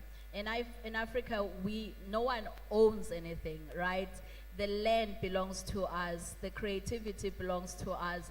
So we're so used to sharing the IP with the others that when it comes to then talking about the legalities of owning the IP, it's a new phenomenon, at least from a cultural point of view.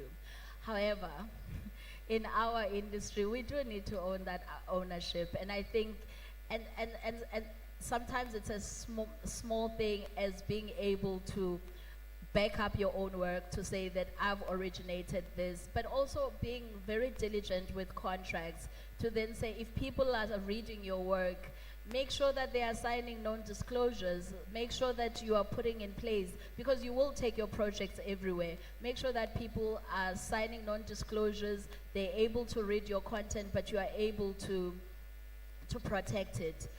But also have contracts that says how much of it are you willing to lose or part with when it comes to co-productions. Because I think, and I don't think this is a South African phenomenon, I think it's across the world, even here, where you start a project, you develop it, you create it, but because you don't have the finances to finance it, then you end up losing the distribution rights. So I think sometimes when we're talking about IP, we must also talk about IP together with distribution rights, together with exploitation, because you might still have the IP, but who has the right to exploit it?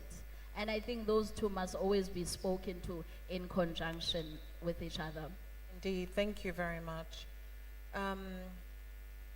Because there are always those issues, yes, and I've had to deal with one of those kinds recently with a friend who had to go through that, so thanks for that answer. Now, bringing it to, as I said, storytelling will unite us in Africa. Bringing it to that, there's so much talent in Nigeria, South Africa, Kenya, Tanzania, Ghana, Morocco. Do you think we'll ever get to the point where we stop thinking separately as industries and start building a genuinely connected African creative economy? Do you think we'll get there? And how?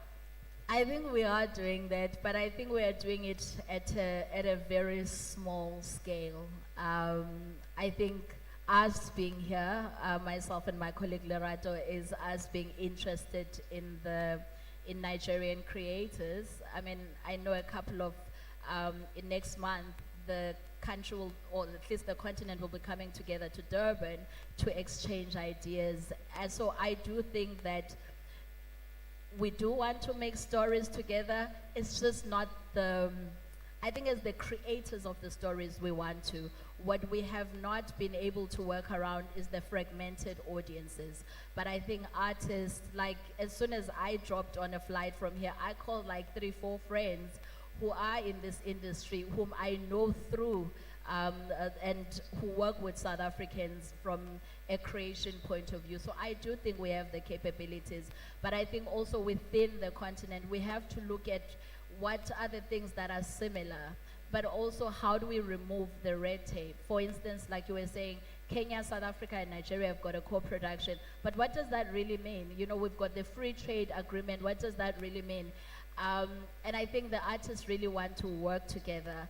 In fact, what we like about the Nigeria is your hustle mentality, the fact that you know, 100% of your film can be made from private equity, whereas South African ones will always have the door. So even that exchanging of minds, even before you get to finances, we have a lot to learn from you about how to do hustle better, right?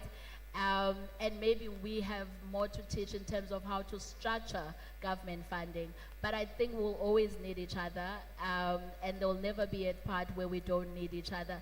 And in fact, we need to stand together more. Otherwise, the outside world is already willing to divide us and break us into a million pieces. So we have to make sure that the project of dividing Africa doesn't succeed beyond our time. Indeed, thank you. The project of dividing Africa cannot succeed. So now I'm going to bring it back to you. As a woman in leadership, what would you say is your approach when you face challenges? Because, I mean, as a woman too, in leadership, it's different. It's different for us. And I'd just really like to know, how do you handle challenges? And how do we move away from really influencing as opposed to just being a representation in the room? First, you own it. I think first you have to own the room. But I don't know if we have to do more work of owning the room, because, I mean, if we think about it, you know, there's Ms. Troke who was just speaking here earlier. They've already been the pioneers and trying to break, you know, the first. Now what we need to do is really own and not apologize about being in the room. And I think when, I don't know about here, but in my country, when women are involved, things move. And things really move fast. So I think it's about owning that space, respecting patriarchy and letting it be, but knowing that as a woman, you have a different type of power. It might be quiet power, it might be loud power. Are you the person that when walks into the room, you speak? and then they listen, or are you the person that comes in and sits at the corner of the room and you still, you know, take away the air from that room? I think as women, we need to understand what kind of leaders that we are, because we genuinely can take this continent at least very far. And we've had many women who've already tried. But I think they were breaking barriers. Ours just to cement the ground that they've already built. Okay, thank you very much. I know we don't have a lot of time, but I have 2 more questions. So the next one will be on purpose and leadership and legacy. We both know that a career can be measured by credits and awards. But what does legacy mean to you? And what are you building now that you hope will continue long after you're no longer in the room? For me, it's very simple. I would like to get to a point where in my village, they're watching a film from Nigeria. And somewhere in Jose, in your city, they're watching a film from South Africa. I think for me, the part that I'd really like to get to is a part where we are able to experience each other's culture truly and more so. I think I try and unite people, but I think unity alone is not enough. We have to experience each other. We have to experience each other as storytellers. So if I left this industry in a couple of years, I would like to leave this industry with, if my daughter or my grandchild said they wanted to be a filmmaker, I don't have to hold my tummy and be like, are you sure? What about a doctor? You know, I think I would love to get to a point where if my daughter said she wanted to be an actress, and I said, fly on, because then I would know that the industry will hold them and will sustain them. Thank you very much. That's really profound. Thank you. Thank you. And now the final question is to the young people. So for the young people who are in the room, just checking that there are some young people. I can see many of them. Yeah, for the young people listening to us right now, who have talent and ambition, but not money, no connections, no access at this point, what would you tell them about building a career, finding their voice, creating opportunities for others, and ultimately building their own legacy? What would you tell them? I mean, first of all, they've got the internet. And I think they use the internet very different from us. They've got, you know, they've got AI, they've got all these other things that are coming. I think for them to collaborate should be way easier. You know, you don't need to get on the plane because those young people do everything on their phone. So if anything, to the young people, I'd say try as much as possible to create things outside of your border. If you're in film school, try and connect to other film school in the rest of the continent. Get to know your peers now, because that peer of yours who might look a bit unserious is an executive in 20 years. And imagine you are that person who's got a speed dial to them. I have built my career with the people that I went to film school with. I've built my career, you know, with the people that at some point we had nothing with, and now I'm call it an executive at a place, and I can pick up a few calls and make things happen, and they're still my friends. So imagine if you had a friend like Yolanda and you can do that. So all I'd say is network with the people around you, but do not be afraid of networking across the border. Use the internet. At least it's not as scary as it used to be. Use it, and connect. And find, you know, those mobility funds, your Guthes and everything. Find somebody to pay for you to go to Kenya, to pay for you to go to South Africa, so you can really get to experience other cultures and meet other people that are as passionate about film as you are. Thank you very much. And finally, I know I said that was the last one, but just the last one, final. So for the Nigerian filmmakers in the room here, and you're here, if they want to collaborate with you and co-produce with you, how can that happen? Well, they can. So I'm currently heading development at the National Film and Video Foundation, and part of my job is to connect South African producers with producers outside of the country. So you can speak to me. I do not match make, but I give you at least 4 or 5 people for you to consider. I don't do blind dates, but I do put you in a room in case you might like a few people, because I think it's part of my assignment at least to make sure that South Africans are connected with producers outside the country. I mean, we've had a number of projects that we've done with Nigeria through different initiatives of trying to connect producers. I mean, last month alone, there was a pitching that was happening in Cape Town, and we had about 3 producers from Nigeria. So I think the work is happening, and I am here. So ask away any questions you have. I'll be willing to answer. If I don't know the answer, somebody else does, and I'll connect you that somebody. Ladies and gentlemen, I give you our chief woman, Yolanda Nkokotwana. Thank you. Thank you. Questions? Thank you. Do we have? No questions. Thank you very much. Thank you. Pictures, please. Yeah. Up there, yeah. No. Stay there.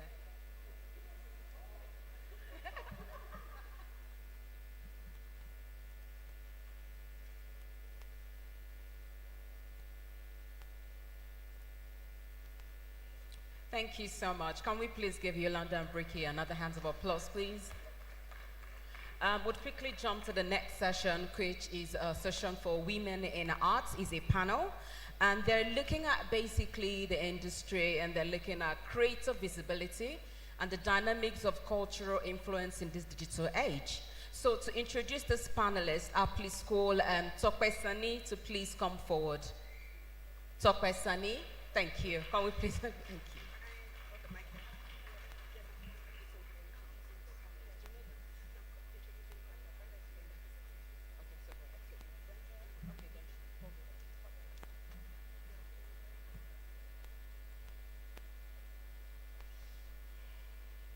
Good afternoon, ladies and gents. Ooh, this mic, it works. It does work. Good afternoon, everyone. My name is Tope Sani, and I'm the project coordinator for Women in the Arts. And it's my pleasure today to introduce you to our program of events. Once again, thank you very much to NIFS, Mrs. Ijoma Ona, and the rest of you. Thank you so much for attending. You want me to move away? Is this better? No, I'm just doing introductions, don't worry. Thank you. We are really pleased to have you with us today. Like I said, we have a full program lined up with conversations looking at some of the issues shaping the future of film, television, and digital content industries. To start with, we have On Gatekept, a research presentation examining how YouTube's algorithm recommends African content and what that means for creators, visibility, and income. Following the presentation, we'll have a panel conversation where we'll unpack some of these questions further. Later this afternoon, we'll come together for the launch, or just, should I say right after the presentation and panel, we're going to have the launch of the Usual Suspect podcast before wrapping up the formal program with our open door networking event happening upstairs. It's strictly by invitation. This will be an opportunity to connect, meet fellow creatives and industry stakeholders, and continue some of today's conversations more formally. To get us started, I'd like to invite Brenda Fashuba, who will be taking us through the research presentation and moderating the conversation that follows. Brenda Fashuba, especially with the paper presentation. Brenda Fashuba is a cultural strategist, producer, and creative economy leader with over 15 years of experience across Africa's arts and entertainment industries. She is the convener of the Women in the Arts and co-founder of Lagos Film Festival. With a background spanning theater, film, cultural programming, and creative development. She has produced over 150 theater productions and continues to build platforms that support emerging African creatives.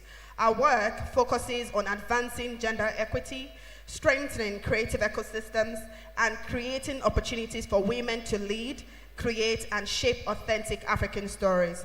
Through the Women in the Arts initiative, she champions meaningful change across Nigeria's creative industries. Ladies and gentlemen, please join me in welcoming Brenda Fashuba as she makes the paper presentation.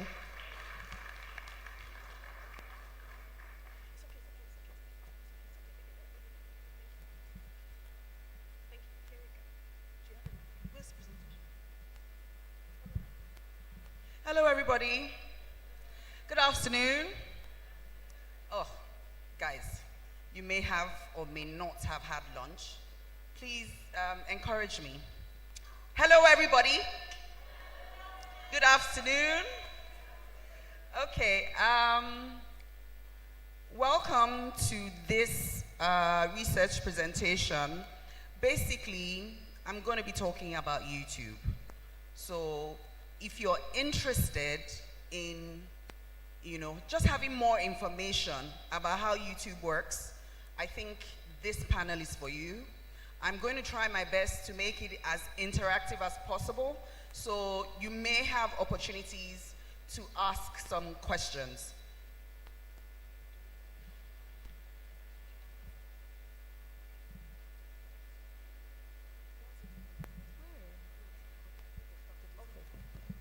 Hello? Great. So, it's an unusual name, Ungatekept. Bikia, this is how I'll be calling people that are discussing and chatting during my presentation. Bikia Graham Douglas. Love you too. Yes. I just want to call your name so that you will remember that you're here. So, the idea is for you to understand the way YouTube works. Earlier this year, I was on a panel and I made a very strong declaration that YouTube is the future. And a lot of people were like, no, never, and I had already started doing the research, and at this time, I was almost certain, that YouTube is the future. But it depends on what future you are thinking about, and I'm going to put it out there. A lot of people still condescend to YouTube filmmaking, and I think that you're wrong, honestly. I think YouTube is an opportunity that each filmmaker should take. You can define the way you enter, the way you work with it, the way you use it, but I think as a filmmaker, it is something you should really actively consider. If you are an active, working filmmaker who decides that filmmaking is the way you're going to earn a living, if you have other things that you're doing, fantastic. You can leave it alone. But when I say YouTube is the future, I need you to think around how many streaming platforms exist globally? How many? Amazon, Netflix, Hulu, Disney, and all whatnot. But what you fail to consider sometimes is the cost. How many streaming platforms are you going to subscribe to? Let's be honest. How many? How many are you going to be able to say, oh, this is the one? And these ones I called are the major ones. You have smaller ones. You have ones that are based in America, based in Europe, based, in different places. So I need you to think of YouTube as an aggregator. And they can do it because they have established the financing model of advertising to pay to play. What that means is that they can afford to stream your sporting events, your beauty pageants, think about it, your reality shows. They can afford to pay for all of this premium content because of the model that they have designed. Now, I'm presenting this research as what I have observed from Nollywood. I want to put a caveat. Nollywood filmmakers do not share information, okay? It could be paranoia. It could be, I don't know, trying to be safe. It could just be practice. But they usually don't share information. So all of the information I have gathered is from trawling through endless data on the internet, trying to verify what is real and what is not, and then looking at individual channels. For the purpose of this research, I watched upwards of 300 films over a space of 2 years, trying to understand what people wanted to watch, what was popular, what people liked, who had the highest views, and all of those things. I'm doing all of this explanation because I don't have a lot of time, and I'm going to speed through what it is. This particular research is dedicated to the women who have built a business out of making content on YouTube. Please give us a round of applause. Thank you. So I didn't really think through how it was going to look on this screen, but I've talked about this, okay? So this is a provocation, right? And what I want at the end of this session is for people to say, you're right, you're wrong, maybe, yes or no. Because like I said, there isn't a lot of information. Okay, so we're going to go through the exodus, how the algorithm shapes content, the growth playbook, the money, where it's headed, the risks, the gaps, and what might have gone wrong. Next, please. So, of course, everybody knows about all of this exit, right? And what really prompted, the truth is that it's not the exit that prompted the work on YouTube. It was COVID. You have to trace it from then. Yes, it was COVID.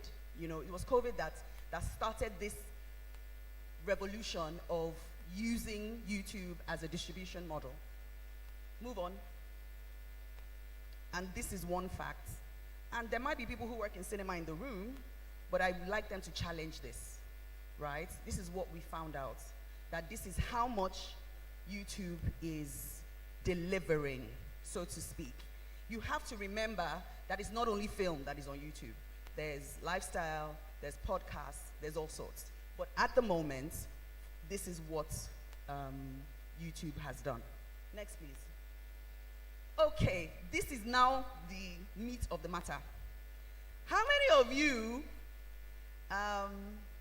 say YouTube is only love, love, love, love, love?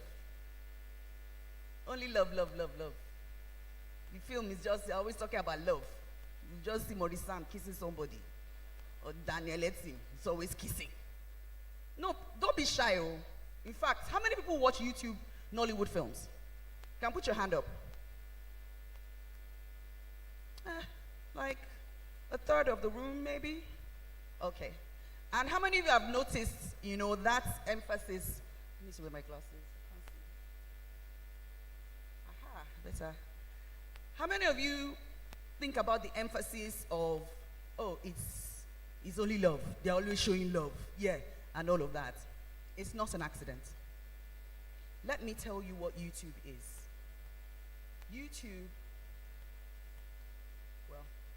YouTube is a search engine, but more of a prediction engine.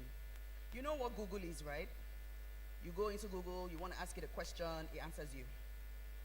In the beginning, that was the primary function of YouTube. You know, you go in there, you ask it questions, you find a video. Remember when the lifestyle people used to do it, Jackie Aino and Co., you know, when they'll put in the videos about how to make your hair like this and how to... Basically, YouTube was educating people. You know, you could put on videos there about different things people needed to learn. And if you remember, that's where you used to go if you're trying to figure out, you know, a new thing, a new tool, a new hairstyle, and all of that things. Now, YouTube has moved into what is called prediction, and it's because of the kind of content that is going on it now. You put in content about love. It's not looking at your content as a film. It's looking at your content as a subject. Do you understand? It's looking at your content as a subject. It means that if you continue putting more film things about love on it, you are now mapped to love. Do you get me? It's like Google every time people ask it questions, it's the same answers it will use to answer other people. So YouTube will continue to reward any channel that keeps talking about one subject matter. Do you understand? So if you were talking about love, it means if you continue talking about love, it will continue to reward you for talking about love. You understand? If you start talking about mechanisms, biology, whatever it is you decide to talk about, the more you talk about it, the more it rewards you. The more it gives the visibility, which also, translates to your money. Do you understand? That's how it really, really works. YouTube is not the place to say, oh, I'm going to eat rice and beans today, tomorrow we're eating amala, next week we're eating, It's not a fan of variety. It's a fan of predictability. So if anybody is talking about love or is asking questions about love, chances of your channel being the one that comes up, amongst other channels that are talking about love is higher. But if you say today we're talking about love, tomorrow is action, next week is cowboy, next one is horror, it will continue to affect the way YouTube brings you up. Next slide, please. So sometimes when you think, oh, this content is so shallow, why is it that they're only kissing? Why is it? It's because some of the creators have figured out that that is how their money is going to be made. The moment you want to start experimenting on your channel, don't do it. If your purpose is to make money, if YouTube is a place for you to hold the portfolio of your work, go ahead and do what you want. You understand? It's not going to affect you. You might not even monetize it. Just use it to show people this is what I do, this is how I do it. But if you know that you want to monetize, you need to be very strict about the way you're using your YouTube channel. Okay, so consistency beats volume. That's basically what I just said now. If you put out 65 films on different things, I'm so sorry. You might be challenged. However, you can shape. So if you are known to do family work, for example, Biodo Steven TV, who consistently stays doing work that families can look at. By the way, YouTube favors that a lot. Once your work is not explicit, it's not graphic, it's not bloody, the sex is managed, you get a little more visibility. Yeah, and a few of those long projects are not really. Please, I want to say something. Allegedly, there are some criminals on YouTube. Yes, who may be using what's the word now? Untoward means to get their views up. Let's not discount that. Corruption is a culture that we have. So I don't want you to look at somebody's channel and think, this person, every time. A lot of people are doing what they shouldn't be doing. You understand me? And I know that from time to time, YouTube does the weeding. It's like how Meta takes out fake accounts. They demonetize people, they demonetize projects.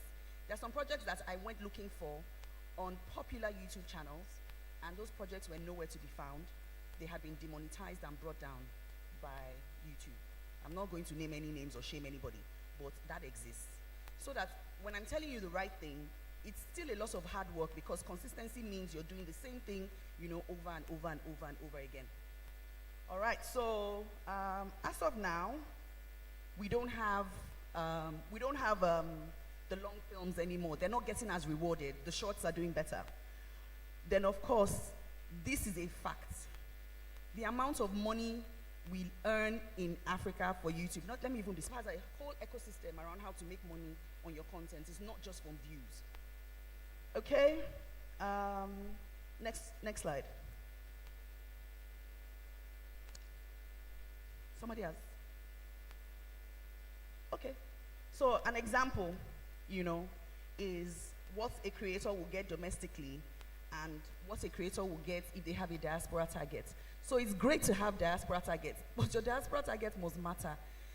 Cameroon is outside of Nigeria, but you will not get one single view if 1 million Cameroonians watch. You won't get a cent if 1 million Cameroonians watch your film. You will just be popular. You understand? So if you know that this is something you want to do, you have to do the research, you know, and then you need to do the targeted marketing. It's not every view that can be monetized. Yes, discovery doesn't start on YouTube. One of the things I found out was that TikTok is a great place to build a pipeline of audience that will travel back to YouTube. There's a whole thing, you know, you've got all these critics that are there that are making the projects go viral. You might want to engage with them some more. You might want to have a TikTok strategy as well. You know, start small and build it up, but build the pipeline into YouTube. Somehow, organically, TikTok and YouTube are going hand in hand. Yeah, before the formula works, build the audience. Packaging is provable, not guesswork. Views and retentions and the same signal. So there's an example here. I'm so sorry, I don't know if you can see it. Jadi Oshiberu did something, 35,000 views in 4 days. Enioluwa did something, 3.2 million views in 2 weeks. You understand? So Enioluwa is an influencer, has a massive presence on social media, and that translated into views for him. Now, I can't tell you exactly how much money he made from the 3.2 million views. I can't even tell you if his channel is monetized or anything. But what I'm trying to say is, sometimes it's not really about the craft. It's not really about the intentionality. It's not really about making a beautiful film.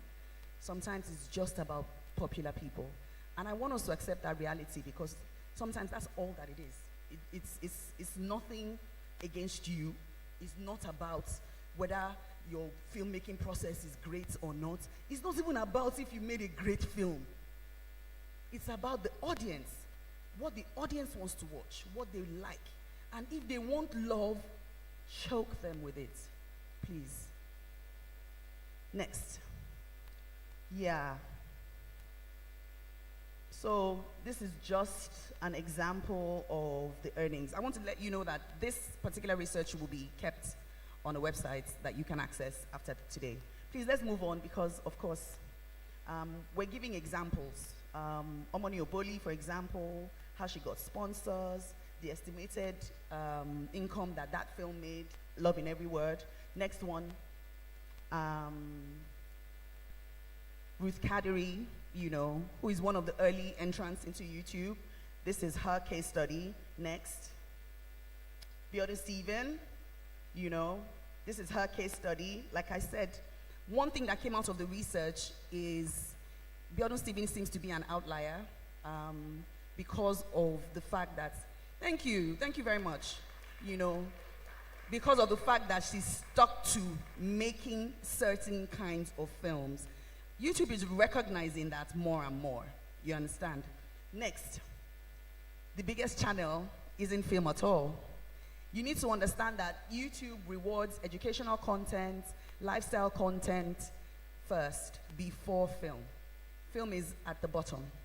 So if you're coming in, you're starting with a podcast, even a nature channel, a channel about octopuses, I don't know, whatever, but they naturally prefer all those other things. Film is one of the last earners.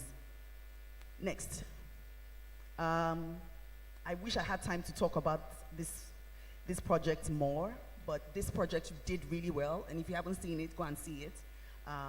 It has made a lot of noise on YouTube. Next. Yeah. So look at the different genres and what they've made. So if you're a filmmaker, maybe you make a film about music, and you might do more in terms of your income. Next, please. So this is the list of the first 10 most watched. So there's Love in Every Word, Treasure in the Sky, Loving Everyone 2, Where Love Lives, My Crazy Rich Girlfriend, You Me Forever, Unexpected Places, A Place Called Love, Last Straw, Maid of Honor. I've watched 9 out of these 10 films. How many have you seen? You've seen 10. You're rare. How many have you seen? Nobody? Okay, you can keep the list. Again, the earning from YouTube is just the beginning. There are other opportunities, brand integration, streaming, you know. And if you go to the back end, if you're serious, you will see the places where even fans can give you money. Fans can subscribe, you know, to your channel, and they can be super fans, and they can pay you, and there's a lot to be made, you know, from all of that. Next. Ad revenue, brand co-production, MCN advances. I need to talk to you about that, but I'll do it on the panel. Grants, institutional equity, formal debt lending. This is how you get the money. The infrastructure isn't ready for how big this got. I'll talk about it during the panel. Next. So where does this go next? 5 trends already visible in the data. AI cuts costs, raises the disclosure bar, language cluster expansion becomes standard, MCN financing gets formalized, brand co-production, shorts become a production tool, not just marketing. I'll talk to the panel about this, and then we'll explain. So yeah, this is how to get ready. This slide is not very clear to you, but it's really how to get ready for your YouTube channel. The things you need to be able to do. You know, where is your YouTube channel registered? What address are you using? Are you going to get paid in dollars? Are you going to get paid in naira? There are all sorts of questions about preparing yourself, you know, to be able to do that. And a few of the experts here will be able to tell us. Next. Okay, so this is where we need the experts to say, are we right or are we wrong? In 2026, does your CPM still sit at 30 cents? Between 30 to $150, $1.50 rather, you know. Piracy losses, how are they? 36 million in estimated annual piracy losses. 50% diaspora audience nets 2.5 the revenue of a 95% domestic one. So 50% of people in diaspora will net what 95% locally gets you. Next, please. The ticket is in your hand. Your film doesn't need you to travel with it. It travels for you. That's a direct quote from Biodun Stephen. And for the full report, yeah, use the barcode. We've come to the end. So I'm quickly going to do a quick panel with a couple of distinguished guests that I'm going to introduce. So I'd like to have Biodun Stephen.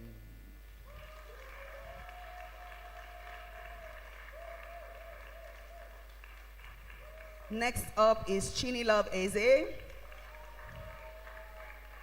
Next up is Jessica Obaze Inze.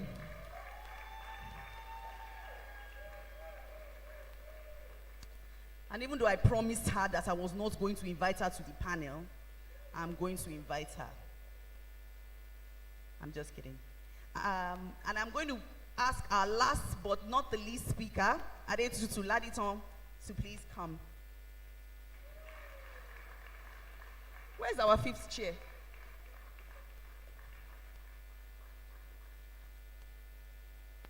Tope, I lost a chair. Okay.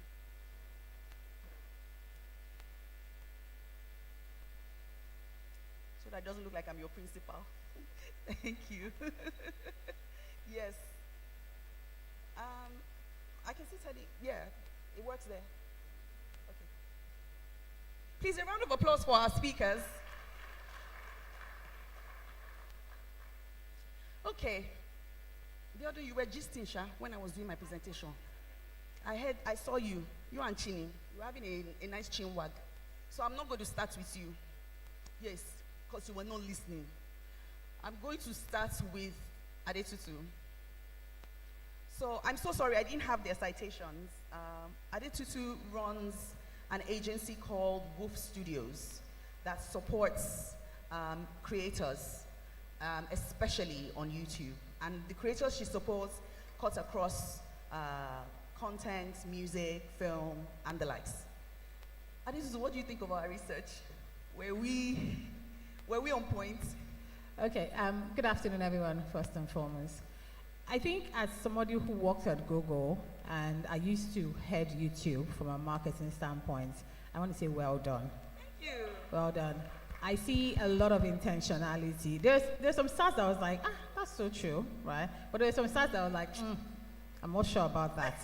But I see a lot of intentionality. The fact that it's data driven, and those data points are super important when you think about the earning potential of the platform, the distribution bottlenecks, and everything. But I think more importantly, it's very insightful for you to be able to share in a platform like this, because a lot of people focus on the art without the science, and YouTube is a science-driven platform. If you don't look at the numbers and you're doing comparison, why is her movie suddenly doing better? You don't know what are some of the signals she has already probed in behind, so super well done. Thank you very much. If I was good, I didn't hold my questions, I'm so sorry. My question is for Chini. Please tell me, you know Chini Lovezi, right? A round of applause for her. I mean, I've noted something. The way YouTube is today, 2026, and when you started, you know, I want you to tell us two fundamental differences. So please tell us when you started and, you know, what it was like and what it is now. When I started, I would say YouTube was way better than now, and that's the truth. Okay. Way, way better. I think the earnings were better. The earnings were better? Yep. Yes. The earnings were better. I think even the views were better because we had very limited channels. So it's like YouTube was like the first free to air or free to, you know, Yes. it was, Yes, every other exactly. ones were S-void, Yes. you know, so for the first time people didn't have to subscribe, Yes. so it was free, so it's like there was like a huge influx, and we were like 5 or 4. Oh, wow. Yeah. We're like How 5. early was this? I think this was 2021. Yeah. And before I started, I think they were just like doing just YouTube. They were just like 3 people. Wow. Yeah. 3 channels, and they were Eastern channels. You know, there were most filmmakers that were filming in the East, so those were the people that were filming, apart from like the distribution platforms like Afarevo, but those ones were not like producers. Yes, they were but like just producers, they were just like 3, you know, and they were mostly in Enugu and Asaba. But in Lagos, you know, we were just like maybe 3, you know, myself, Royal Arts, Uduak TV, Blessing Egbe. I think I can't remember any other channel. Yeah, so we're just 4 of us that were actively doing straight to YouTube at that time. So if you're not watching my channel, you're watching Royal Art, you're watching Udua. So it's like everybody that was on YouTube was watching this particular channels. So the views were better, the earnings were better. I mean, we're smiling to the bank at the time. But right now, It's not just smiling. God is faithful. Let me put it that way. It's not smiling. Well, we thank God. We thank God. We thank God. Biodu is not smiling. Is smiling? Do you want to? Maybe it's off. Good afternoon, everyone. Good afternoon. The simple answer, you don't smile nothing. You don't smile. You don't smile. Oh, yeah, There's just so much work to do, and it's so startling how the same preparation you do for cinema release, you are being compelled to do it now for a YouTube release. Really? Yes, you are doing the skitting, you are doing the dancing, you are doing the begging, you're doing it all, you know. And sometimes, and again, it's largely, you and I have had this conversation, you are I mean, Brenda has had to endure me calling her, crying, and say, I'm done, you know. And it's one of the things I understand that it's an audience market.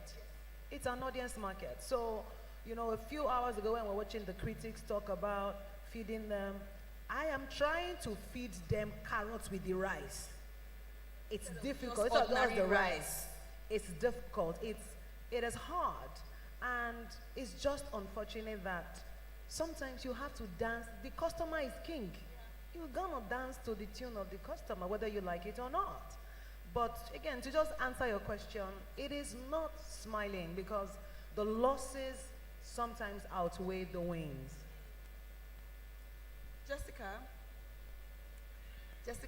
I love your channel. Thank you. You're welcome. And I love Stan's channel as well.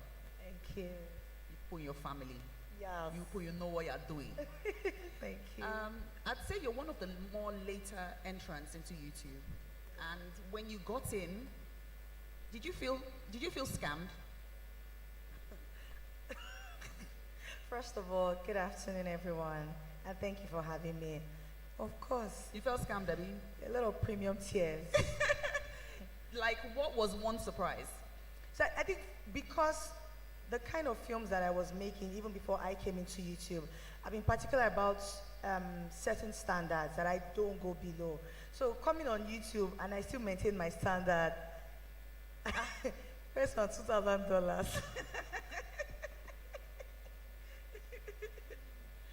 So yes, I mean for a very long time, actually. You felt scammed? Yeah. So, did you do anything different? Did you, what did I you mean, the change first thing I anything? did was I gave up for a while. Okay.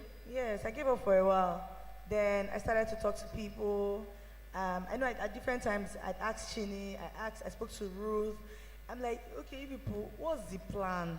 Can you like explain these things to me? It's not hard enough. You know, of course. I spoke to Auntie B too, and she's like, bro, we'll just be pushing. Don't worry. Exactly what she says. They just be doing. They will know the channel, just small. You know, and then, yes, pretty much. That's how I just kept at it. Would you say you got a better hang of it now? No, it's a school. You keep learning every day. Literally, yes. Okay. So the thing is, sometimes you think you figured it out, and then the audience will change it for you. Yes. Yes. The same people that tell you, I love your kind of stories. Oh my God, my life changed. Oh my God, I went back to God after I watched the film. Tell the same great story with the actors that they don't think are the YouTube faces, in quotes, you will cry. Premium tears. Sorry about that. Adetutu, so while doing this research, right, I started, like I said, so last year I published a paper at NIFS called Dangerous Women, talking about Nollywood stereotypes and women, and YouTube was where we went to farm for those films. And that was what gave birth to the conversation that we're having today. Now, I started this research 2 years ago. Last week, YouTube changed. I submitted this slide yesterday night at 11 because every day I'll go and check what's new again. YouTube, what's new again? Because by the time I get to NIFS, I will publish and I will look like an idiot because the thing is dated. And that's just me doing research. So imagine people who have invested in content, you know, and all of that. Can you hazard why is it always changing? What is the reason? What is the cause? You know, is it because of pirates? Is it what? Are they trying to trap creators? What is it? Okay, so first and foremost, we're talking about a global American company. So all of they don't care. It's not that they don't care, but like there are many things governing it. Let's talk about the technology. YouTube recently increased its monetization for new entries coming into the platform. And that was done because with AI coming on board, a lot of people were abusing the opportunity that the platform was creating. You had filmmakers and even those creators, slapstick, no entertainment value, no creativity being put behind it. And because it was such a low-hanging fruit from a monetization standpoint, people were really abusing it, right? And, you know, we saw this sudden surge. We see this surge. The creator economy in every market is blooming and everyone wants to become a creator. And automatically, by default, they want to go to YouTube. So if you do not create mechanism to reward strong storytellers, everybody would do AI versions of videos, packages. Some people can churn out 20 content in a day because they want to game the system and continue to make money. Meanwhile, Biodu, Blessing, Chini will spend hours scripting, spend hours producing. They have to now compete with somebody who has gamed the system from an AI standpoint, have no entertainment value, have no educational value, and that's why those policies are in place, right? It's increased from 4,000 watch hours to 8,000 watch hours. It's increased from the amount of views you have to do on a short level to the amount to 20, to all of that. It's just so that people put intentionality towards the platform. You do not want to make it pure water at the end of the day. That's the first thing. Secondly, this is a platform that is responding to EU laws. It's being summoned by senates all over. They also have to do some due diligence, right? I feel like we're seeing this sudden shift that's happening with, I don't know if it's happening, it would happen here eventually, but you're seeing a lot of global creators. I read somewhere recently, a lot of global creators are being reached out to SVOD platforms. So Netflix is buying YouTube shows. Amazon is buying Mr. Beast, right? And a lot of creators are going to create shows. YouTube wants to retain the creators. And in order for you to retain the creators, you need to be able to pay them the right level of money, right? So what they've started doing, and this is policies that are coming in place, is how do we reward strong creativity? And in doing that, it's always coming up with policies to say, if I see that this is a story maker, a teller, that can bring in new audience, can help us grow our monetization prospects, let's create structures that allows this person to be visible. So you're going to continue to see new updates and policies, but it's only going to favor the creative set of people. Thank you very, very much. A round of applause, please, for that wonderful answer. One more question for you. In the research, I started understanding that it's not a plug and play. You don't just upload and let it go. You know, your thumbnails matter. The tools that you're using matter. And I feel like people don't know, oh, I mean, this is a partnership program, this is not a non-partnership program, you know, how to get yourself monetized, how to organize your channel, you know, if you're earning in dollars, are you paying taxes? There's so much, you know. But I want you to tell us one overlooked tool, situation, something about YouTube that a lot of creators overlook all the time that would help their monetization strategy, you know, getting themselves into play.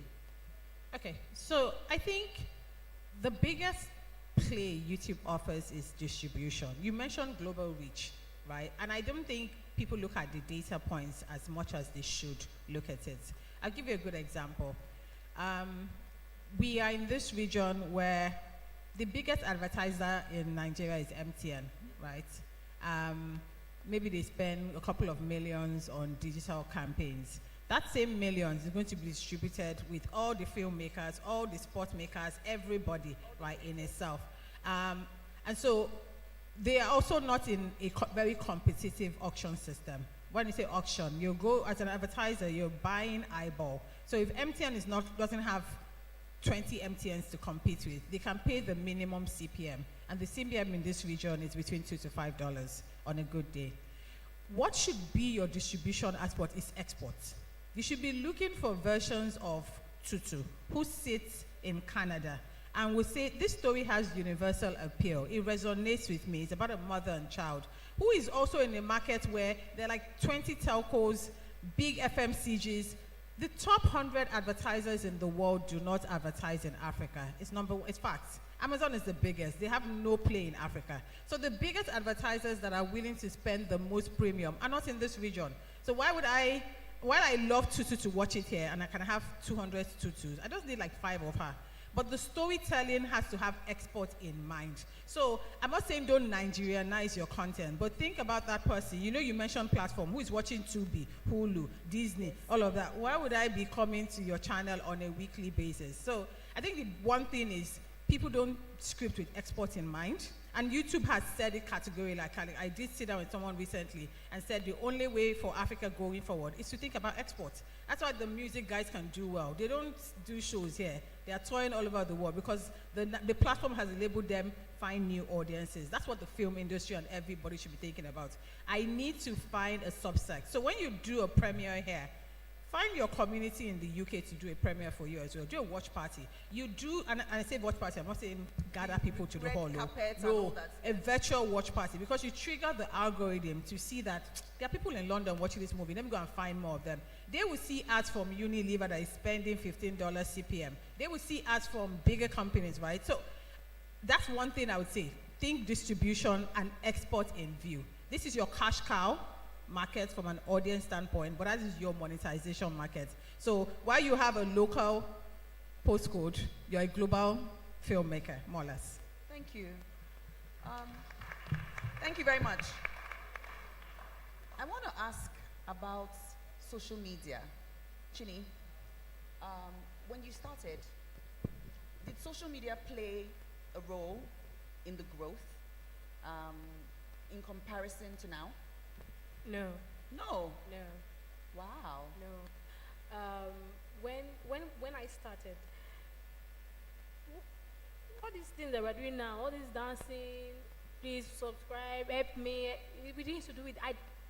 In fact, that's why it was so hard for we that started before to start, because then you just put your film, and that's all. Yes, you just post once and say, oh, it's now showing. At the time, how many followers do we even have? Do you understand? So it did not, like, they just found it. They found it at that time.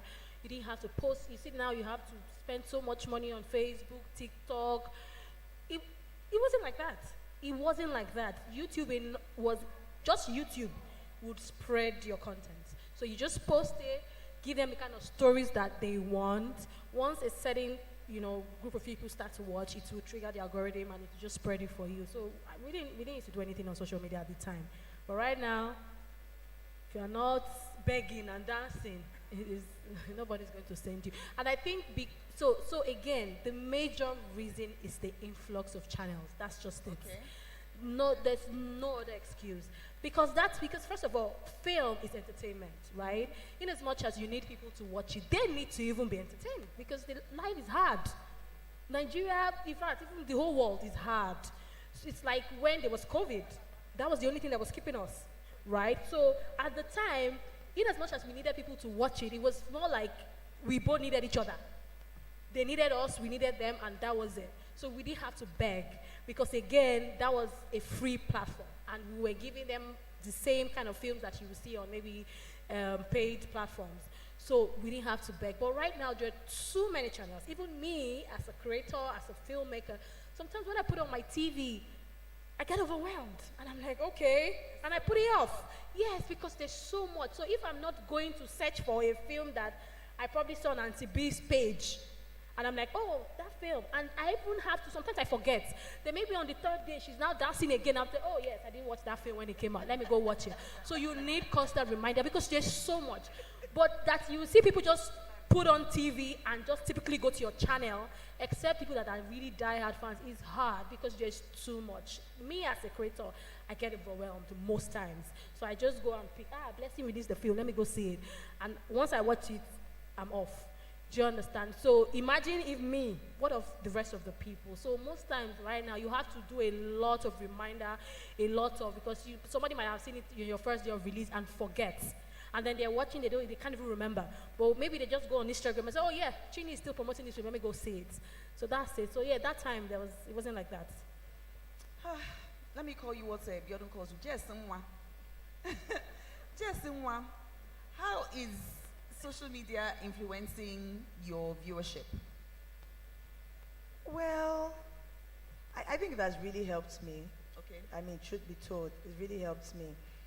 When I started, I used to advertise. So I and my husband have a YouTube channel, a family channel. That's not even for film. So I used to advertise on that channel.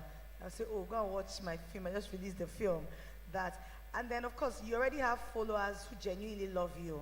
And you see people that will say, even if you don't act anything, once you're done that, just did it, I'll just watch it.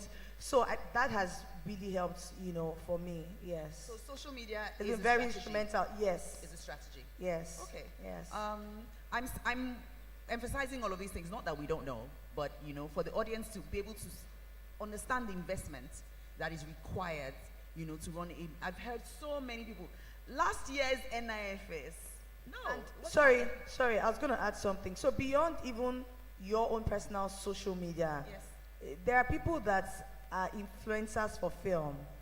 And no matter your follow, even people that have over 1 million subscribers on YouTube, they still pay those people to publicize their films. And they are on both Facebook, TikTok, and IG. And I think the Facebook and TikTok ones are actually more effective than the IG ones. Facebook people are the loyal people. They can watch it 10 times. Clock it. Have you clocked it? So know where your fans are. You understand?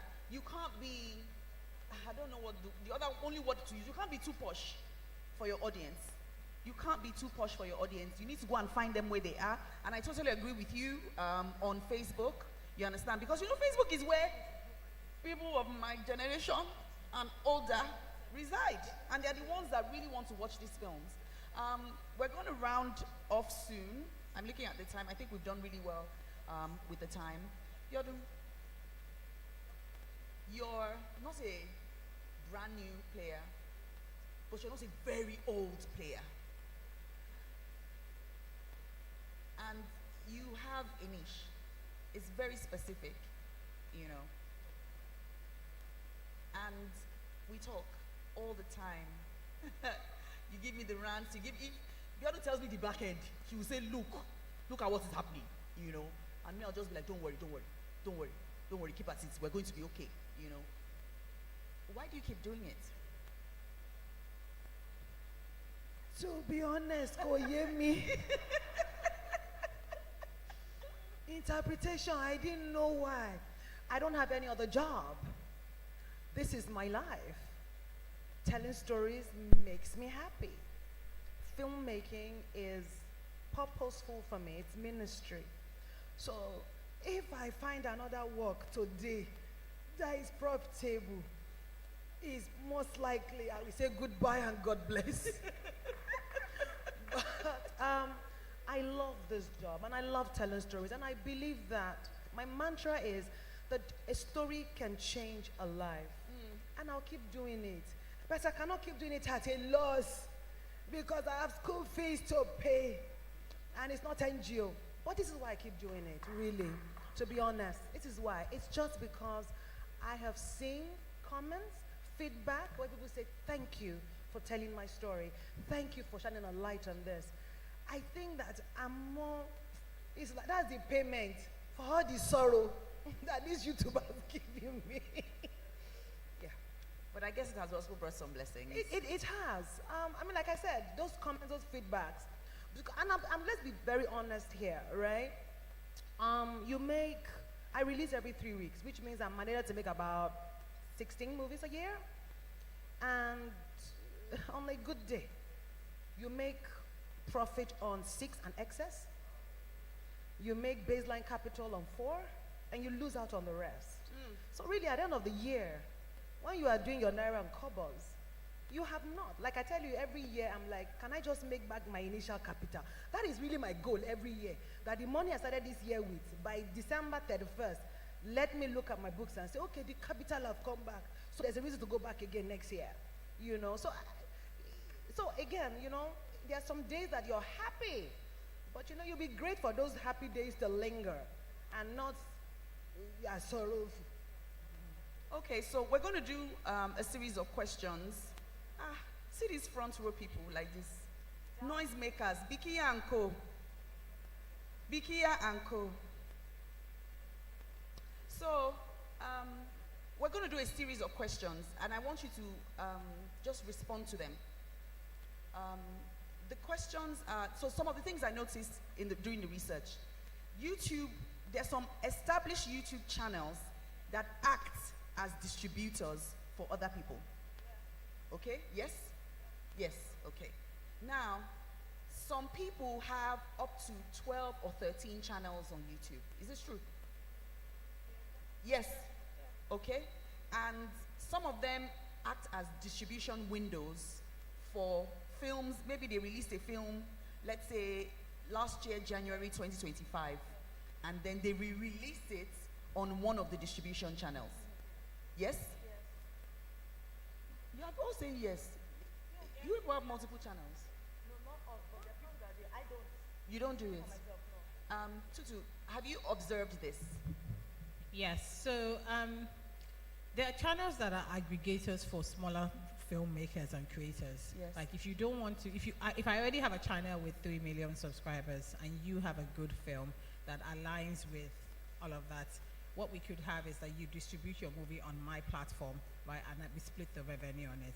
So it's actually a business model that makes sense. Okay. Because those channels are primarily, they have niche. They focus on certain niche, Yes. but they're primarily for filmmakers who don't want to do the hustle of marketing, promoting, dancing, you know, all of that. Because there's already an existing audience base that watch this kind of content, right? So it's easy, way more easy. And I feel like it's a great business model. If you already have, if you know how to build audiences on a channel, as opposed to you producing, just let people know, they bring their films to you. Is this a fit? Take the film and split the revenue. Okay, Chidi. Okay, yeah, I wanted to say something, right? There's that, and I think from what I get, I think what you're trying to say is there are people that, see, the truth of the matter is, YouTube right now, a lot of times, one channel cannot sustain you.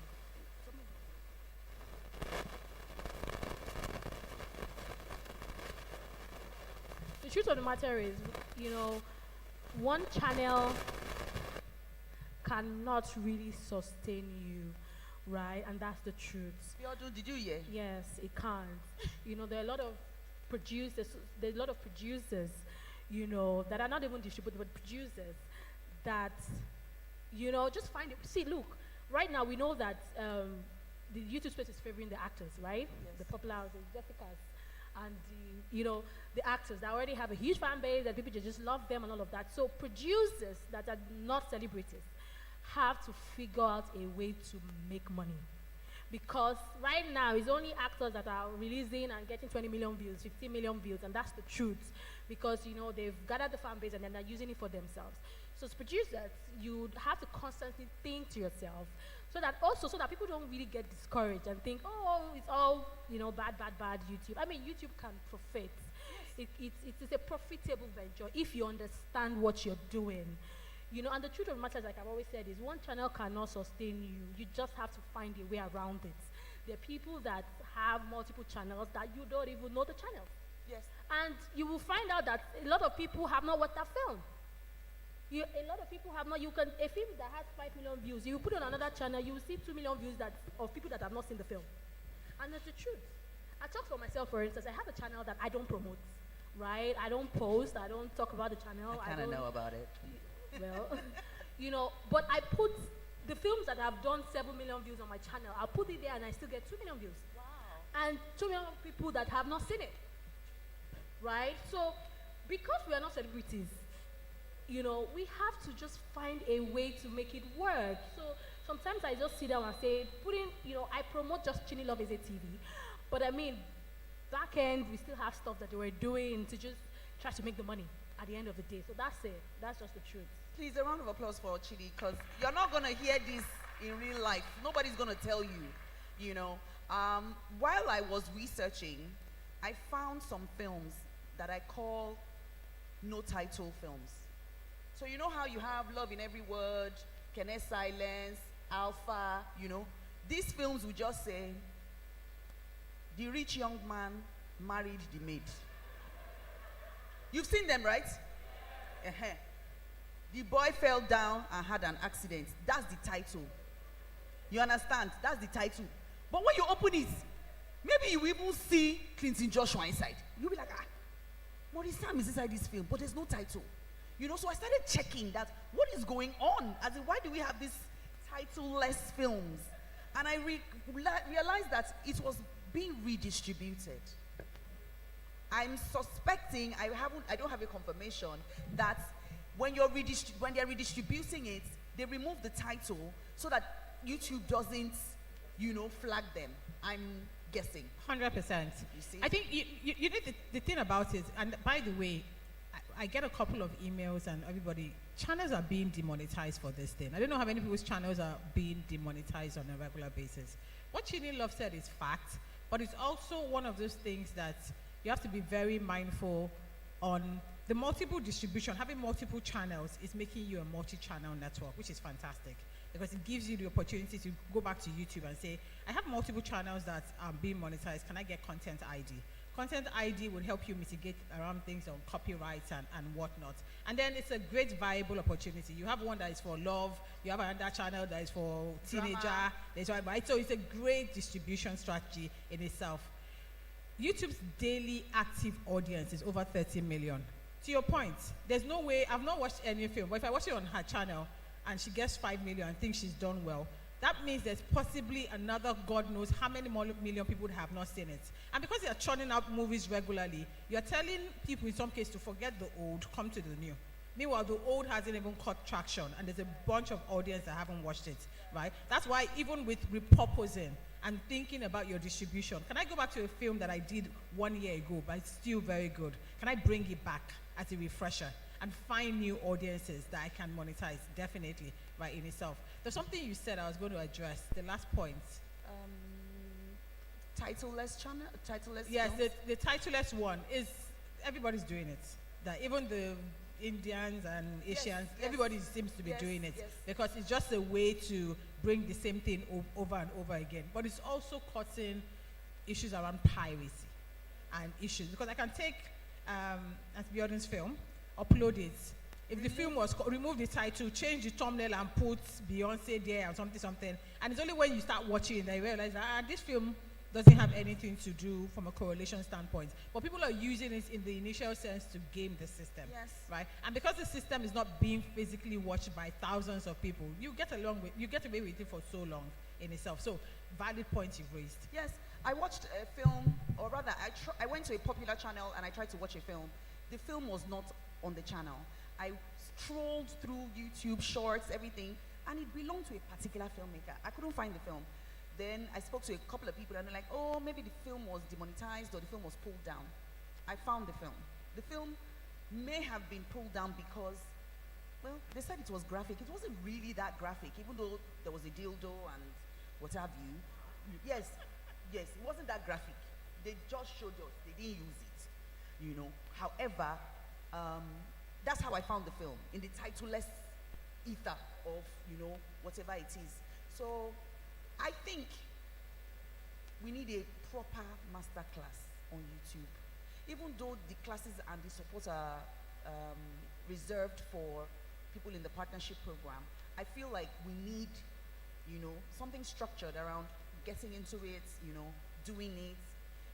For me, if I really, really want to do YouTube as a business, I'll probably come and intern with Biodun or intern with, you know, with Blessing. It doesn't matter that I'm an expert at whatever.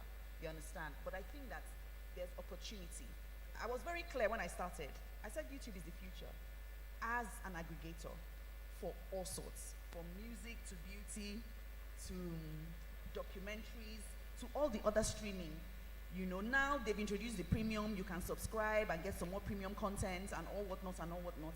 But if you are interested, if you're a filmmaker, if you're a maker, if you are anything that is interested in making content, go and find your stake on YouTube. I want to say thank you very much to my speakers. In less than an hour, myself and Biodun Stephen will be launching our podcast called the Unusual Suspect Podcast. We will be launching that podcast here. We're going to have, it's not less than an hour, it's now. It's actually Sorry about now, that. yes. I apologize. Now. I apologize. So it's happening now. Are we ready? You're going to give us 5 minutes. Okay. They're going to give us 5 minutes and we're going to come back and we're going to have a live recording of the Usual Suspects podcast. What is going to happen though is we're probably going to close the doors because we need to keep the audience in and manage the sound and all of those things. So if you need to go take a quick bathroom break, a water break, or what have you, this is a good time so that we can do the podcast. I want to give you a caveat.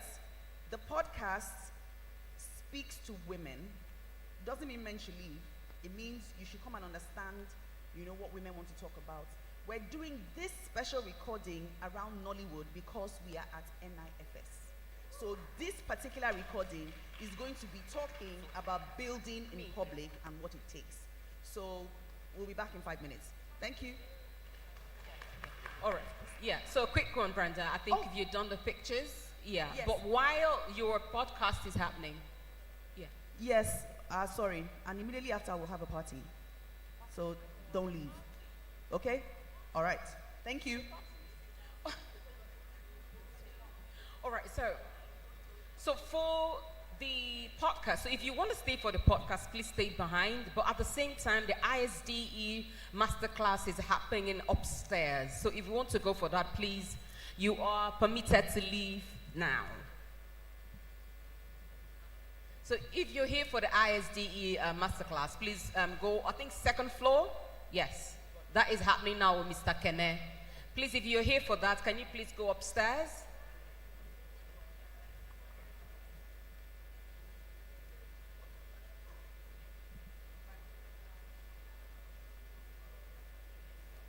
ISDE is international. Yes, it is. If you're here, do you want to go for it? Is joining. Yeah, the ISD is International Sales and Distribution Executive Masterclass with Mr. Kene, the founder of Comworld Cinema. So if you're here for that, can you please go to the second floor because that's where that is holding. And then if you want if you're here for the podcast, then please stay behind.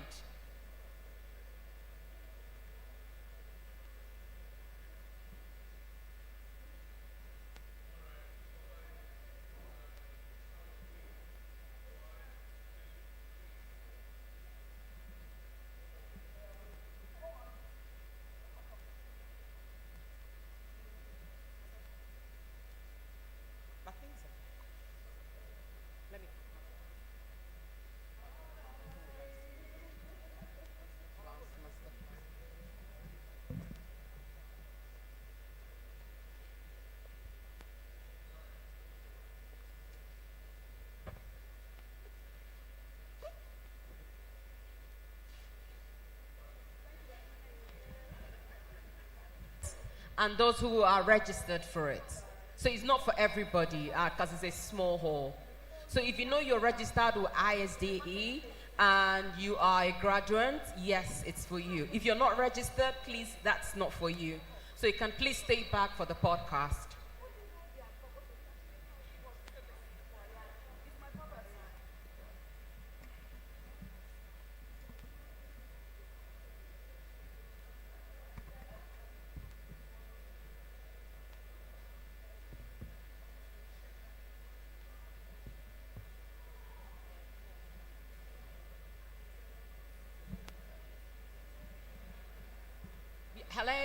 Hello. So the masterclass is open for everybody. It is open to everybody and it's a small hall. So can you please start going upstairs? Because we need to start the podcast now.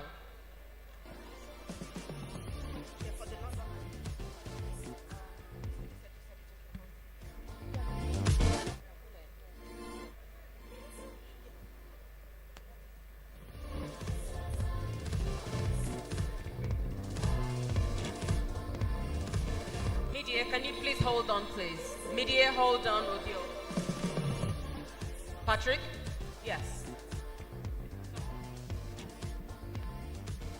Hello, ladies and gentlemen, once again.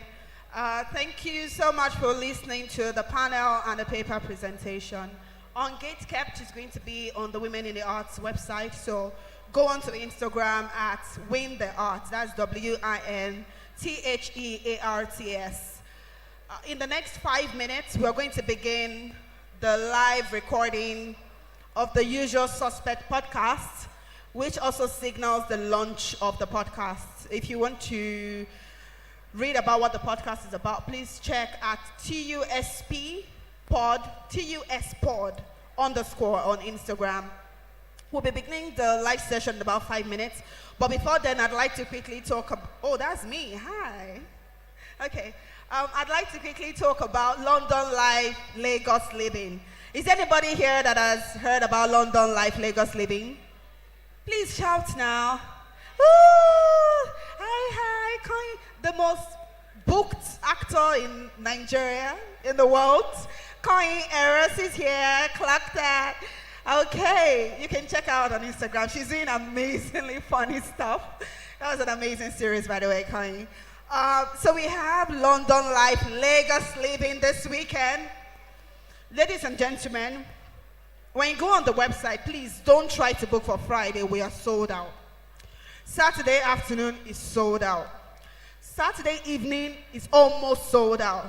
Sunday afternoon is about to be sold out. Sunday evening is almost sold out. So I'd advise, please check London Life, Lagos Living. Check Tix Africa. You get the ticket. It's a stage play it's a stage adaptation of Bobo Omotayo's very viral blog called London Life, Lagos Living. And you have your favorites, Keten Shaw, Chi-Girl, Gideon Okeke, Linda Ejiofor Sulaiman, Tosin Adeyemi, Imo Potato, Shola Robert, and Olarotimi and Laura Lambo. And today is Laura's birthday. They are at rehearsal right now, and everybody is cutting cake and enjoying themselves. So please go see this play this weekend, Friday, Saturday, Sunday. Okay, we'll be beginning the live recording. We are waiting for our host, Brenda Fashuba and Biodun Steven, to go change.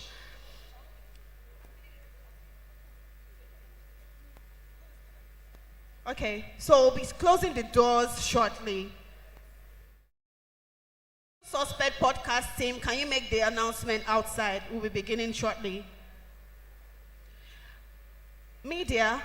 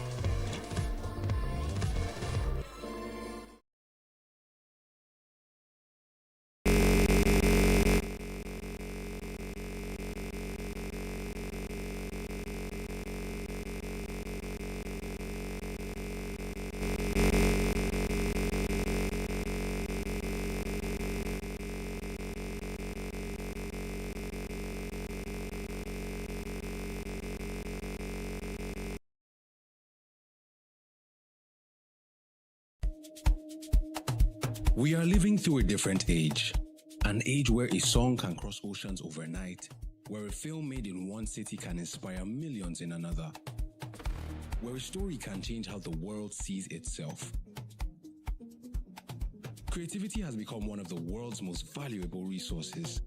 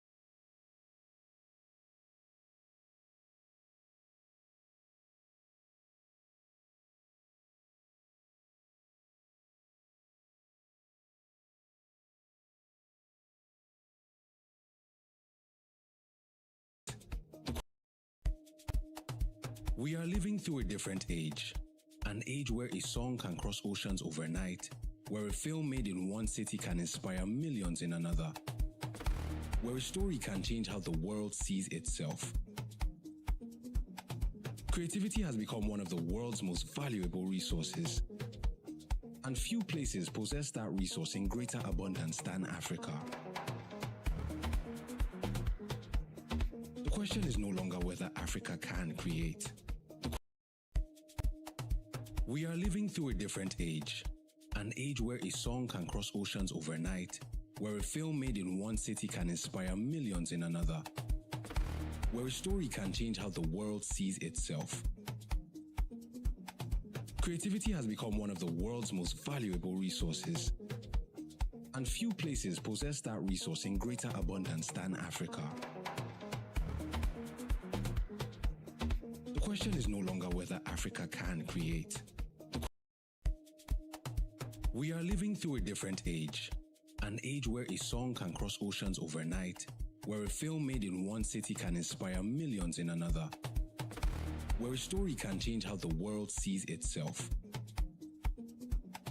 Creativity has become one of the world's most valuable resources, and few places possess that resource in greater abundance than Africa. The question is no longer whether Africa can create.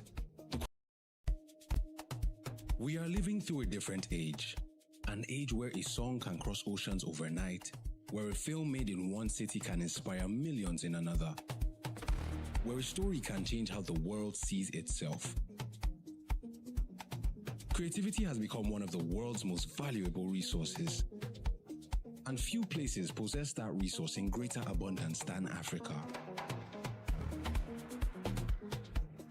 The question is no longer whether Africa can create.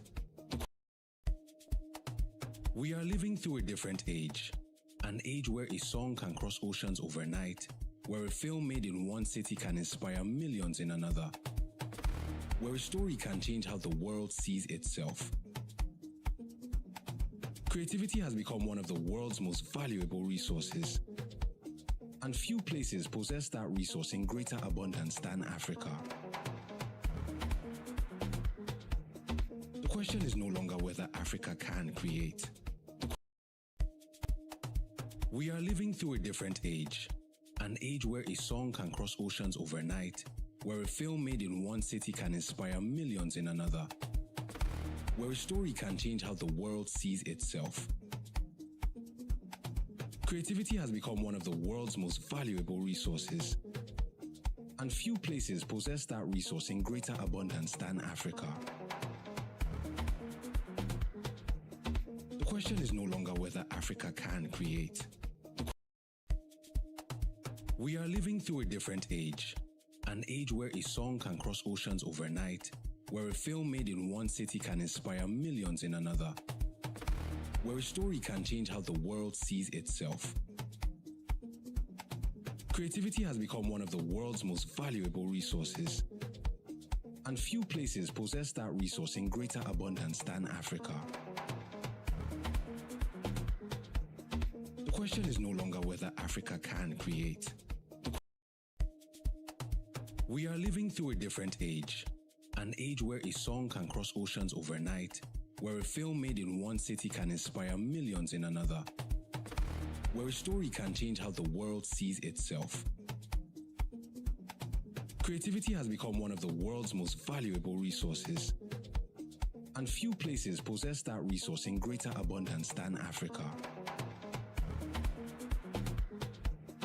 The question is no longer whether Africa can create. We are living through a different age, an age where a song can cross oceans overnight, where a film made in one city can inspire millions in another, where a story can change how the world sees itself. Creativity has become one of the world's most valuable resources, and few places possess that resource in greater abundance than Africa. The question is no longer whether Africa can create. We are living through a different age, an age where a song can cross oceans overnight, where a film made in one city can inspire millions in another, where a story can change how the world sees itself. Creativity has become one of the world's most valuable resources, and few places possess that resource in greater abundance than Africa. The question is no longer whether Africa can create. We are living through a different age, an age where a song can cross oceans overnight, where a film made in one city can inspire millions in another, where a story can change how the world sees itself. Creativity has become one of the world's most valuable resources, and few places possess that resource in greater abundance than Africa. The question is no longer whether Africa can create. We are living through a different age, an age where a song can cross oceans overnight, where a film made in one city can inspire millions in another, where a story can change how the world sees itself. Creativity has become one of the world's most valuable resources, and few watched our films, worn our fashion, collected our art, and embraced our stories. But that's only the beginning.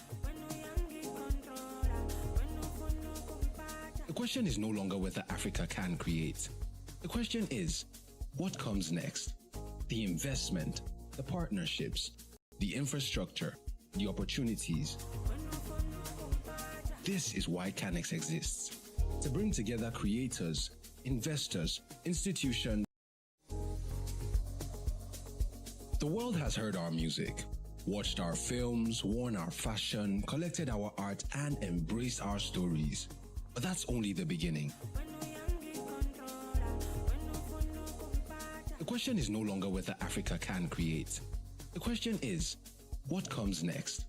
The investment, the partnerships, the infrastructure, the opportunities. This is why CANEX exists, to bring together creators, investors, institutions. The world has heard our music, watched our films, worn our fashion, collected our art, and embraced our stories.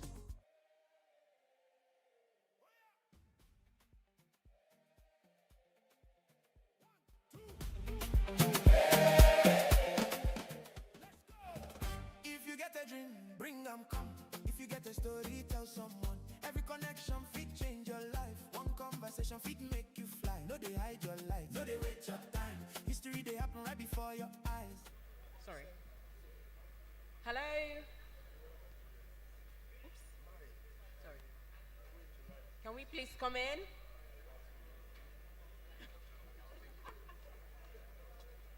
I say come in, you dey go.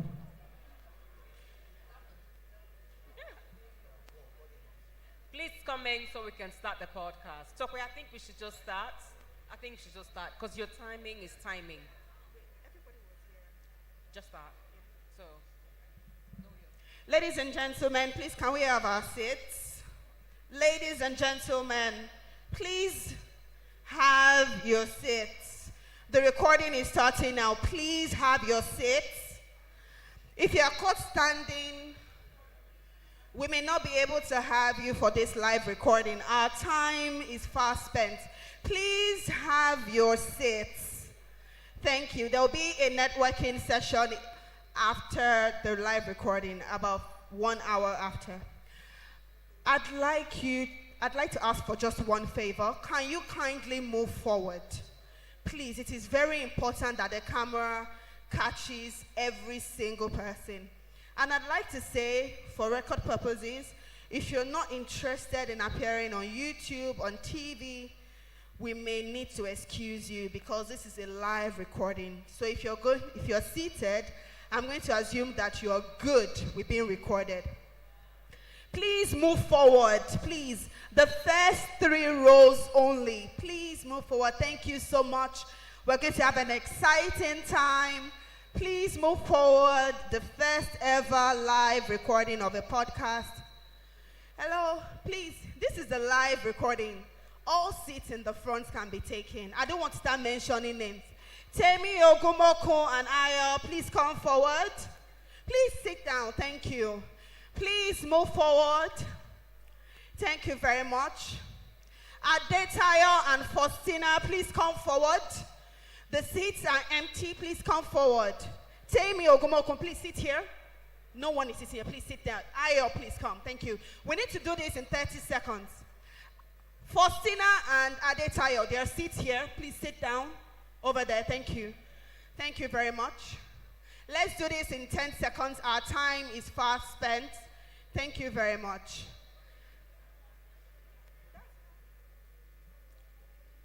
Thank you very much. Thank you. Thank you. Please, Tochukwu or Kemi, kindly lock the door. We are starting now. Please have your seats. Please. Until the last person is seated, we're unable to begin. Please have your seats. Please have your seats. Please. Thank you. We're 20 minutes behind schedule. Thank you very much. Thank you very much. God bless you as you sit. Thank you. Thank you very much. Thank you. Thank you very much. I'm holding a nylon. That's very embarrassing. This will get everywhere, and it's going to be top person is holding a nylon. No, I'm posh. Ladies and gentlemen, thank you very much for attending. Wow, gang. The first ever, is Miss Ijoma here? The first ever live recording of a podcast at the NIFS. Ladies and gentlemen, please clap for yourselves. Thank you very much. The name of this podcast is The Usual Suspect Podcast. And if you're a woman in your 30s, in your 20s, your 30s, your 40s, your 50s, your 60s, 70s, even 100 years old, I believe that you will gain something. When we're recording this podcast, it was so hilarious on set because of the two hosts. You're going to meet them very soon. It was particularly hilarious because these are superstar women talking about regular things about women. It is the most fundamentally hilarious yet serious set of conversation that I've ever been privileged to be a part of. And this is quite monumental as well because this conversation started last year. I don't think one of the hosts knew about this last year when she was talking about women in Nollywood, especially women in their 40s. And today, we're fortunate to be recording our live session here at the NIFS. So thank you very much once again. In the next 30 seconds, I'm just going to tell you what The Usual Suspect is about. Like I said, it's a conversation that these amazing women talked to each other and then to the rest of us about topics, the things that you wonder about, the situations, the ones that people don't talk about. Koyin, you know what I'm talking about, and the ones that people do talk about often. And what is exciting about this set of conversation is it's not just particular to women. A lot of men, I want to say congratulations to all the men in this room. Once you're done listening to this live recording and the entire podcast in the next few months, you are going to know a little bit about women. So once again, congratulations and you are welcome. Congratulations and you are welcome. Okay, so very quickly, I'm going to introduce the host. Oh yes, I'm going to play a trailer very quickly. Media team, I beg, don't fall my hand. There's going to be a trailer that just talks about the usual suspect in less than 30 seconds. Can we play the podcast? Thank you. It was a measure of peer pressure, but not really. I just thought I was going to university. Excuse me, 1 second. Can we play it from the beginning? Hi. Excuse me. We need to play from the beginning. Thank you. From the very beginning. I made a decision to lose my virginity. It was a measure of peer pressure, but not really. I just thought I was going to university, and it was not a useful thing to have in uni. And so, yeah. Problem now. There's a problem, right? It doesn't mean that there's a problem. You know that he's still 5 days, so he's training. Have his skill, Pami. Let's have a great time. I was in the wilderness for 7 years, and it took a long time to wrap my head around it, So the obligation of sex, was there on top of this dead libido, on top of postpartum depression, all undiagnosed. Thank you very much. That's just a snippet. And I'm glad to say I directed that episode. Thank you. It feels good. And that's my first time directing. So once again, thank you to the host. They took a chance on me. They took a chance because I didn't know what I was doing at first. But thank you. I'd like to welcome the hosts. I know what I'm saying. Guys, clap. Make it seem like I know what I'm saying. I'd like to welcome the hosts. Suspect 1 and suspect 2. Those who know. Oh, Jesus. Okay, we're going to start. I'm going to introduce both of them at once, and you've already seen them. So suspect 1 and 2, please stand up. Please welcome Brenda Fashiba and Biado Steven. Please keep clapping. This is the first ever live recording of the Usual Suspect podcast.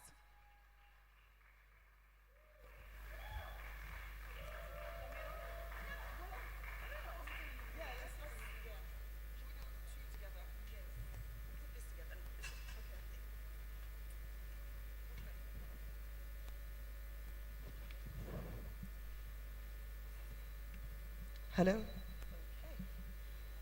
Hello, everybody. We've lost half of the room, but don't worry. You're in for a treat. It's going to be a really nice time. You won't regret staying. And then afterwards, you guys are coming to the party. All these people that left us, we're not going to give them anything. I'm telling you, the party is going to be nice. We have lots to eat and drink, so don't leave us.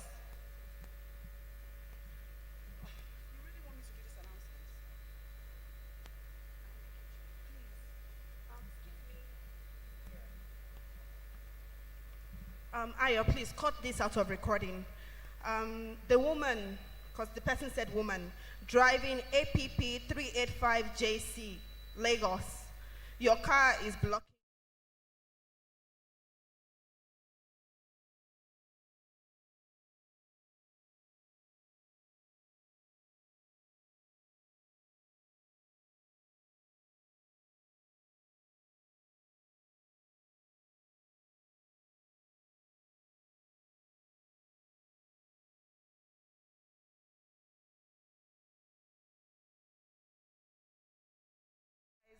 You're welcome. We don't have a lot of time. We're eating into our time a lot. So the Usual Suspect podcast, welcome. Suspect 1. Suspect 2.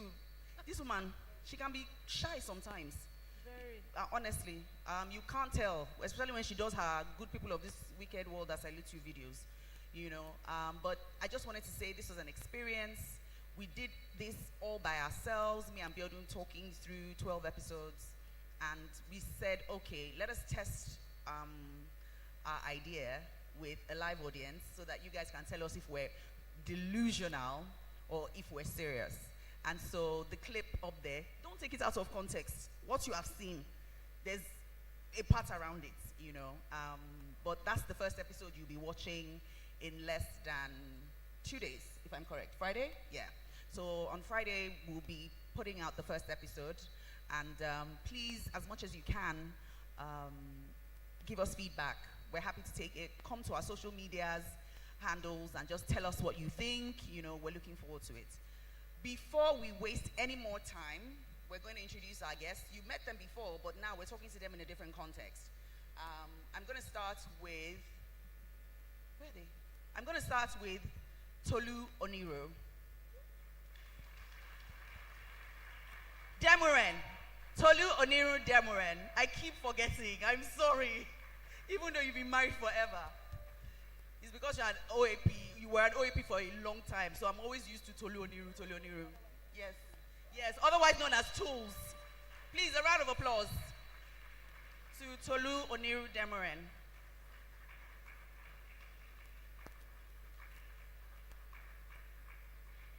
Hi, everybody. A round of applause for Tolu. Please, you can.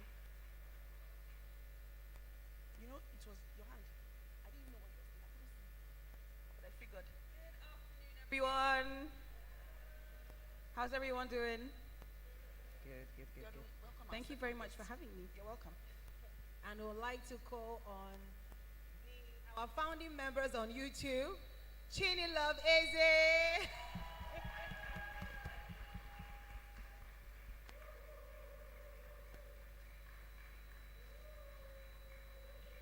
Let's keep clapping, let's keep clapping.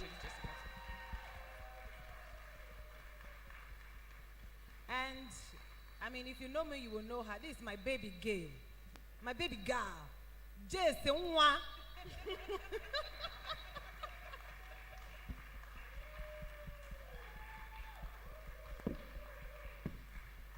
Her name is Jessica Inze, but I call her Jason Nwa.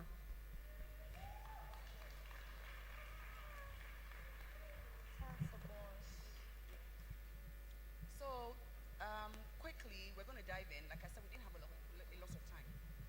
And what I really wanted to talk about today was really about building in public.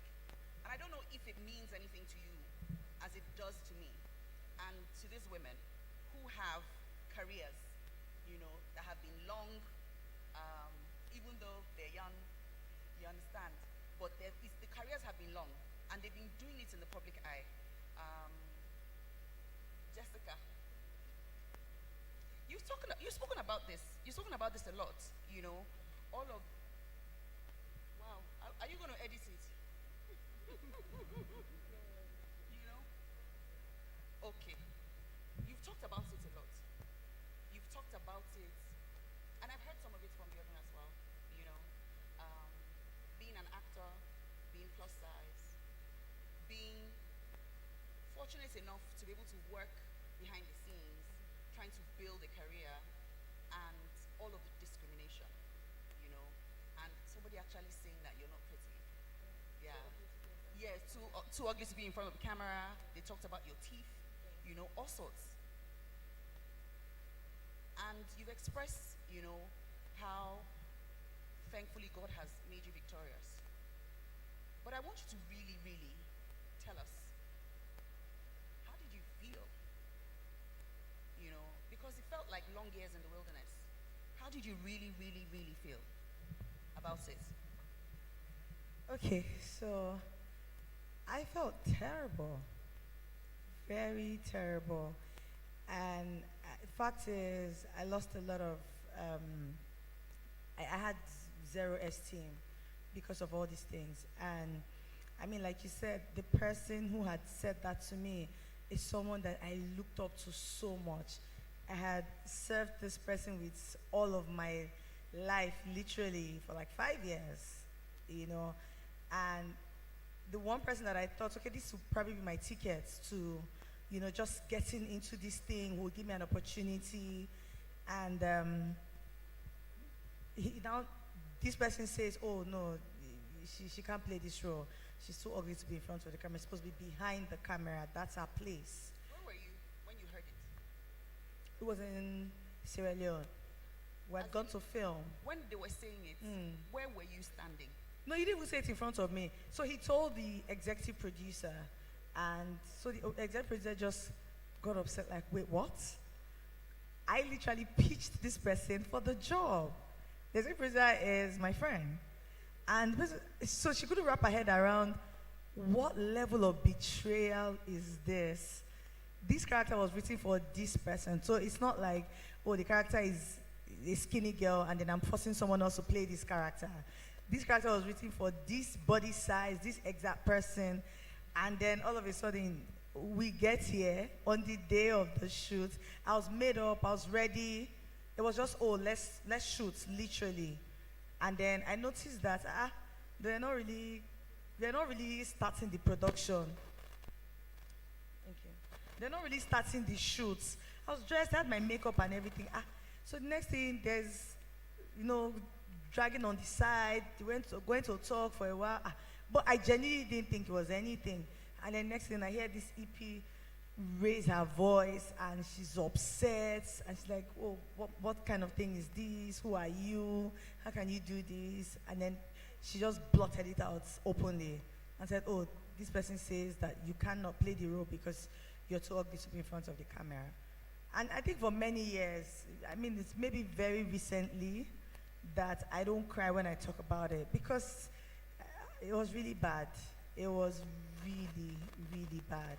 I remember telling my best friend, make I just leave this thing, make I go do a resto. Maybe you go favor me because this good girl know the help. I remember saying that, so many times. I just felt like it wasn't worth it. And I'd left an oil company. I used to work in oil companies, so it didn't make sense. I just felt like I'd failed myself, I'd failed my mom and everybody. Why am I even here?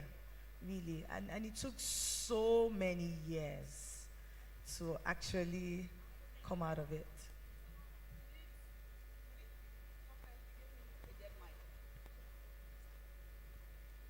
Did it,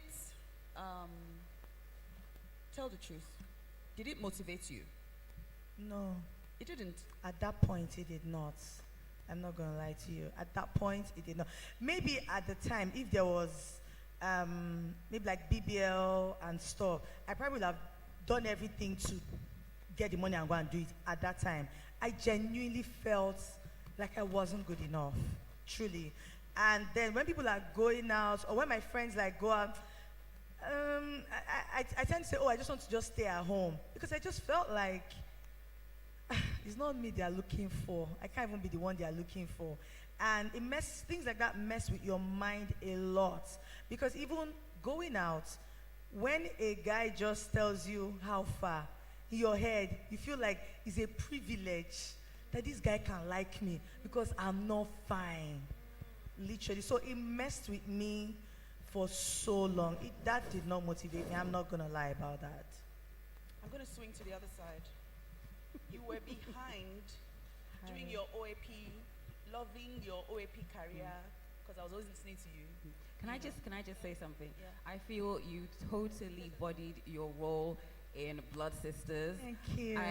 On a personal level, and Brenna's gonna be mad, but I hate it when I see you do interviews and the only thing they focus is on, your looks. I feel like you are a fantastic actress. I loved it. I was scared of you. And I was like, she's married, right? She's not, is she not? So yes, I just wanted to say that, sorry. Thank you. When you invite me to your podcast, I will revenge. So as I was saying, you were behind behind camera and in radio room doing what you do. And then you took a step outside of it. Because I remember that you were hosting. Yes. You started with hosting. Radio has been... No, after radio. Yeah. I mean, coming to the public eye, you started hosting. I remember you were hosting a show.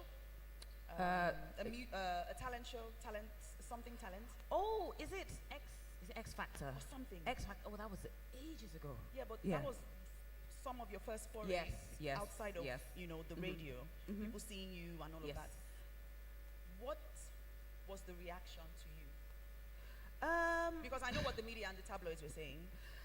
The reaction to me, of course, I guess because people knew me from radio and they perhaps knew my voice and they perhaps didn't know what I looked like. Seeing me in person, they were feel like, oh wow, and one of the things that, like when I think back, because I've been in this industry for a second now, one of the things that I think back and I regret is basically letting people create a narrative for me, because I'd read things about myself and I'd be like, that's not me. I've never been. I was growing up. I was the most self-conscious person. I used to just feel like, I need to wear this. I shouldn't wear that. And the fact that starting on radio, growing, there was this now narrative of me sort of being this. Oh, look at me! Look at my hips! I have hips! And I hated that, but I didn't know what to do about it.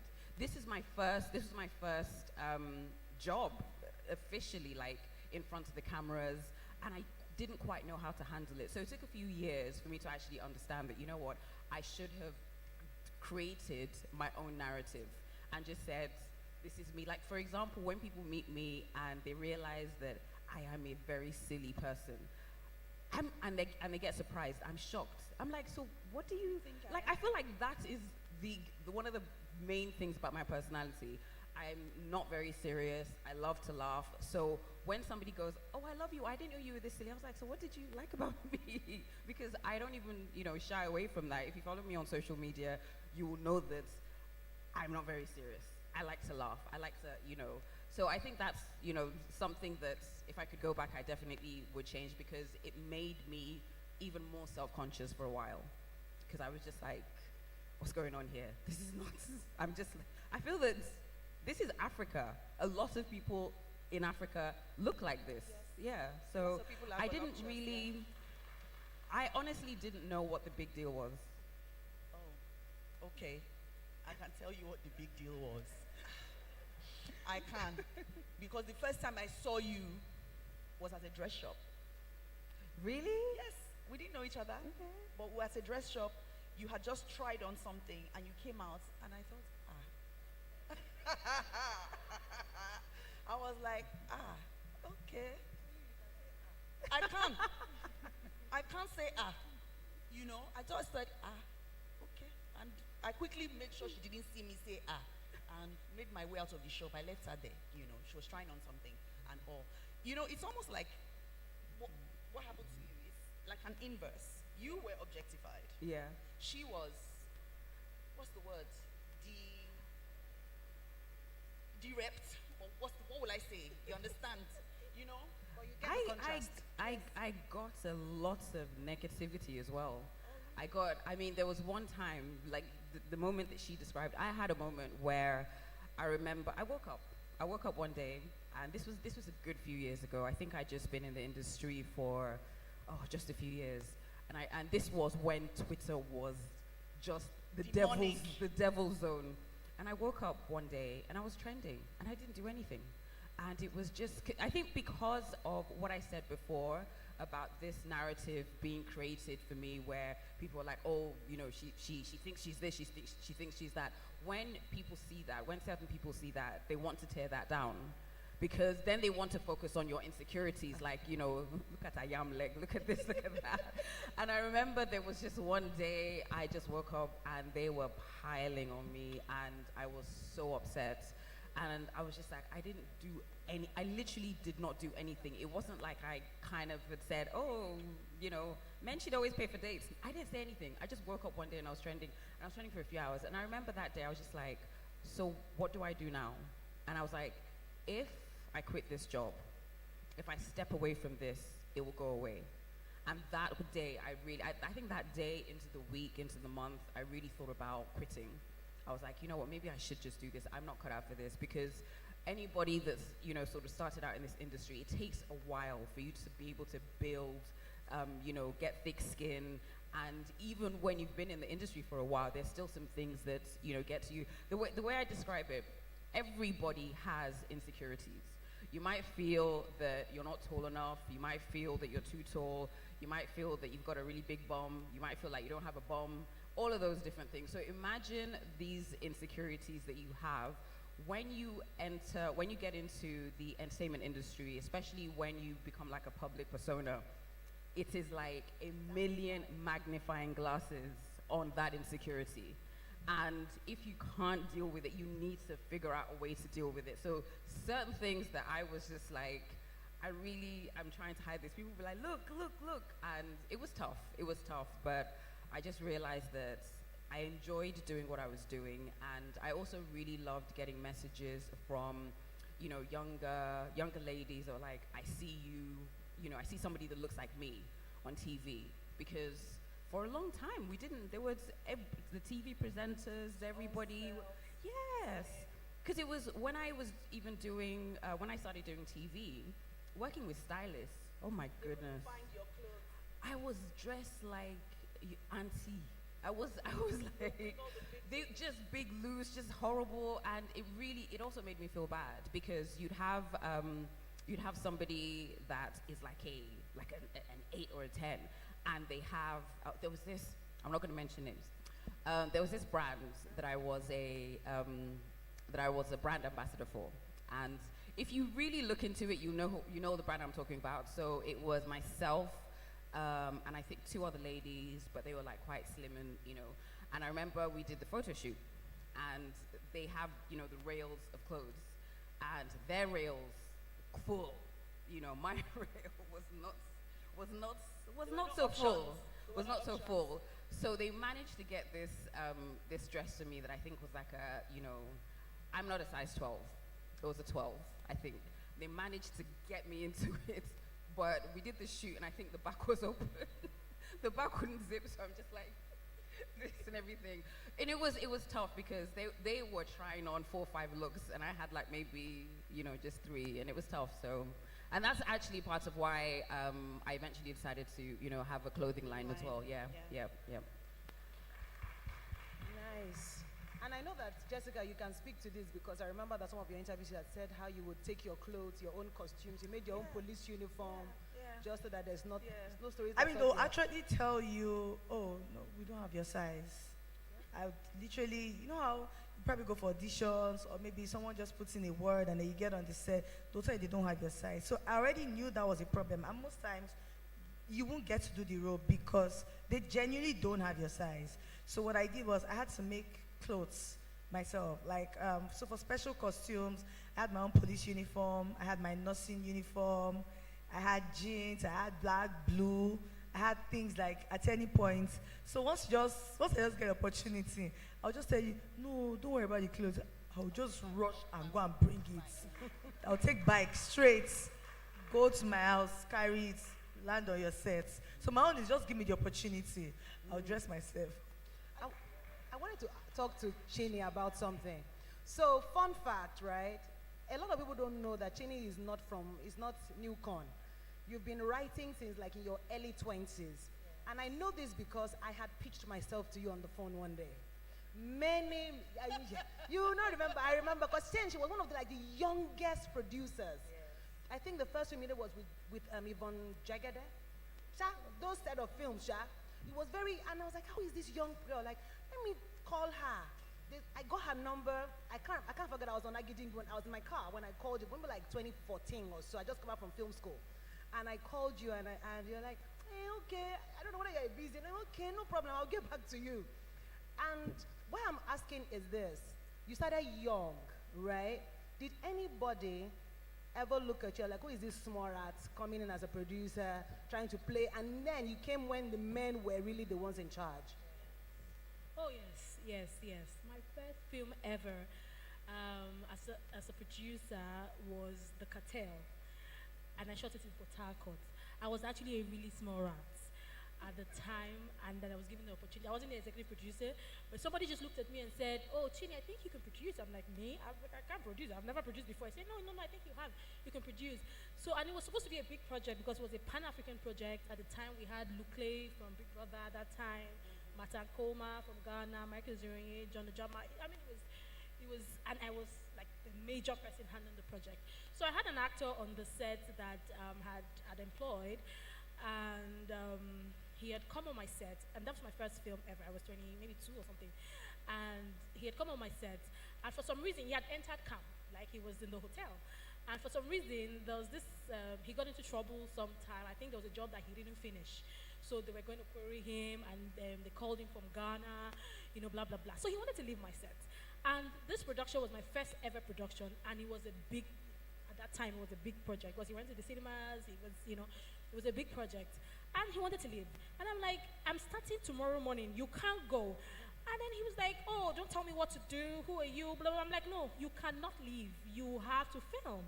And he kept saying, I have to go. I said, okay, no problem. If you want to go, you're going to have to pay me what I pay you before you leave. And I was like, oh, when I get back to Ghana, I'm going to send the money to you. I'm like, no, you're going to pay me before you go. And he was very difficult. And then I said, okay, no problem. And I wasn't this big. I was very small. So at the time, he was, trying to take advantage. He called some people. They were like, oh, but let's let him go. You can't hold him to I'm saying, hello, he's not leaving anywhere. So I went to the reception. And I told the receptionist, and I told them, look, if this guy leaves this hotel, like, you guys are going to be in trouble. He has to pay me my money and all of that. So I told them. And he didn't pay me. He was very popular at the time. So he didn't want to pay. He didn't have the money also. I don't know. He didn't want to pay me. And then one time I went to meet him. I'm like, you're not going to leave. If you say, I will slap you. I say, they're not born you well. If you slap me, I will slap you back. I remember, because my mouth is really sharp. at the time. I'm like, they're not born you. He say, who are you? You this small girl, how old are you? I'm like, it doesn't matter. You have to pay me. Anyway, long and short, to cut the long story short is, he didn't see me coming. He didn't have the money. He wanted to bully me. He wanted to leave. But I held it down in that hotel for 3 days. He was paying his own hotel bills. I didn't let him go. He had to find the money somehow. And it was on the third day he was able to raise it. And he paid me. And he was like, oh, you will not go far in the industry. I'm like, okay, let's see. Try and give me my money. And I said something. I'm like, oh, if you were broke, why do you? Anyway, that was just me. At the time, I was very young and all of that. Yeah, so, so that was my first experience. That was my first film ever. So, and then he left. I got my money. I got somebody else, and then did the film. But yeah, so starting from there, a lot of people try to say, if you want to say, because they're not used to women. It was hard. And at the time, it was marketers that were controlling the market. I knew all the marketers, all of them. So this is that this small girl. I say, even when I sell my films those days in Alaba, pay me my money now. They were trying to, that time if one jacket knew my story now, I'll leave a house, I'll park at Alakija back gates, first time. I'll not use bike. I'll go to Alaba.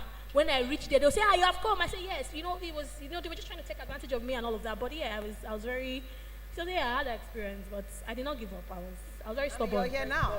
I was very stubborn. This sounds really exciting in retrospect, but I always feel like there's a cost. There's a cost to this wanting to establish.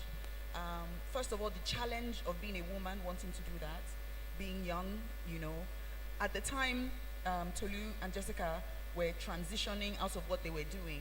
They were at a certain age. They definitely knew that they wanted to transition. You understand? And I always feel like there's a cost to this. Whenever you want to make a major change, you want to break the mold, you want to do something else, and there's an accounting that we don't take for the cost. When I say there's an accounting we don't take for the cost, the next person that you become, starting Obelenwa that they were talking about, but you had to grow teeth, you understand?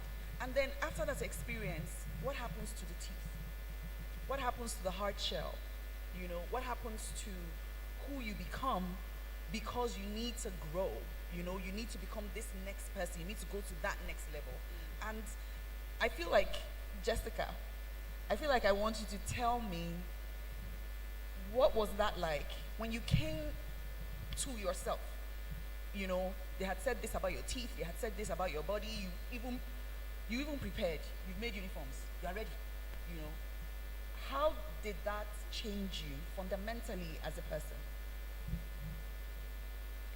So, I would say that the moment things changed in my head or in my mind, I became really dogged. So I was at that point where it doesn't matter what you say again. What's the worst that can happen?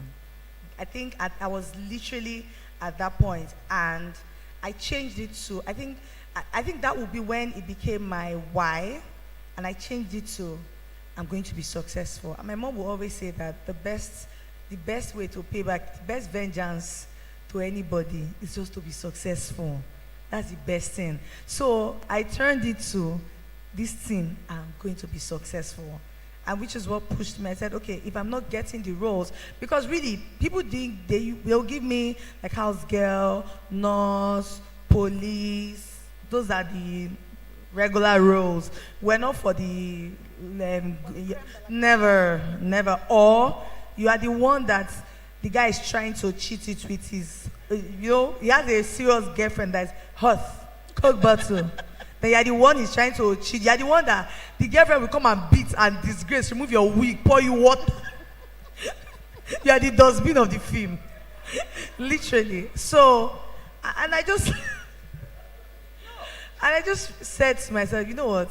If they are not going to give me role, I'm going to give myself role.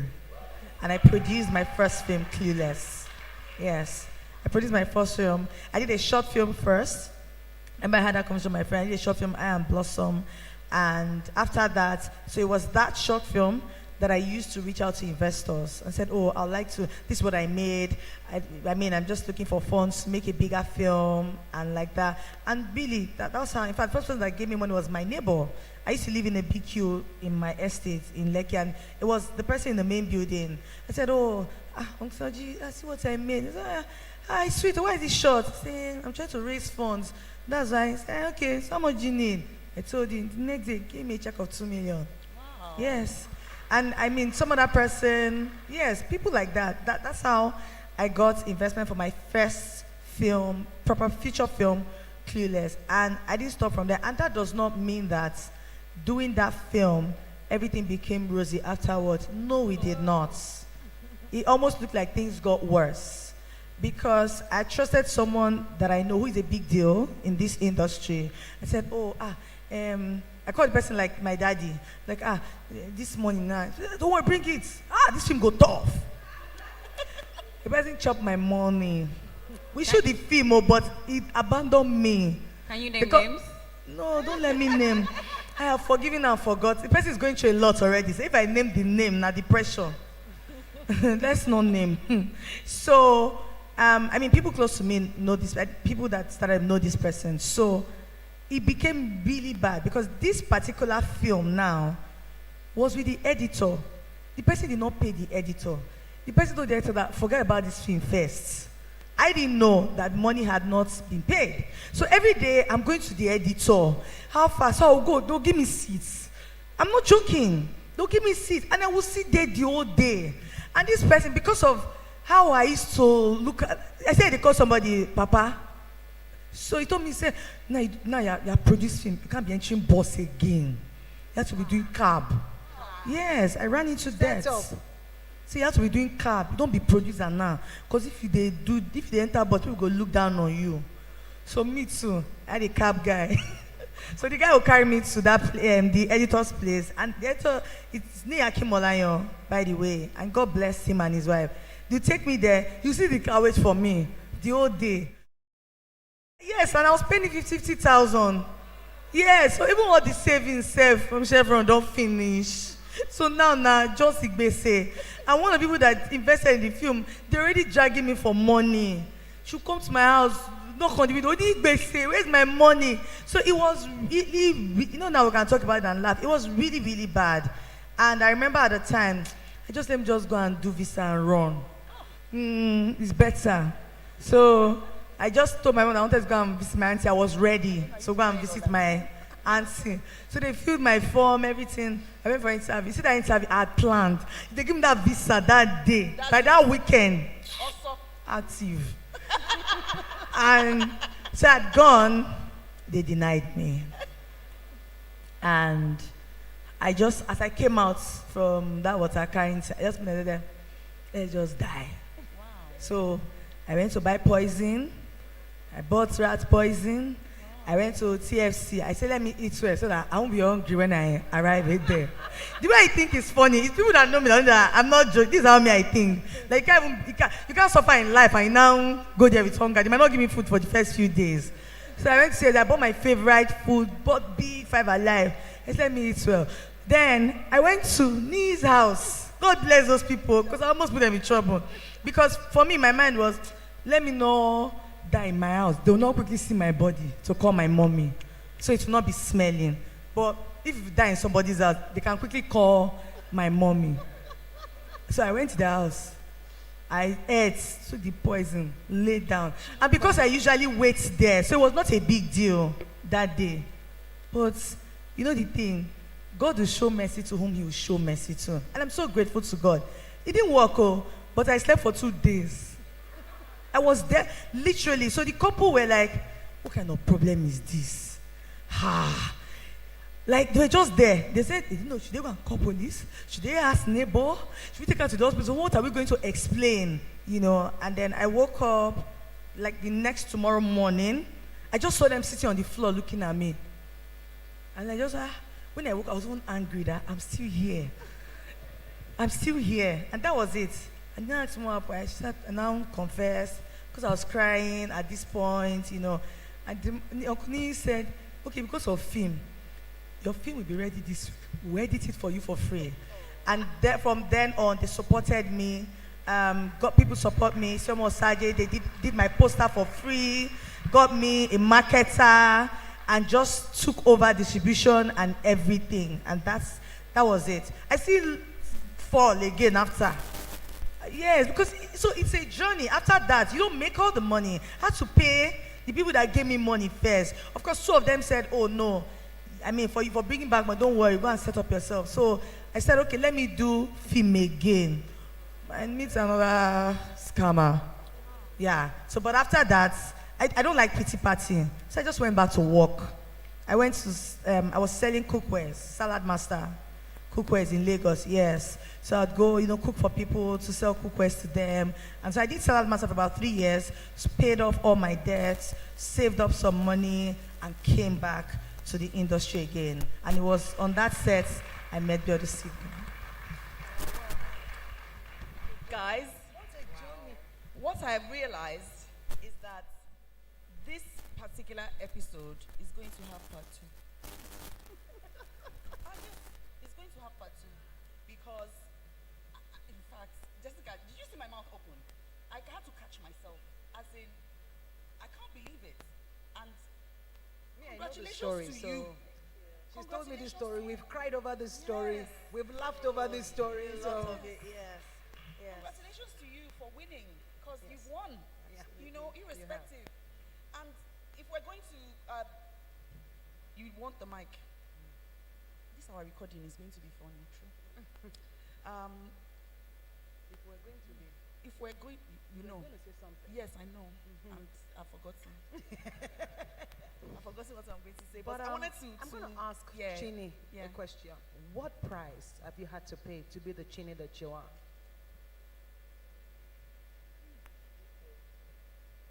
Deep collect unto deep. According to scripture. What price? Because there's always a price. Yes. There's always a price. Yes. For me, I had to stoop to conquer. But my stoop to conquer is on the flip side. Okay. Right? When I came to the industry, I came as, I'm ready for it, but I had to let go of Chini. I realized that Chini wasn't working, right? I realized that, the Chini that people that knew me way before the industry, like I had some friends that are actors that I knew way before, that the Chini that they knew, I was very, I don't know, maybe just the last bomb syndrome. I was very opinionated. I was very, you can't tell me nothing. I would have last say. I was very stubborn. I was just, yes, he helped me, but I realized that it kind of also put me into trouble. So I had to strip off myself. There's so many things that I don't even know if to say it made me better, but I became a different person. I had to understand human management. Yeah. And that was not Chini before. I had to understand people. I had to understand why Jessica's why. I had to, I think I just let go of myself, because if you had known me as at 2011, 2010, and now it's not the same Chini. So I think the industry I let go of the Chini of, and I just became I think I became a different person. Maybe a better version.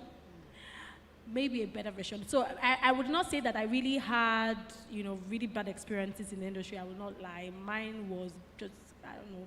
I won't say grace, because God's grace, everybody has God's grace, but mine was a bit, it was easy, because when I came in, people were like, oh, this guy, he looks like an ajabota, so I had my way, so it was kind of easy, so I don't know if there were kind of any obstacles along that, but I let go of Chini, and I maybe became a better person, I think. That's it. Yes. The cost of where I am now.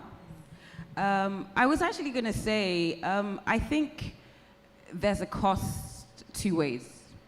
There's a cost if you take that opportunity. There's a cost if you don't take that opportunity. So in case a lot of people here don't know, one of the reasons I'm here, one of the reasons Brenda called me here is because I am now a filmmaker. Thank you very much. Welcome. So first of all of you here, I'm gonna take down your names. When my film comes out next year, by God's grace, you will all watch it. When you come to the premiere, if you see me rolling on the floor and crying, and you will understand it has been the most difficult thing that I've done. It all started a good few years back. At this point, I think I'd been on radio for like 13 years, and I felt that I had given radio everything. And I've always loved writing. Even when I was a kid, it was like a great way to escape. And I remember I got offered a role in a movie.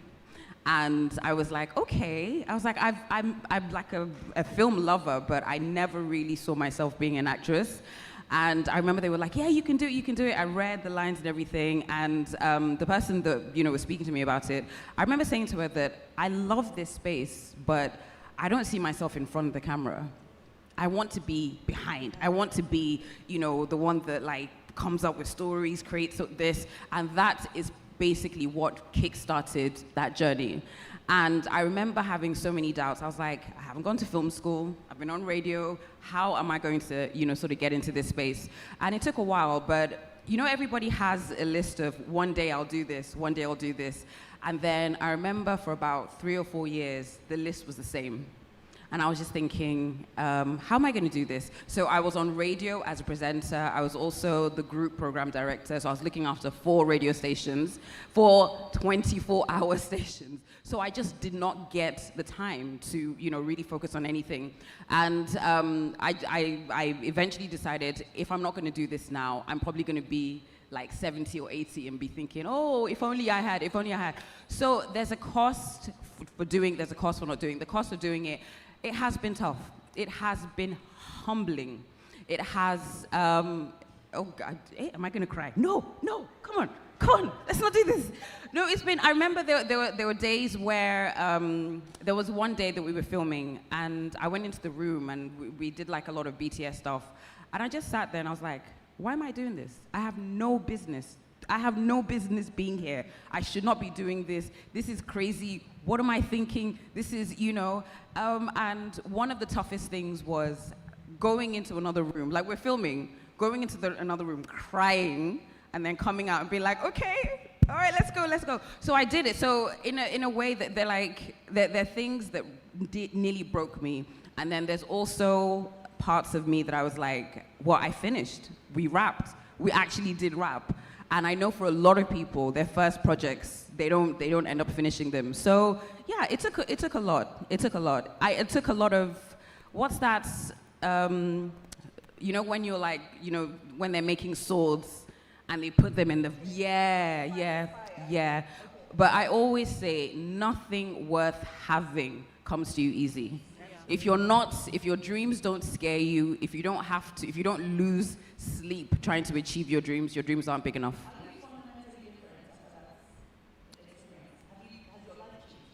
Yes. My life has changed. I think becoming a radio presenter and becoming successful at it, that was a bit easier than this. This has shown me that you're going to get a lot of no's. You're going to get a lot of no's, and you need to just keep bouncing back. And also to find the right people to talk to, find the right people that are going to be part of your inner circle, that are going to encourage you, people that are going to introduce you to other people and say, okay, I know what she's trying to do, I know what you're trying to do, let's work together, or you guys should work together. So yeah, it has changed me, but I think about how I would feel if I didn't take that opportunity. I would still be having this list of one day I will. And I think that sometimes if that list stays the same for quite a long time, it never changes. Thank you very much. Thank you so much. You and I have exchanged a lot of war stories, about building in public view. She has loads of stories. I've got loads. I've worked in this industry for 18 years now. I started as an actor, moved into theater, produced audiovisual, and now I'm doing all of this research conferencing. And I can tell you many things that has happened to me as a result. I can tell you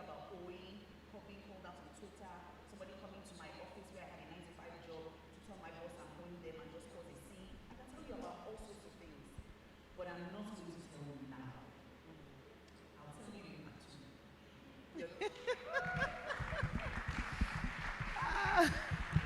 2. I think that for me, I look at war stories as our shapeners. You know, I think that for a human being to exist and for you to even unburden, to have a lot of stories to tell, it is because you have passed through, you know, your wilderness period, your Canaan land, and all of those moments define who you are. So I don't take for granted those wilderness, those fires. I don't take them for granted. It can be a lot more, but you know, I don't take them because I think that they shape who you are and they validate your authenticity as a person. But like we said, our horror stories, we will say it in part 2 in the internet. We want to give a round of applause to our speakers. Before we go, we're open to 2 questions. If there's anybody that has questions for any of the speakers here, or do you have questions for me? Okay. Okay, 2 questions. All right. Who has the mic? Thank you. Am I standing up? Because I'm not wearing my glasses anymore, so I can't. We've got a man. We've got a man.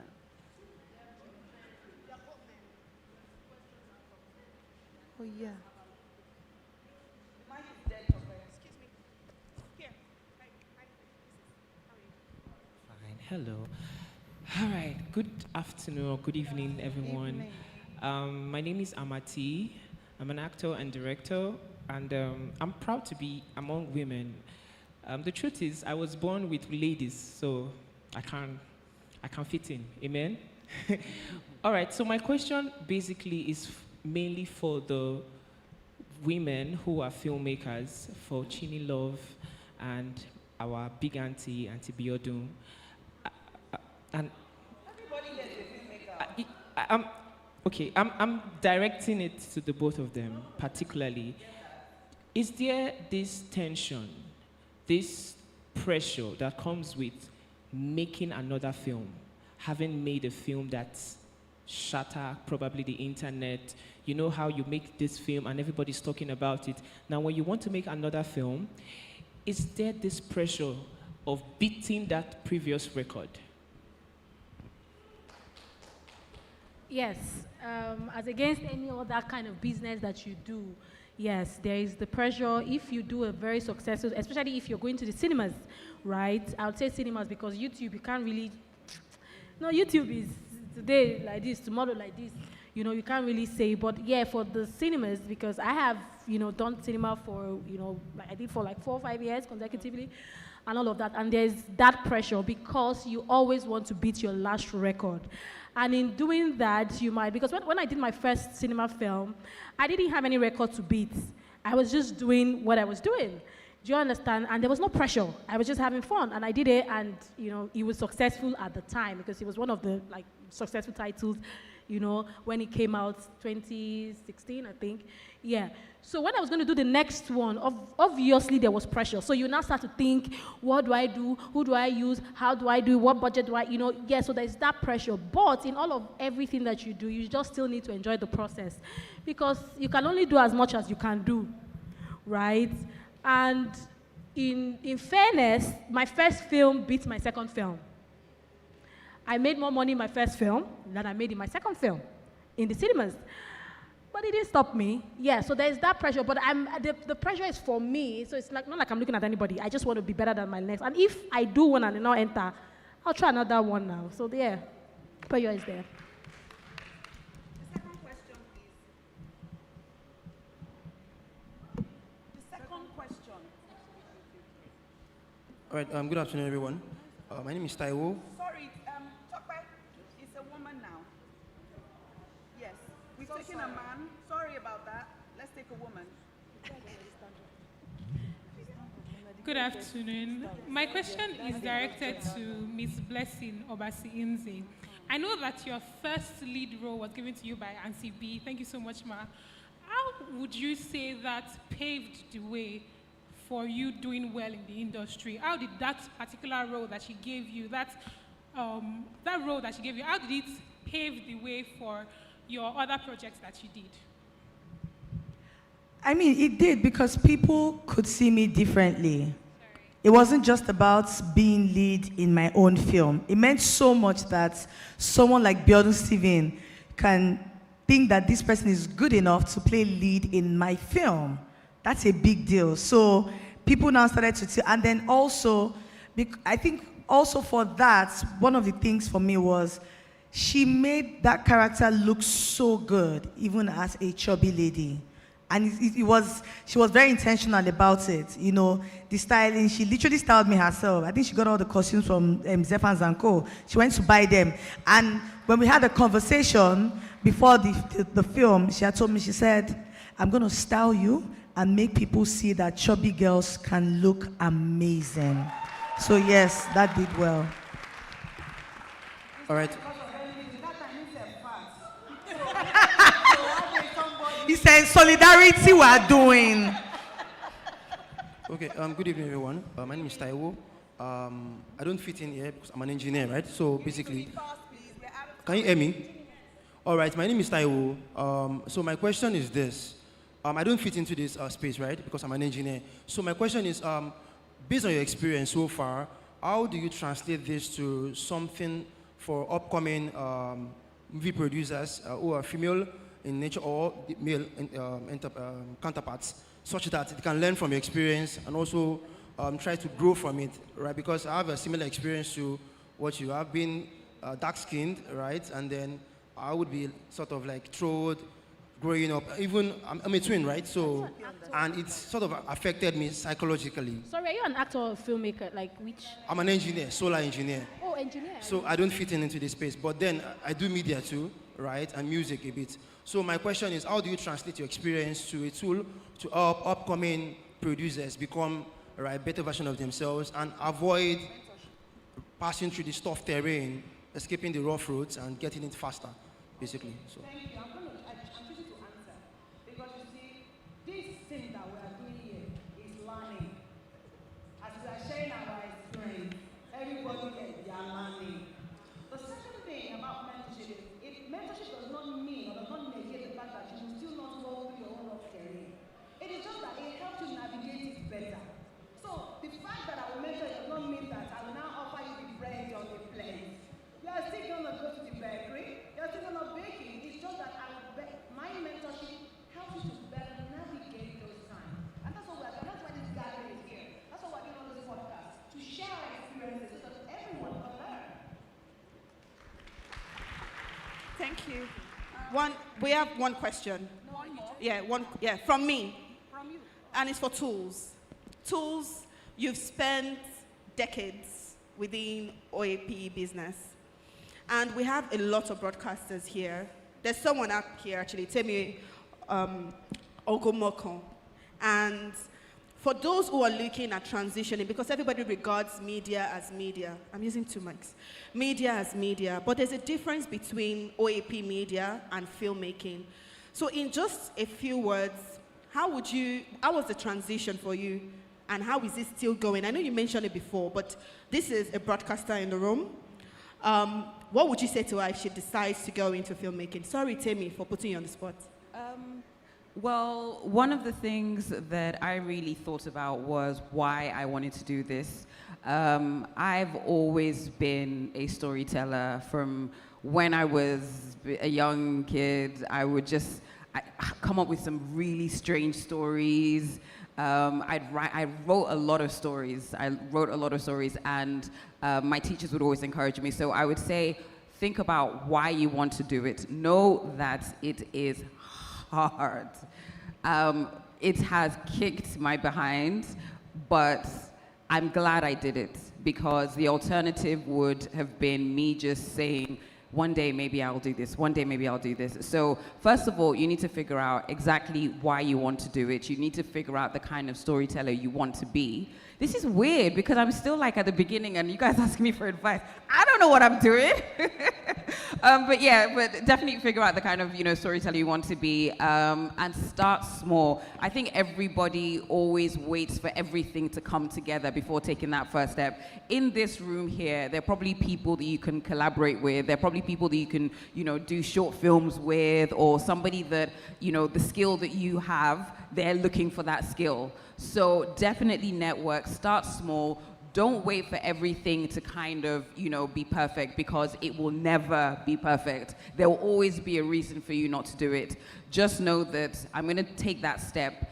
Know that you might fail. Know that it might not go the way you want it to go, but know that you're starting something new. There is a lot to learn. I have a lot to learn. You can learn from so many people. So yeah, those are the things I would say.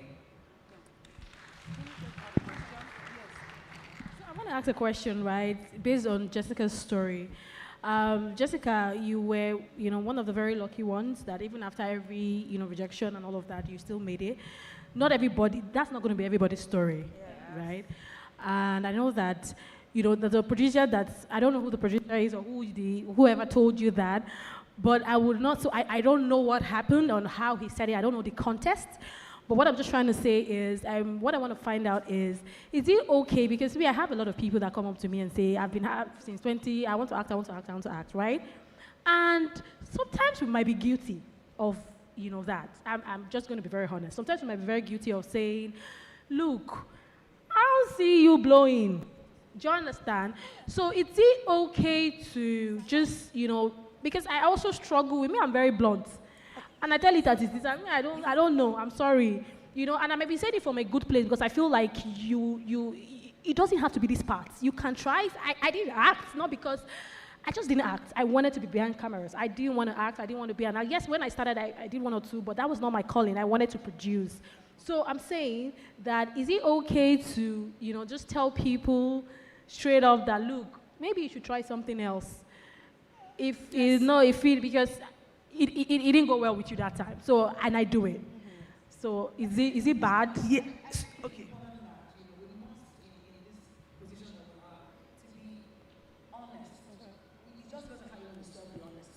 Some people don't have talents. That's the truth. Some people don't have any talents. Some people have resilience. Some people can learn. You understand? But some people don't have any talents. Some people are tone deaf. They can't read. They lack timing. There's a lot. I run boot camps where I tell the person, forget about it. Don't bother. It's not going to work. Go and learn how to be a cinematographer. Go and learn how to be an editor. But you see, in front of this camera, you're not going to get it. Right. So the longer you are in this business, you're going to have to develop the method in which you're going to have to tell them, oh, sorry, it's not going to work. You understand? They can go and work at it. Try. But at the end of the day, it's okay to tell people that. I don't want anybody feeling bad. Yeah. So what I do is I practice, and it's a general thing. When I want to tell somebody about what you're doing is bad, I have to find something you are good at. I must give you a compliment first, encourage you, because I've been there. Yeah. I'm the one that packed the sheets, so I know. And I don't want somebody to leave me feeling worse than they ever met me. So I would encourage, like, oh, it's great that you really want to do this, but I'm just thinking, while I think you should go to acting school and become better, but on this side, you can be doing some other things. Like, you can try crew, which one are you passionate about? Come and intern in my production for free. That's how I encourage people. That's a compliment sandwich. Something good, something bad, something good. That's what I love as well. That's what I love getting. Yeah. Our time is beyond. Time up since. Get out, leave the stage, get up and stand up. I want to say thank you to everybody for staying for the live recording. Thank you to Tools, thank you to Chinny, thank you to Jessica. I hope you had a good time. Thank you to me. Suspect 2, thank you to me. Suspect 1, thank you to yourself. We're going to be on the TUSP podcast. Please look for us on YouTube, look for us on social media, even though that's supposed to be up on the screen, it's not there, but find us on social media, The Usual Suspects Podcast. Once you put it in Google, you'll find us. We're going to launch on Friday. Please look out for us. We're going to send you all the notifications, emails, if you have signed up for this event. And if you haven't, please put your name down so that we can share with you. But thank you so much for being part of our live recording. You'll see yourself on TV soon. Bye.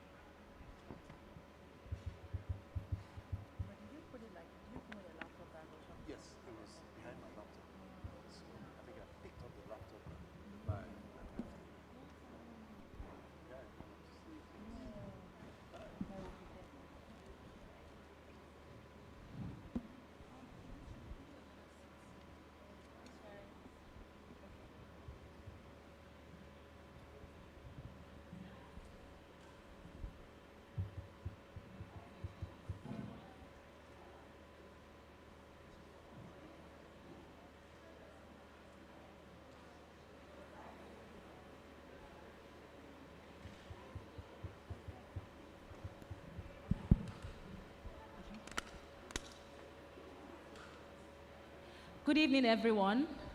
My name is Faustina, and I am an alumnus of the International Sales and Distribution Program, Cohort 1, and I'm a content sales agent right now. So please, a round of applause for NIFS for making this possible, and also Adetayo, who is also my cohort member, right? Today's panel session is on content distribution and market expansion, and we thought we already know our distinguished stakeholders in the industry who are our panelists. So I'm going to make this session very, very, very practical, right? I'm going to use case scenarios to ask my questions so we can have practical solutions to all of the issues, distribution issues we're having in the country. And my first case study, right, is targeted to Mr. Kene Mparo.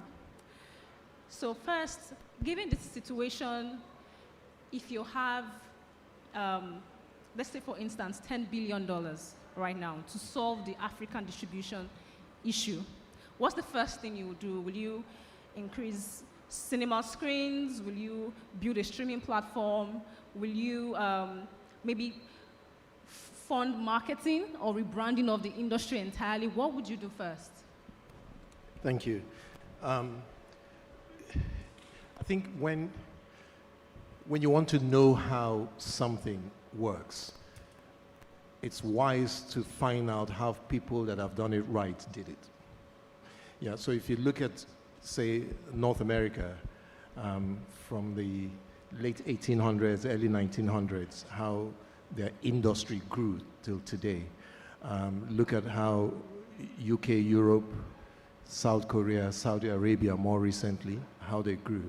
You find out that the most important element or part of the value chain for film is at that point where people exchange money for the film product, and that is the exhibition.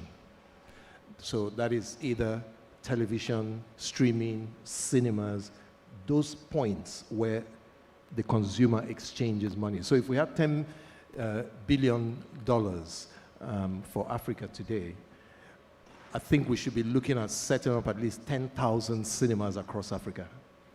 Because if you put the money in production, if you put it in marketing, for instance, and there's no shelf space, so to speak, where are you going to show it? If you farm all these products, let's say Nigeria is farming, or Africa is farming cocoa or whatever it is, and then and there's no ShopRite, there are no markets, yeah, your product will die in the farm. You know, so the most important part is that part, that platform where consumers exchange money. You know, South Korea started it when they were developing their film industry. They started with production. They soon realized that production is not the key thing, it's exhibition. So they slowed down production and moved into exhibition, built out CGV cinema, the biggest one, built out a chain of cinemas.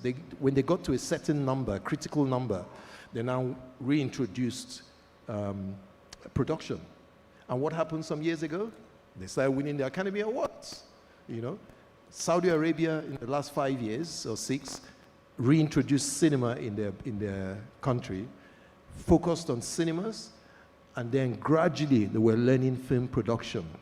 What happened this year, or was it last year? A Saudi Arabian film got a mention at the Oscars, correct?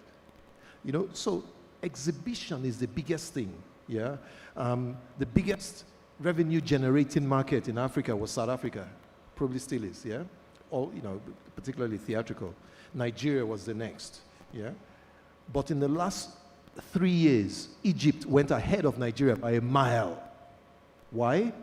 Because Egyptian films found a home in Saudi Arabia, because same Arabic films. Yeah, they found a home in Saudi Arabian cinemas before Saudi Arabia started making their own films, you know. So all this Egypt was making films a long time ago. But how come they were not making money? Because you make all these films, you go to festivals, you get awards, and you're still riding Okada. So if we have 10 billion, I think, I do know that the most important element is the exhibition. Whether we're doing our own chain of cinemas, our own Netflix, our own YouTube, you know, that's specific to us. That's the way to go. Okay. Do you agree with this, Mrs. Fumi Onuma? Because I know that you've been the head of West African distribution for Silverbird Cinemas, and knowing the high cost of cinema infrastructure and how a lot of filmmakers have complained about the cinema culture dying, do you think this is the way to go? Because people will argue that streaming is the way to go, right?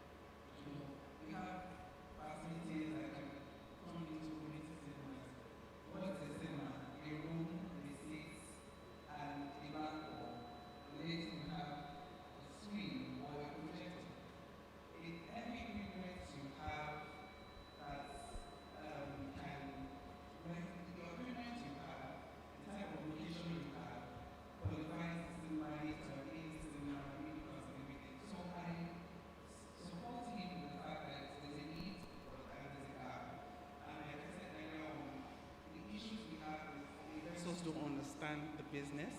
They're talking to the wrong people, the actors. Not all of them, but some.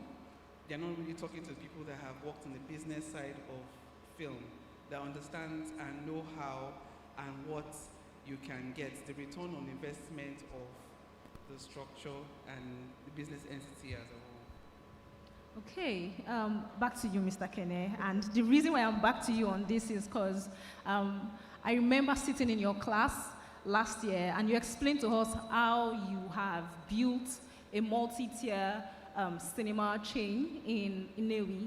You have different cinema classes for different social classes, so anyone can go into a cinema and afford it. Now, for the consumer like me, I love it, right? I can always watch a film at any cost. But then the cinema operators do not really agree because everyone is looking at the cost effectiveness of that. And also the producers don't agree because you spent all this money producing, marketing, and then it feels like someone is coming to watch your film for 500 naira. You know, if for a lot of producers, it feels like an insult or it's not going to work. It's not going to add up for them in the back end. So I want you to talk about the profitability economics because obviously you have done the maths.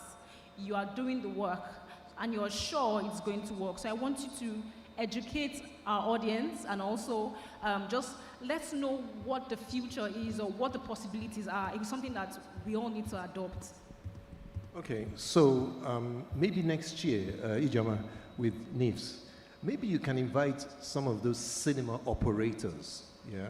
Let us sit on a panel so I can understand when they say it doesn't make sense, or the producers, let's do the numbers, give us a board on the wall, let's do the numbers. Because I'm tired of talking. You know, the problem is that a lot of these people don't even have a business plan. Guys, I would rather have 1,000 people paying me 1,000 naira than have, 10 people paying me 10,000 naira. You know, these cinemas, whoever it is that's saying that, and producers, what are your numbers? What are your numbers? Is it sustainable in the long run? Let me say, there are cinemas that have 2 people a day. That cinema will appreciate 2,000 people a day at 1,000 naira. Let me tell you something. I just feel, I say to some of those cinema owners, you need to introduce me to where you get money from, because it looks like return on investment is not part of your business plan. You know, let me explain something. If you go to any cinema, in most cinemas in UK today, and in Europe, and in America, you walk into a room like this, the cinema that maybe seats about 600 people, yeah? There's different seats. You sit here, it's X amount of money. You sit there, it's 10 pounds, 20 pounds, 30 pounds. It's the same, that's how society is, you know? If you come to Glover to watch a film, for instance, I've just noticed there's a gallery there. Maybe down here will be X amount of money, there will be twice. That's how society is. And the fact of the matter is that you go to a cinema like, are there cinema owners here? Sorry. Any cinema owner in the audience? Okay. There are lots of cinemas. Let's even use Lagos. There's lots of cinemas you go into, and the location is brilliant, Shongotedo. Huge location.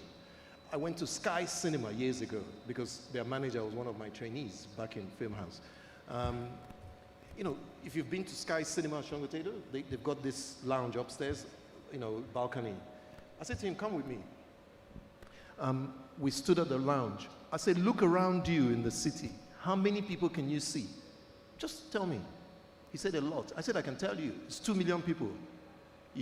I just made up a number, but it's at least 1 million people within a 20 minutes drive time. Yeah? I said, wouldn't you rather all these people come here? But you're overpriced. So it's only a small fraction of them that can afford that. See, there's a reason why family films don't do well again in Nigeria. How can Moana not be doing well? How can Toy Story 5 not be doing well?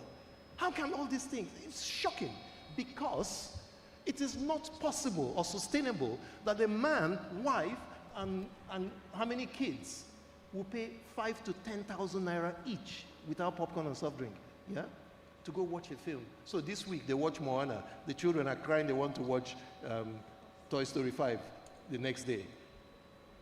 What would you do? You give them pirated thing on your phone. So a lot of people that say that, yeah, you know, they just don't make sense. It doesn't make sense. India has done it. It's not something new that I'm doing. India has done it for years. A typical Indian film, an averagely good Indian film, releases wide in India. It will make $10 million equivalent in one opening weekend. The problem is, for lack of knowledge, a lot of people do the wrong things, you know, from production to exhibition. You know, so all of that, it's, you know, Saudi Arabia has just done it. Nigeria, we talk and talk without facts. That cinema person or those cinema people that are saying that to you, ask them the question. What are your numbers? 60 cinemas. All this Nigeria film industry does X amount of money a year, which is great. We're always increasing in box office. You know, it's only about 20 cinemas that really give numbers there. Clearly, the bottom 60 cinemas. Oh, it's less. You said I was going to be nice. But I can tell you 60 cinemas, the bottom 60 in English West Africa, the bottom 60 contribute less than 10% to the box office. There are cinemas today in Nigeria that turn over 20 million naira a year on ticket sales. There are some that turn over 10 million naira a year on ticket sales. Now, if those cinemas, maybe in their neighborhood and all that, decide to charge, I'm just making up 500 naira, 1,000 naira, and then they are packed full, would that not be better for them? I don't understand when they make those arguments. Producer is saying, I don't want people to watch my film for nonsense. Is your film better than the Indian film with Shashi Kapoor or whatever his name is? You know, and they're making billions. You know, that's why those Indian producers can fly private jets, and we're still, you know, we're still waiting for Ijoma to give me Uber. And my next question I hope is that actually, helps. it helps. I don't mean to be offensive to anybody, but I think it's reached a time, yeah, where we need to stop all this chat and talk factual. And as we talk factually, we can then find solutions to these things, yeah? You know, so, sorry, if this is a cinema and it opens as a cinema, who is going to be coming here? The people in this environment. Are you sure that Lagos Island will be coming here? Or is this expecting Ikoyi to come? You understand? If you put the ticket price here, 20,000 naira, 10,000 naira here, is it people that live around here will come? Location is fantastic, by the way. Yeah? Location for who? So am I going to leave Ikoyi, VI, Lekki to come here and finish at night with all those guys on the street? But what if I pack this place? I'm sure they wouldn't do that. Pack this place with Lagos Island for 1,000 naira. I'll be a billionaire if I own the place. It's the fact of the matter, not vanity. Thank you so much, sir. And it's a round of applause for that. My next question is to Mrs. Ijoma Ona. You've gone to markets all around the world, preaching the gospel of African cinema and African content, taking our content globally. And I want to know from your perspective, because for the first time this year, I experienced Cannes, and it was wild for me. In fact, in my head, I was like, this man should have told me this was going to happen to me before I went there, you know. And I had to think about it for myself and say, it was an experience worth having. But then I want to know, over the years, right, that you've gone year in, year out, taking content there to show exhibitors, to show buyers, what is the most critical feedback you've gotten about our content in terms of quality, in terms of story, in terms of anything? What's the major feedback? Because we're all trying to break into the international market right now. Africa is not enough for us. Our content is global, and we know the value, right? So how do we get into this market and make sure that we stay in there? Very interesting question. So the first thing I want to say to everyone in this room who is a filmmaker, if you're looking at, you know, distribution, international sales, distribution from a market strategy, because I can't speak about cinema when I have Fumi on my left and Kene on my right. So I thank you for asking me about markets. So if that is your strategy because again, there are people, I say that a lot of filmmakers, they are self-sustained. They make all their money within Nigeria. So when you're telling them, come to Cannes, come to Toronto, come to American film markets, they're like, I was telling a filmmaker recently, you need to be in Toronto next week or in 2 weeks for TIFF. Like, but I was in Cannes, so why should I go to Toronto? So you can see that clearly that's not her forte. That's not where she wants to make her, or where she's making her money from. But there are people like us who are going from one market to another market to another market to another market because, you know, that is what we know, that is what we have done over the years. Now, in terms of what I have seen, last year at TIFF, there were a couple of market screenings that happened, okay? This February, I took a film to Berlin.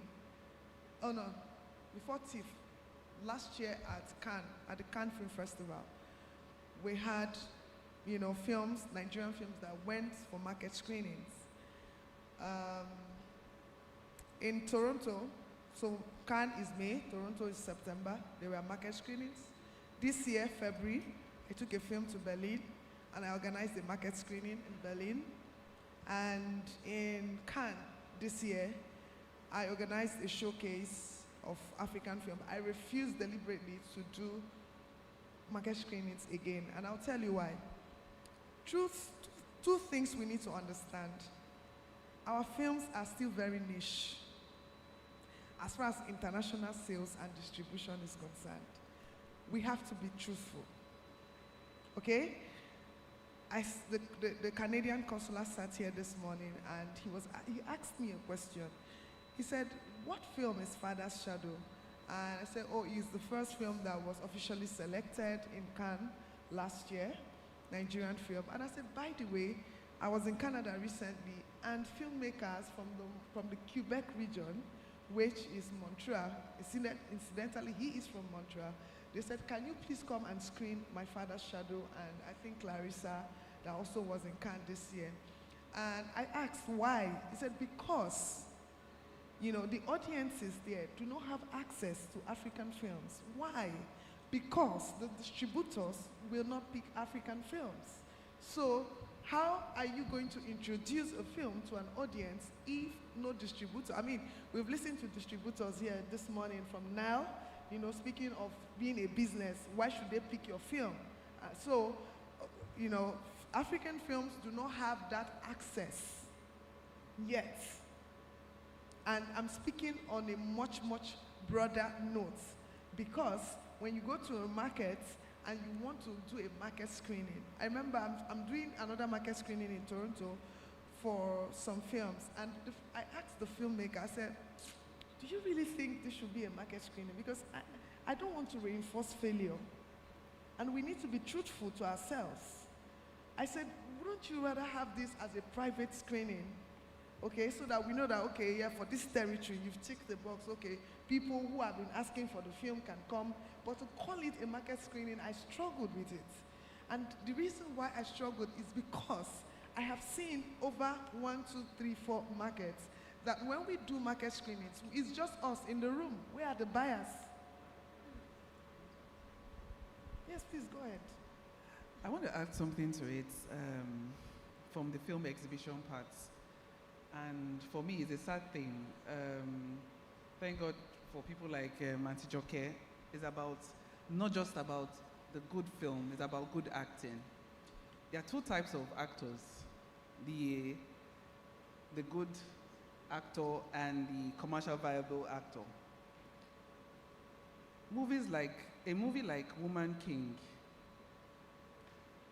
it shocked me that we couldn't get actors in West Africa.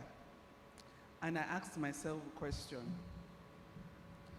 I had a conversation in American film markets in Santa Monica, and somebody were talking about film buying, and you know, I just wanted to feed myself with buying films and all that. It was a personal trip, and I said, you don't have, I got that feedback. I said, you don't have a lot of our people want to act in certain films, want to go global. So we're talking about the production. I'm also talking about the quality of the actors. I'm sorry to say, we have influencers that have become actors. We have people that go to Big Brother, come back, and they are now actors. I rarely watch films, I'm so sorry, because I handle the business side of film, I used to. But when I decide to watch films, I ask myself questions. I said, and this film made this amount, how come? I realized the marketing was great. But when I saw the products, it was rubbish. So you're talking about going global. I think I asked you, I said, have you ever gone for CinemaCon? You know, you will cry because Africa itself feeds the global market 10% of global box office. You understand? And for me, it's so poor. The Polygamist came on Netflix and was trending. Why? People could connect with the story. Everybody had this uncle or auntie that could connect with the story. So yes, we do good stories. But the acting is so poor that I'm wondering, why are you there? You know you're fine, you don't baby or whatever. Or why is he there? You know, so most times I remove that hat and just enjoy the film for my sanity. But if we want to go global, we need to start really training good actors that can interpret good roles for the global markets, because we can't continue with what we have. And just to also add one more thing before I drop the mic, I find it very, very interesting that when we are making films, you know, I listened to Lord Frank this morning, and a lot of filmmakers, they have slates and all that, right? So the question I want to ask you here, if you're a filmmaker, you have a film, what exactly, who are you making the film for? Is it a market demand? Because I found out that when you're going to market with an already finished film, it's a very big risk. You're taking a very big risk because people don't, it's only here you use your money to make film. People don't use their money to make film abroad. They don't, I mean, you see them in American film market, they are pitching their stories, the writers are there with their directors, they work together as a team, and they are pitching stories to investors, people who are going to put money in the film. So now, and you also have a pre-sale with a distributor who has seen the potentials of the film and believes that, oh, this film is going to do well for this territory, it's going to do well for this territory. And based off on that, they can do a minimum guarantee with you, and then you can go and say, I have an off-taker that is going to take, I found, I mean, for the purpose of this conversation, Neon, for example, to distribute this film, right? So, so you're making the film from an informed place. But you see, this era of making film from, oh, have you seen this story? It's lovely. You will love it. How many of you are used to this line? It's a beautiful story. You will love it. How long are we going to continue doing things based on, you know, you will love it, it's beautiful? It's beautiful to you. Who told you it's beautiful to me? Your opinion is very subjective. Because like Fumi said, I have gone to cinema to watch films. I don't all, maybe because we do it as work. I find it boring, but, you know, to watch things, but sometimes I find them to go do it. And I see myself sleeping in the cinema. And the people all around me are shouting. They're excited. They're happy. So is something, is everything okay? Why am I sleeping? Why am I the one sleeping? I'm stressed. So, you know, I'm asking myself, but everyone is enjoying this film. Why am I sleeping on this film? So that tells you also that there are different people with different audiences and different nuances that speaks to them. So we also have to respect that in as much as we feel that, okay, this film, you know, is not good and all that. So in summary, what I'm trying to say is, please, if you're a filmmaker here, me too, I'm rethinking the whole business thing, okay? Because I have found out that when you're meeting people who want to acquire films, they already have what they want. And it's your job to find out what they want. I mean, you don't have their programming slates, the insight into it. But if you can take them for dinner take them for lunch, you know, and have all those, they will leak some information to you that will help you know where they want to put their money into. And that can, you know, leave your passion for now. I know you want to tell stories of 1940, but the question is, who are you making that story for? How are you going to make the money back? How are you going to recoup that? Is ROI not in your dictionary? Are you not bothered that investors are going to come after you? You know, that you've sold land and family and collected money. So I think it's important for us to begin to, you know, put structures around these things. Because if not, we're not going to build sustainable businesses, unfortunately. I think that's one thing that we really need to pay attention to. Can I?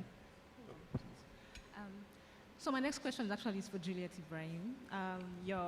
You've gone from acting to producing to being a director now, the newest member of the DGN, right? And you're a globally exposed actor, producer, director, and you've seen the business side of this. Going into your first production now as a person, what are all of the steps that you're going to take? Because we are here for practicals, right? Every filmmaker here wants to go global like you. So what are the steps you take, and what are the steps you tell everyone to take, aside everything that Ijoma has said, right? Madam Ijoma is not an actor, right? She's not a director, she's just a business person. But you now have dual personalities. You're both a creative, and then you're also in the business of this. So you know, you have a rounded view of what to do. So what advice would you give any person going into their next film production? What would you do? Okay, thank you. Good evening, everyone. So I think I will speak on the perspective of a new filmmaker that's trying to get it right.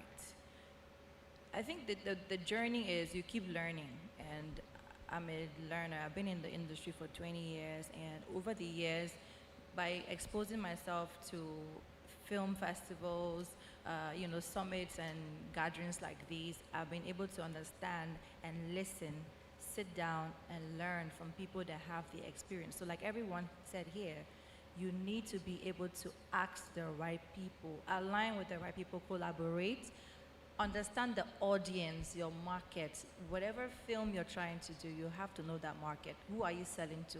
What story are you selling? You know, and who's going to watch it? So as a new filmmaker, it is very important for you to have that. Then you need to have mentors, or be able to find someone like Madam Ijoma that is here and ask her, please, so I want to do this film. Does it even make sense?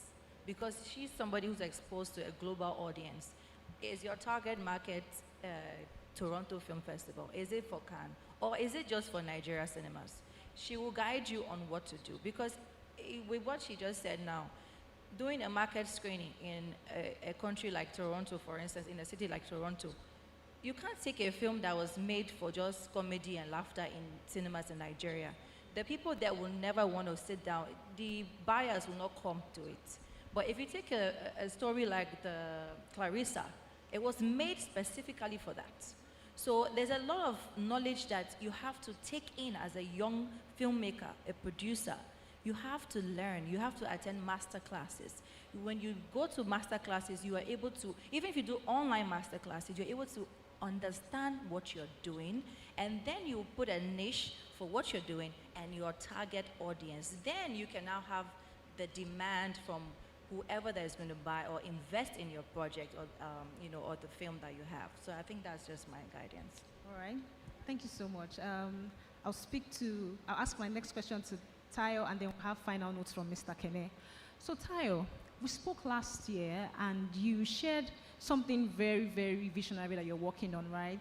Creating a streaming platform. And I understand that stemmed from the problem that you have observed in the industry.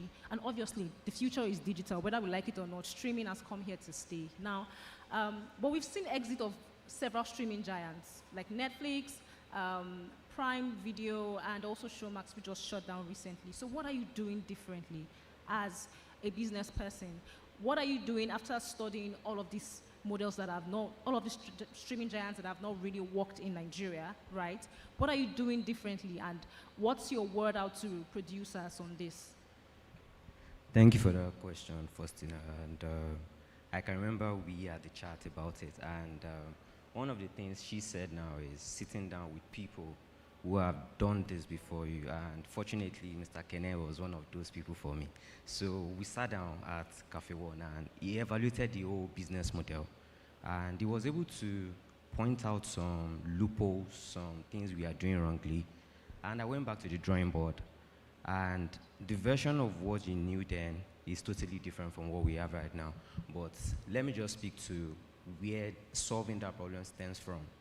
A few years ago, I was with one of the studios, and there was a pathway to directing a prime original.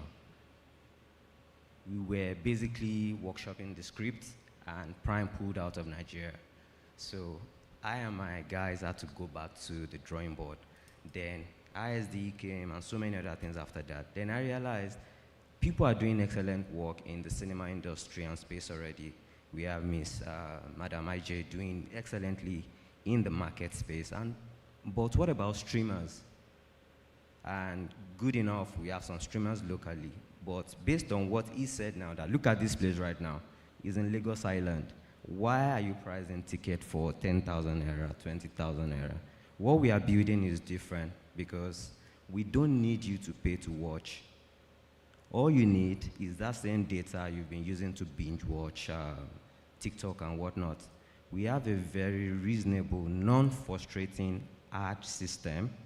You just need to watch ad, and it is definite and precise. You know when you will watch it, and it's only logical for you to watch. So speaking of other things we are doing differently, verticals are the next thing. Some argue it's just like NFT, it will fade and whatnot. But what if we build everything into a platform? You choose what you want to watch and when you want to watch it. And one of the biggest things we are also trying to solve with this product of ours is, during MIPCOM last year, we were looking for titles to take to MIPCOM. And I realized most producers, they just make film for the love of it. They don't even understand how they will eventually sell that film. I didn't know that too before now. So I was now thinking, how long do we really want to do this for? Again, I was speaking with some distributors from North America and Asia, and they were like, yeah, I get it that you guys are doing fine on Netflix, but don't be delusional. Your actors are big on Netflix in your country. We don't know them. Nollywood and African cinema doesn't really have a data point. That is why these people are not willing to take the risk on us. Go to Spotify, you will see bonus numbers. You will see Wiz numbers. It's not in Eden. So what we are trying to do with Dream Room is a point where anyone in the globe, just like what the Koreans did with ITV, everything is there. Watch, don't pay anything, just watch. We want to localize in Swahili for someone in Kenya who doesn't speak English. English is not the same as intelligence or literacy. So we want someone who speaks Swahili to watch and still understand that same film. We want someone in Morocco to watch in Arabic and understand it. Someone in France to watch and understand it. Remember, 2 million views from Morocco, 1 million from France, 700K from Kenya. You can't tell me Nollywood doesn't have the number. We do have the number. Afrobeat has proven it. YouTube has proven it. Thank you very much. Yeah, thank you so much for that. But just to follow up on that, right? In having the numbers, so some people argue, because from what I hear you say, you're working with ads, right? So it's shared revenue. And people argue that because of the low consumerism in Africa, it's difficult for companies like, I think we had a panelist here earlier that talked about that. It's difficult for companies to really target ads to a region where people are not really buying. So how do you balance that? Because people will always watch content, trust me. People want to watch content for free. However, the people who will want to pay for it, that's the companies with their ads, it seems like it's not profitable for them. So how do you balance that? All right, thank you very much. My first interaction with K-drama was through a friend. They were literally speaking Korean. I was like, are you people okay? What's going on? And they were like, they've been watching a lot of K-drama. I said, where do you guys watch? They said ITV. And it's free. All you need to do is just watch pre-roll ad and mid-roll ads. So this is the thing. This is where we are going to be putting our marketing budget. We know Nigerians will consume Nigerian content. That is not even the question now. We want to target the average black guy or anyone who loves African cinema in Canada. We want to target white guys who love to see African cinema in the UK. We want to channel the money in the right direction. And this is the thing, habits form. By the time they watch today, watch tomorrow, next tomorrow, they don't have to pay a dime, they don't have to budget for it. It becomes a second nature. They tell a friend, and before you know it, Dream Room goes global. And we have the data we need to prove to anyone, bro, we need $200 million to produce this slate. Where's the numbers? This is the back end. You can have it. And as for rev share, we are not trying to hide anything. Every single producer, and you don't need an aggregator, every single producer or sales agent who onboards with Dream Room, you have a studio backend where you see the numbers in real time. Real time. Nobody is printing anything for you. Thank you very much. Thank you so much for that. I want to go back to cinema distribution, right? And that first question is for Mr. Kene and Mrs. Okay. So you wanted to say something yes, earlier? Just before you do that, I want to ask a question. What is this concept of like you mentioned, Faustina, what's this concept of our film has gone global, our movies are global? What does it mean? Let's think about it. Brazilian films, have they gone global? Korean films, have they gone global? The answer could be yes. Indian films, yes. But you must place it at platforms. Indian films fail in cinemas in Nigeria. They just about get 1 week or 1 weekend. Yeah? I grew up on Indian films in Nigerian cinemas. It's not the same today. Yeah? So can an Indian say that Indian films have gone global in Nigeria? You must be specific to the platform. Indian films are big in Nigeria on TV today. Yeah? Indian films are not big in Nigeria on Netflix. Do the studies. Look at the top films you watch every day. How many Korean films are top 10 in Nigeria?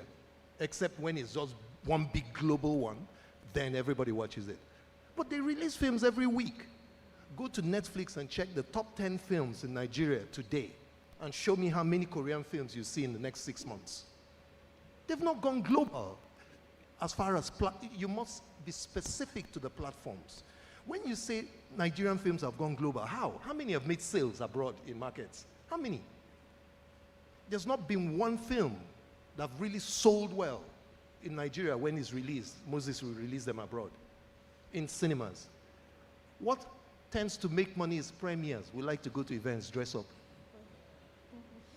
Wedding Party 2 made 70 odd million naira value that time in whatever, how many countries, 20 something countries. If you check all of that, 90% of that money came from premiere. After the premiere, when you released it, nobody's going. So what is global? You know, Nigerian films, has it even gone global on Netflix? Has it? Please, somebody answer me. Has it gone global on Netflix? You know, what has gone global that we say is YouTube. Now, who is this global thing? Our films, whether it's whatever platform it is, majority of people that watch our films abroad are us. So when you say global, when people say global, producers say global, please, how many Brazilians are watching your film? You can break it down to platforms. You can say maybe they watch some this or some that. But as far as cinema is concerned, no. Now, the next conversation, because one of the topics was, how do we make our films global? Then study what the Hollywood has done. There's no Hollywood film, big tentpole film, yeah, that will star 5 people like this or 6 people like this, yeah? And there won't be a Chinese in it, Hispanic in it, black in it. There's none. But our own, we must be authentic. We must all be from Ado Ekiti and speak that accent. You know, so that's the problem. The thing is, how do we then make it global so that people in Kilcody in Scotland can watch it, people in Cuba can watch it, people in Philippines can go to their cinema and watch it? Oh, you star as Filipino in it and they watch. At least you get 10, 20 cinemas there. So my point, when we say global, we're not going any global. We're just reaching ourselves there. One of us is in Ebutemeta, one of us is in Surulere. That's what it is. You know, it's not very significant, the number of non-Africans that watch our films. That's a fact of the matter. I'd like to say something. When you talk about movie premieres, I'll be very brief. The good thing, new director, she's Ghanaian Nigerian also. There's something that I don't know who started it, but needs to be disabused.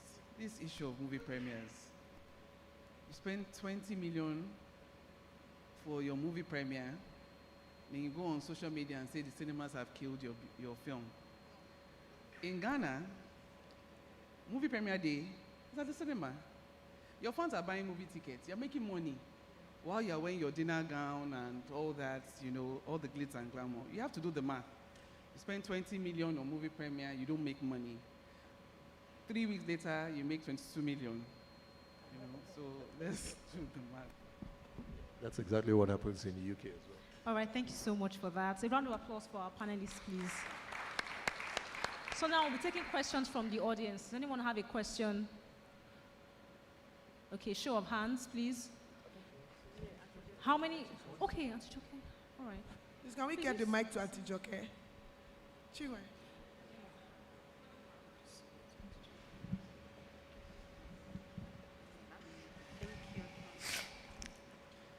Thank you very much for a very informative session. So I'm beginning to wonder, I mean, it's just curiosity. Is it that we need to find a structure, right, for Nigerian cinema in Nigeria and monetize that, okay? And make sure that it is fully monetized, okay? And then build another structure for the global cinema. It's almost as if we cannot do the two. We cannot do the two at the same time, because if I understand Ijoma correctly, there are nuances that are being asked for on the global stage that at the moment we cannot give. All right? But then we are satisfying an audience that is probably not just Nigerian, but majority of it is Nigerian, whether the Nigerian is local or international. Would you agree with me that is that what we need to do? Build two structures. So I think what we're trying to say here, Auntie Joke, is that you need to know what, you know, it's just like you're setting up a restaurant, okay? You have different menu, different people who want different things. So if your strategy, there are people who make films.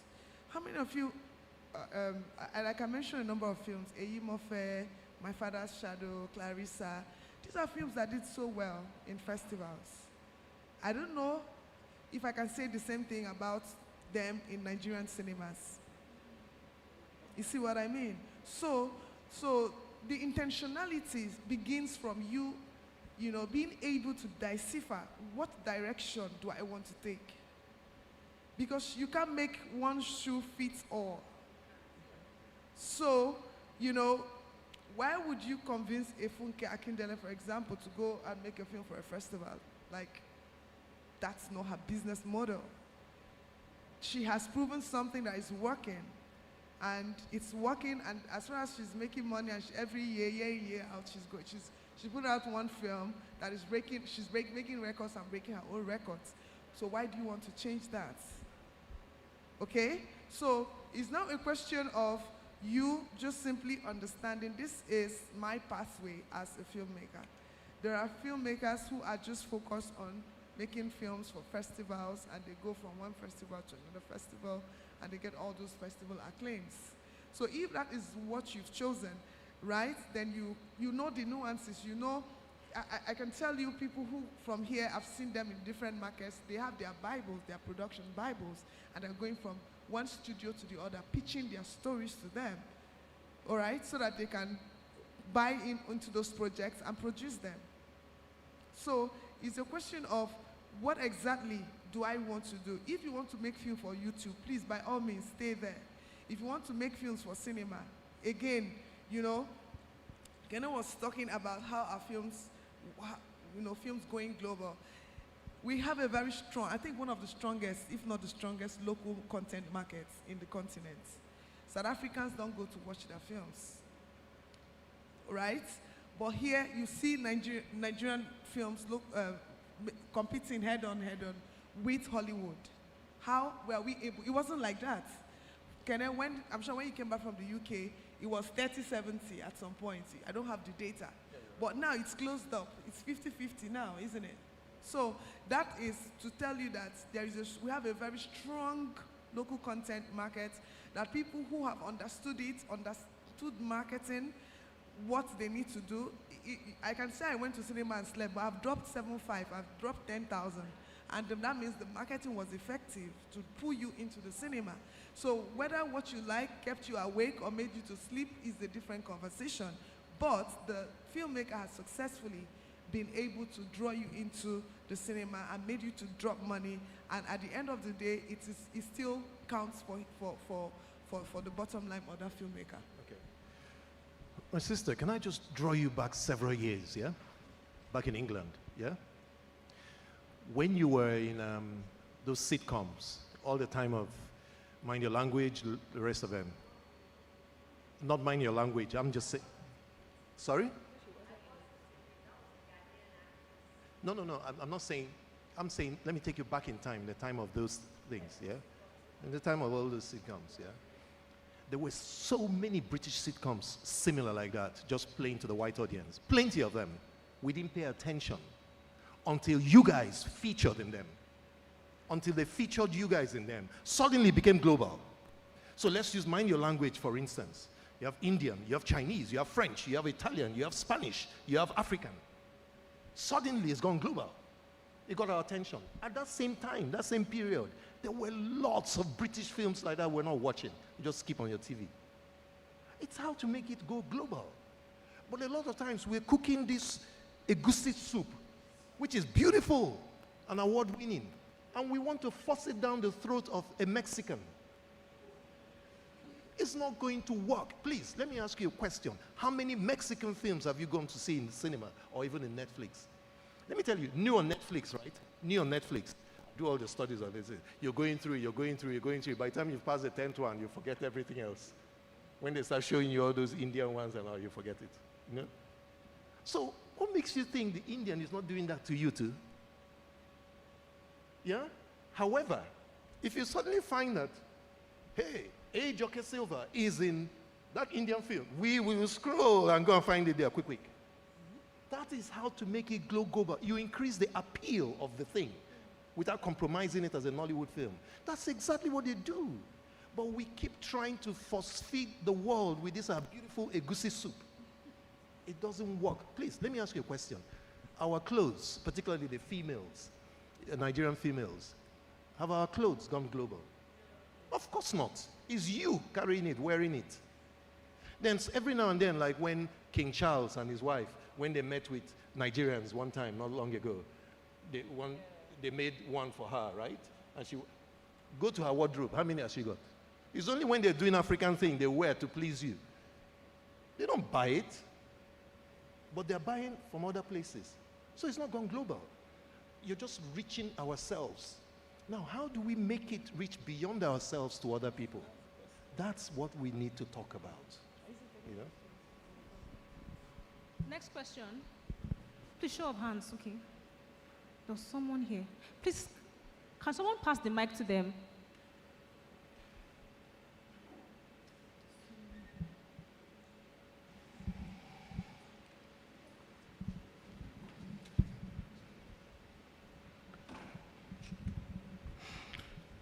All right, good evening. My name is Ehusa Eboigbe. I'm a voice actor and photographer. So this is less of a question and more of a call to everyone on the stage. I know Mr. Mparu spoke about the model of reducing ticket prices and having everyone fill the cinemas.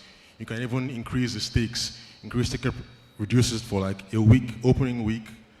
Then you say, okay, from the second week, it's going back to the 5 or 10K. So it makes everyone want to rush within that first week. You can be sure that you're pleasing both the cinema, the filmmakers, and then the audience. But my call is this. Most of these problems we are discussing, we will keep on discussing. They will continue to exist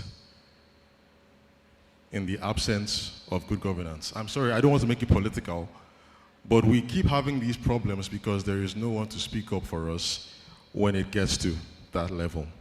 We are at this level. We can only afford what we can afford. We want to watch a movie, if it's not affordable, we stay at home. My call to everyone on the stage is this. When you get to those spaces, those rooms, those areas, help us talk, be our mouthpieces, help us make those decisions so that we don't have to keep on coming back for workshops and talk shops every single week, every single day, every single year. Sometimes it's not even necessary. We just need for you to talk for us. What's the ask? The ask is for you to get into those rooms and then make sure that the policies... Sorry, when you get into the rooms, what exactly is the ask? What do you feel, yes, that we should actually push for when you get into those rooms? The point I'm making is... Yes, so the point I'm making is the policies do not favor us. And of course, it trickles down and affects us cinema lovers, cinema goers. We can't watch movies because these are policies in place. And I don't blame the cinema owners. They have to make their money, like they always say. And they have to pay their taxes, like they always say. So my ask is that you are in powerful positions. You are high up there. Please, when you enter those rooms with those people that matter, help us to talk to them so that government policies favor us and trickle down so that we can actually afford to see the movies that we love. Thank you. What kind of government policies doesn't favor us right now? Well, we keep trying. We keep trying. No, but which one? You say to ask them to do policies that will favor. Which ones currently? Like pricing of tickets? Is it pricing of tickets? Yes, generally, pricing the economy. I mean, the economy affects the pricing. It's not a government thing. It's a private business thing. It's not government that determines pricing. But then the business owners have to pay taxes. And the taxes keep on increasing. True. So when you do your business plan for whatever business you do, you choose your price point. Yeah. If your business is not working, you close down. I even have something. It's a fact of the matter. Yeah. You said something earlier that as an example, that when a film is released, maybe the opening weekend you charge X, then later you reduce, correct? Yeah. And then you made a point. You said so that you can satisfy the producers and then satisfy whatever. The audience. Is that correct? Yeah? Yes. Okay, let me ask you a question. So when you do that top range price and do Friday to Sunday or something like that, and you get only 5 people in the 3 days paying you 10,000, yeah? So you got 15K. Does that, when you say, so the producer is satisfied, does that satisfy the producer? Probably not. That's the point. I will add to what he said. There's something we need to realize and stop thinking. Nobody is coming to save Nollywood. They've done their bit. You and I, we need to play our own part. You need to understand that by getting your colleagues, your friend, to come together and create something, new initiatives, you don't need to wait for the government. Okay, they've been speaking to community cinema, community cinema, community cinema. How can I start something? Let me get 10 solid guys together. Let us open up 3 university community cinemas where we are alumni, and let's see how much we can even get from independent films. By the time impact starts coming from left, right, center, the government won't really matter. I keep saying this thing, Afrobeat has proven it. If we keep waiting, we wait forever. And there's a reason why I'm saying this. Recently, myself and Sheriff is also part of NIFS. We got invited into the National AI Trust, and we were making a case for Nollywood. Newsflash, I think on the top level, they don't really see us as serious people. Do you know why? Because we love what we do too much that we forget the business side of it. Try to make money first. Let your guys make money. Then we can build on that and grow. We won't need anybody to make any policies for us. Thank you very much. Thank you. Right, thank you very so much. And with that, we've come to the end of this panel session. Please, another round of applause for our distinguished panelists. Thank you so much, Faustina and team. And can we please get ready for pictures? So on that note, we'll round up for today. But there's a cocktail upstairs, but that is strictly by invitation. Or if you are an executive badge holder, or you've been sent an email by the team, Women in the Arts team. Yeah, so if you were invited, you'd have received that email. And if you are also a speaker as well. So the cocktail is happening upstairs. So after this, you can please go upstairs for that.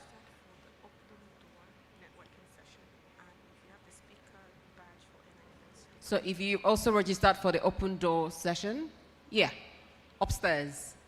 And that brings us to the end of today's event. It's been an eye-opening and very insightful sessions, from storytelling to microdrama to distribution to podcasts, and then finally to this fantastic session that we'll have here. And on that note, we'll say thank you so much for being around, and we expect to see you tomorrow for even more awesome sessions. Thank you so much. My name is Chinwe. Please hold on.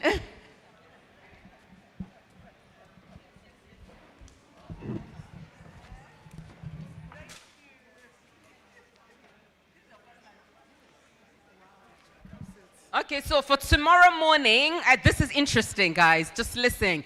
If you're here early tomorrow, you're getting free cinema tickets. And that is 8 o'clock. So if you're here early tomorrow, you're getting... If you were here today, no.